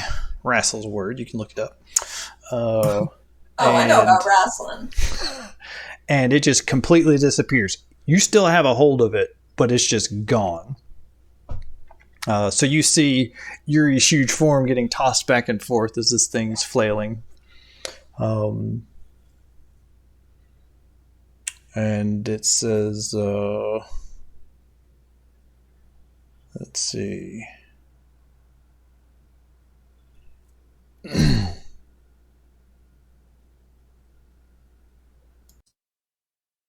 You've won this round, but never return to here again. And... sorry. And then the dragon says... And, yeah. Yeah. Get out of here, you scamps. So now it's his turn. He casts Misty Step and teleports away. Down to here, and I forgot about the magic item. But that's good, because Frostheart didn't know about this magic item too. Taisho has a Lantern of Revealing. Oh. Which Can exposes... he just, like, toss the lantern? It exposes invisible people. So I think probably what would have happened is he would have smacked Yuri a couple of times with his actions just to try and put him down. So we're going to do that. That's fair. So we'll do 1 bite. So he's not casting Greater Invisibility? He did that as part of his legendary action at the end of Yuri's turn. Oh, okay. That will not hit. Nope. Neither will the claw. Oh god. You have him pinned so well that he's just like thrashing wildly. And even though it's invisible, you're able to just like dodge out of the way of these blows. And then he teleports down here and just starts flying down this way. But that's when Taisho's lantern just reveals him, and for the split second, he there's just this look of surprise on his face. Did someone say fireball? It was going to cast a fireball, but You can't know that. I'm gonna do something with a fireball on my next turn. That's what I was thinking. Aster, it's your turn, or you can wait for that fireball to go off. Can I see it now? Yes. The lantern? Yeah, the lantern has completely revealed it. Rage killer. Yeah, that's the plan. 1, 2. Aster has earned that. All right, Aster arrives. She is so angry. From this dragon kiting her around the battlefield, she invokes her wild magic rage. Nice. Yeah. What does that do? That's an excellent question. Roll a Doug D8. always pulls up the tables Do you want for me to roll a d8? Yeah. What? Oh, let me pull up the table. Do you not have it in your character sheet? Apparently not. I thought I did. Sorry, I'll help you fix that Thank before next you. time. I'm pulling it up now. Give me 1 second. And what do we get? We got a 3. An intangible spirit, which looks like a flump or a pixie, your choice, Flump.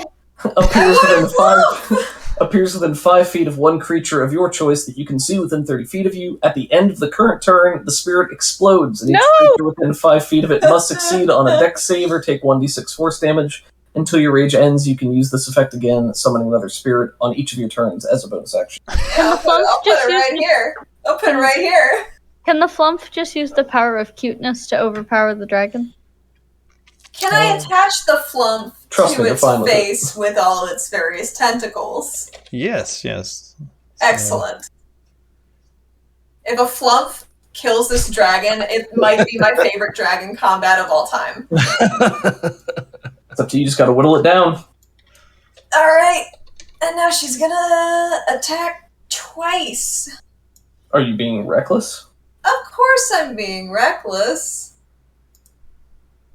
Flump. Oh, Gotta zoom in for chat so they can see what the heck's going on. if you don't kill the dragon, Esther, I might suggest that you get out of a certain range of the dragon. Maybe You could put it on one side or the other. Don't worry, I obviously am heat resistant now. Thanks to me being oh, warm all it's the time. it's not heat actually. It's fire. Go ahead, Aster. So I guess Um, this flump can even give you advantage if you don't want to be reckless. What would the I don't know if there's a difference mechanics? between reckless or just normal advantage. I don't know if reckless gets you something No, else. If you just attack makes you attack recklessly, advantage. any attacks against the creature, I think, are made with advantage. Until Right. it's Well, next yeah, So- I'll let my flump give me advantage. Yeah, if you're getting advantage, then you shouldn't be reckless because all it does is give you advantage at the expense of having things hit you with advantage. Understood. So let me roll that first one. Does it do it? Is it 18? 19 will hit. Yes. 16 damage. 16 damage. Oh Oh god. boy. Get Oh away boy. from Oh, me. so close! And then again. Leave me Oh boy. alone. Yeah. Oh Oh, I can fail. Do you have luck? I do, but can I re-roll a crit? Oh, well, it's Yeah. with... Yeah, Does that this is matter if it's with advantage? Yes, this isn't Savage World. Right, I'm getting my wires No, that's fair. crossed. Yeah, I'll try that again. Yeah. Yes! that. Oh no, the my flump isn't going to be able to get it. So You know close. what? So Can I close. luck my damage? I don't think so. You're not allowed to. Dang, that's okay. It would have been cool, but I'm just glad I put a flump on its face.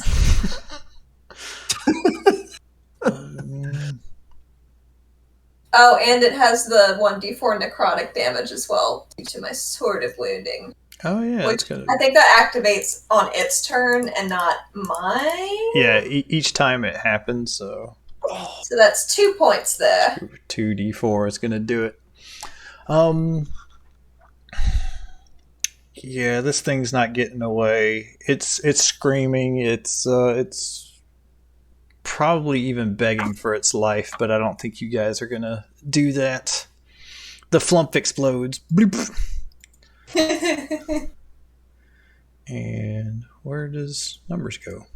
There we go. Look, if you But wish it's not the dragon's turn, so I don't think it takes the damage, does it?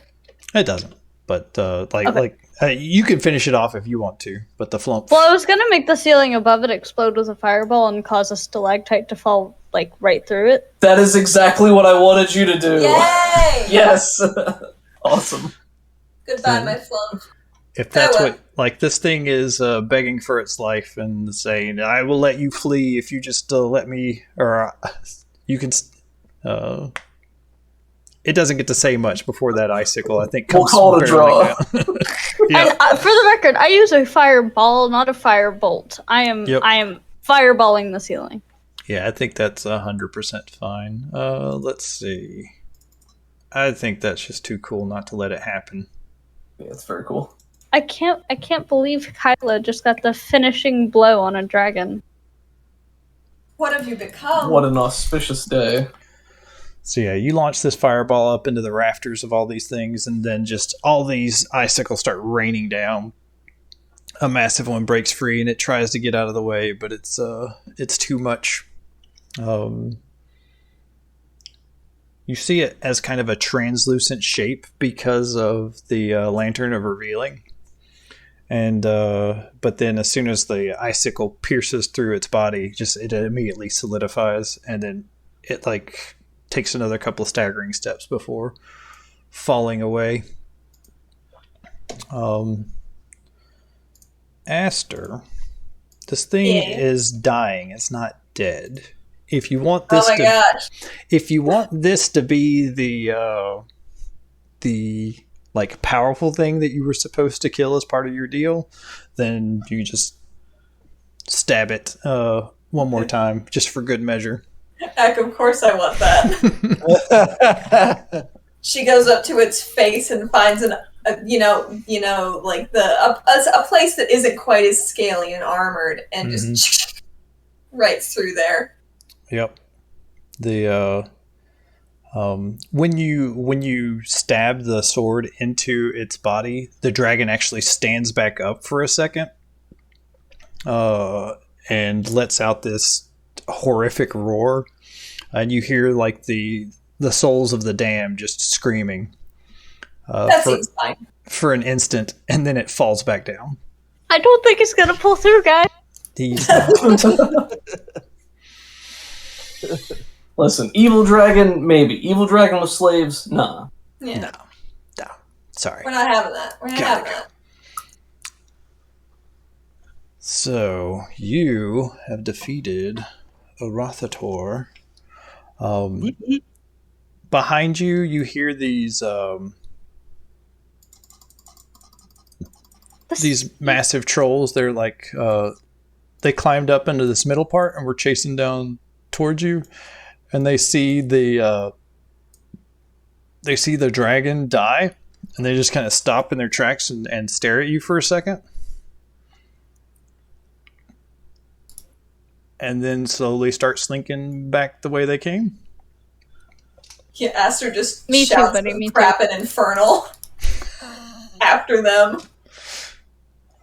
Man, this is easy. Why doesn't every adventuring party do this? Alright. Oh, do we get to level up? You will get to level up. Yes! Yay! I don't Well, even know what yes. level we are. It's 8 or 9, I think. We're 8 going to 9. Nice. Serious business. Is that 5th level spell? It is. It is. For me, it's 3rd level spells. Oh boy. Woo! Good job, Yuri. I'm so excited. This ice wall just kind of crumbles to dust. Bloop. Anything else happen here? I guess I can read a description of the room that we've been fighting in all this time, but you get the idea. Well, we got a lovely map. Yeah. So you guys were originally on the perch that's up here, area 19. Arauthator sometimes sleeps on this vast ice shelf, but more often he spends his time lounging in area 20. Much of the treasure the dragon keeps at Oyaviggaton is stashed here and on the ledges above. See Arauthator's treasure below. Let's see. Treasure. Area 20, where this guy is Arauthator's Abyss. The western end of the Lair cavern is where Arauthator, an adult white dragon, spends most of his time at Oyaviggaton. Gold, jewels, and other treasure lies scattered on the floor and is frozen into the walls of this vast chamber. It's noticeably colder here. Don't care anymore.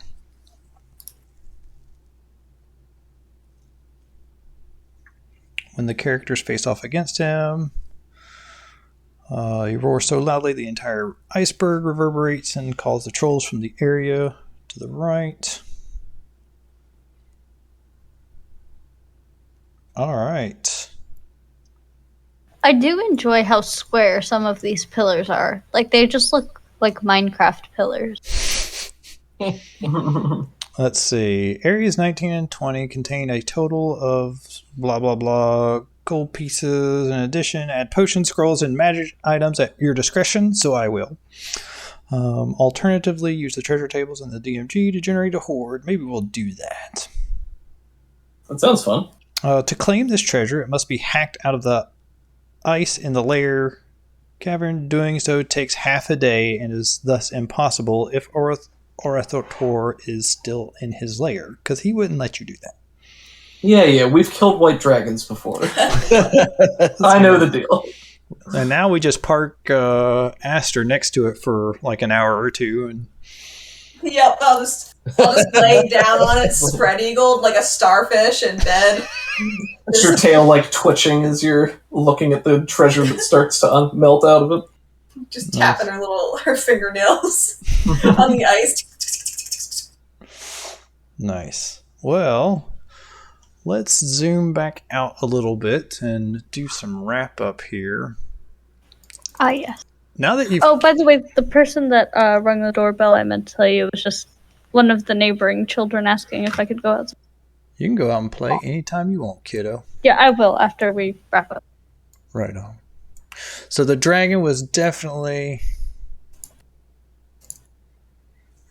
the dragon is definitely dead. There was more to this...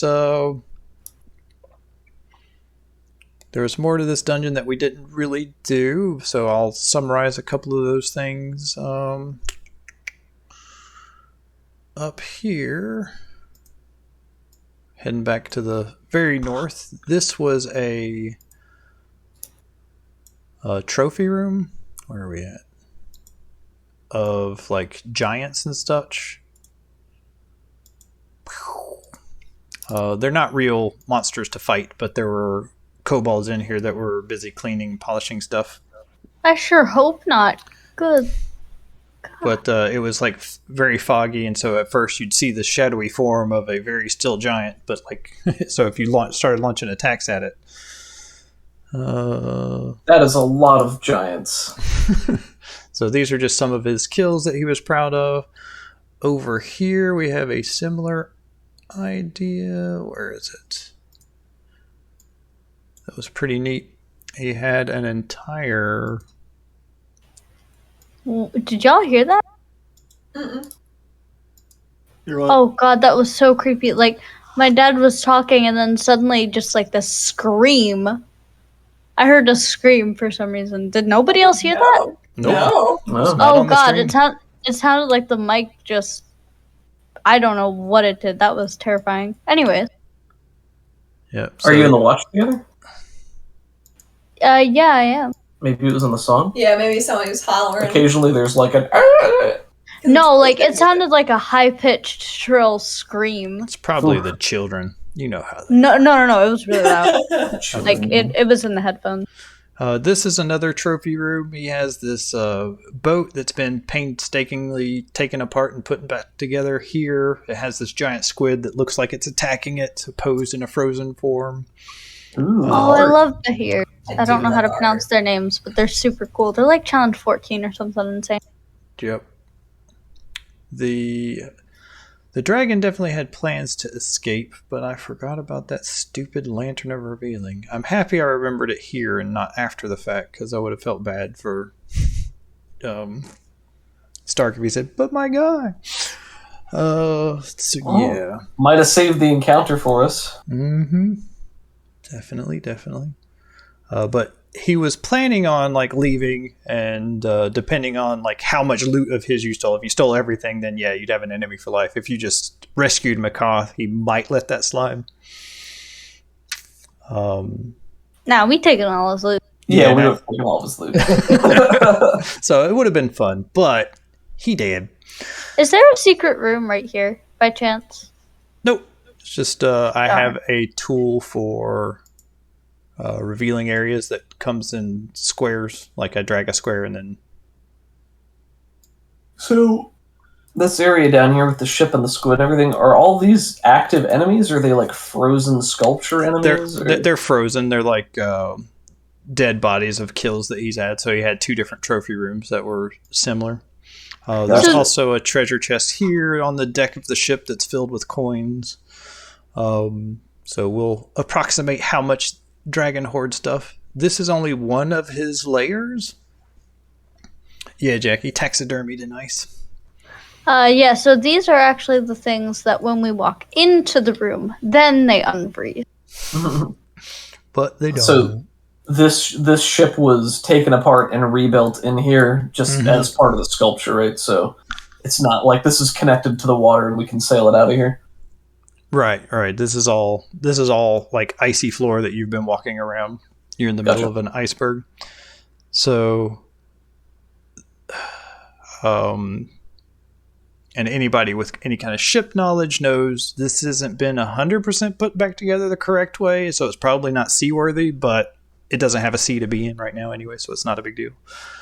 The kobolds, they throw themselves at you in a suicidal fanatic rage. Good employees. Unless you do Dedicated. unless you don't want that to happen. Like, you could try to talk them out of their fanaticism, but it'll be a tough sell for me. Sir, I am but a mere kobold. I don't even drop good loot. I don't even know why I'm here defending this dungeon. I mean, a couple of them might do that. Stab you. But for the most part, they're... Please, master. So tiny, so small. Leave alone. they love... they revere these dragons as gods, and this was their dragon, and now they don't have one, so now like their entire purpose is lost. Aww. What if Aster tries to pitch this? Hello, we are the ones who killed this big fancy dragon, which means we're in charge of you now. We're very, very good employers. You can live in a lamp, at least. She like counts with her finger their heads. At least a few more of you. If you're interested in not dying and living in the lap of luxury, seeing the world. Think about it. Yeah, give me a persuasion at disadvantage. Please. You get to roll live in really this high. lamp that's like 6 inches by 8 inches. That doesn't look like a really. Real space. I know, but like they don't understand. So give me a persuasion at disadvantage. 14. I think you can save probably 3 more, but the rest of them like don't want to hear it. So That's fine. That's enough. They charge at you and they get slaughtered, and like the 3 that were hanging in the back were like, they just back up and say, yeah, the first option sounded pretty good. That's It does sound pretty good. Imagine Aster in her lamp lounging as 5 kobolds like wait on her hand and foot. the They're going to troll. be treasured NPCs. The trolls are not worried one way or the other. They're fine. They are evil. They would eat people, but they might, if you let them live here, then they will. Otherwise, they can go swim away and find some other place to go, or you can put them down. I think it's fine. I mean, they might be a problem for the ice hunters that live here, or whatever they're called, but I feel like they probably deal with this stuff a lot, so it shouldn't be too big of an issue. And the ice toads weren't really... Ice toad. Malfold has made it his life's work to study Arauthator, and he is both saddened that his life has come to an end, but thrilled that he got to see the end of it. So he wants to finish up his work here. MacCath points this out as just an amazing work of draconic lore. It's written in Ice Toad, though, so you're going to have a heck of a time translating it. But with enough time and effort, that's something that the Arcane Brotherhood would just be thrilled to have. So would Nikolai and any other kind of dragon scholar. Gotcha. Right. So I think giving these to the Arcane Brotherhood would be pretty cool. Didn't even What think does the about it. word Borglorp mean? What's Borglord? Oh, yeah, you're asking them. Got the pronunciation all wrong. It means hello. Gotta defrog that writing. Obviously, it's pronounced. What do you think the frog name for him? Do you think it's like big, long, hop, white fang or something stupid? They're actually very eloquent. Flycatcher. Here you go. Frog god. Frog. When we're walking out of the cave, whatever time frame that is, can I put a heal on that guy that appeared to be sick? Yeah.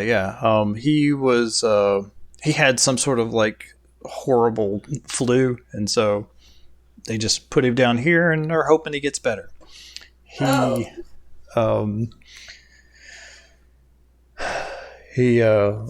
you cast like the healing magic on him, his lungs clear up almost immediately. And he thanks you profusely, and he serves as kind of a liaison to tell your story up to the people on the surface. The hunters are actually very happy that you had saved them. And the only reason why they were so off-putting was because if they weren't, then the dragon would have killed a few of them just to make an example. They'd be dead. They'd be dead. So they offer you food. There's a lot of seal meat, fish. They pull out the rotting shark for you if you're willing to try that. Yes, Tangy. I am going to try it because it's their delicacy and it would be rude not to. Everyone can make a constitution save to see how they handle it. No, thank you. Happily, Yuri is famished. Always. Eesh. I've got plenty of food back on my lamp. So Considering I have 1 luck point left, I'm actually going to luck that. I don't think you do, because you started the session at 2 instead of 3. Oh, I did. Yeah. Didn't I? Oh, never mind then. It's So- a 9. You get it up to your face, and you're like, "Oh, that's a smell." So you try it one more time, and you force it into your mouth, and you're like chewing it, and just blah. And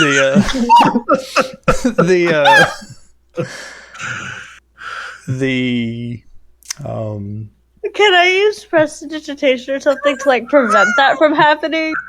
so like just keep it down. Yes. Yes, but you will be very, very. You'll be even sicker off screen, not in front of everybody. I know, but it's worth it. I don't want to be rude. All right. Cobus, however, he takes it in. He's like, "I've lived as an animal. I can do this. This is fine." He puts some in his mouth, and he just ralphs everywhere, and all the the Uluiks just go, "Wah!" It's like that always happens the first time. When Kyla manages to keep it down, she's quiet for the rest of the evening. But Doug just like Yuri just starts like putting in. It's like that's tangy. He just takes another piece. That's good. Kyla, Cobus, are you not going to finish yours? Oh, please. I'm not sure which one's was partially swallowed, but here's my plate. So you can have it. I'm not that desperate. Okay, thank you. I'm a little tired now. Is there something to drink? You've had a long day. But there is a feast. They do have other stuff that is edible, and celebration that you are here. MacCath remains her flat, unimpressed self, but nods in approval. Thank you for that. It was surprising, I guess. Good job. Yes, well, if you heard of us all the way out here, then I'm sure you know there's a reason for that. 'Tis true, 'tis true. Tis. But I think that's it for the session today. Yay! Good sesh. Very nice. Let's do wrap up. Things you liked, things you didn't like. That pesky dragon getting away from us. Yeah, Flying around everywhere. the flying around is like, I feel like this is what a dragon would do, but it didn't seem like it made a fun encounter. Like It was still fun. It was still fun. I was worried about some people not getting to act or do anything for a long stretch of time. I'm happy Aster got to do some cool stuff there at the end, though. I feel like if when the flying presents a challenge to us that we have to overcome using spells or some other kind of like tactical strategy or something cool like that, then it's great. It's a really good mechanic. But when it's just flying around back and forth and completely preventing us from hitting it, it just seems kind of pointless. I feel like this one was a little bit of a mix of both. I think we were still able to deal with it pretty well. Oh, yeah. Yeah, it was a good time. Yeah, I'd agree with all that. I think dragon fights are fun. I think it's your responsibility as the DM to make sure that the characters within the fiction behave realistically. So Yeah. I agree that is definitely what a dragon would do, and that you played him well. I also agree with your point that it was probably very frustrating for Allie to have a character that doesn't really have any ranged options and also not be able to catch up very easily. Well, she has slightly above average move, but it was still not enough. But it got her there every time. She just had to wait. Mm-hmm. So yeah, I think overall it was cool. Might be useful investing in some ranged options. Yeah. Like maybe some javelins or... Maybe like I a just didn't whip have chain any. for your tail blade so you can Ooh. boomerang it out or something thematically out of. Perhaps I can make it into a tiny ballista. Ooh. I don't know how that would Why work, not? but I'm sure my devil friend That's has called- great ideas. That's about called it. a crossbow. Ooh, you're right. I'm here for it. Jackie says slightly above average move is her favorite band. Nice. What are you rolling for HP? You're already leveling up. You're not even listening to what went right and what went wrong. What went right, we leveled up.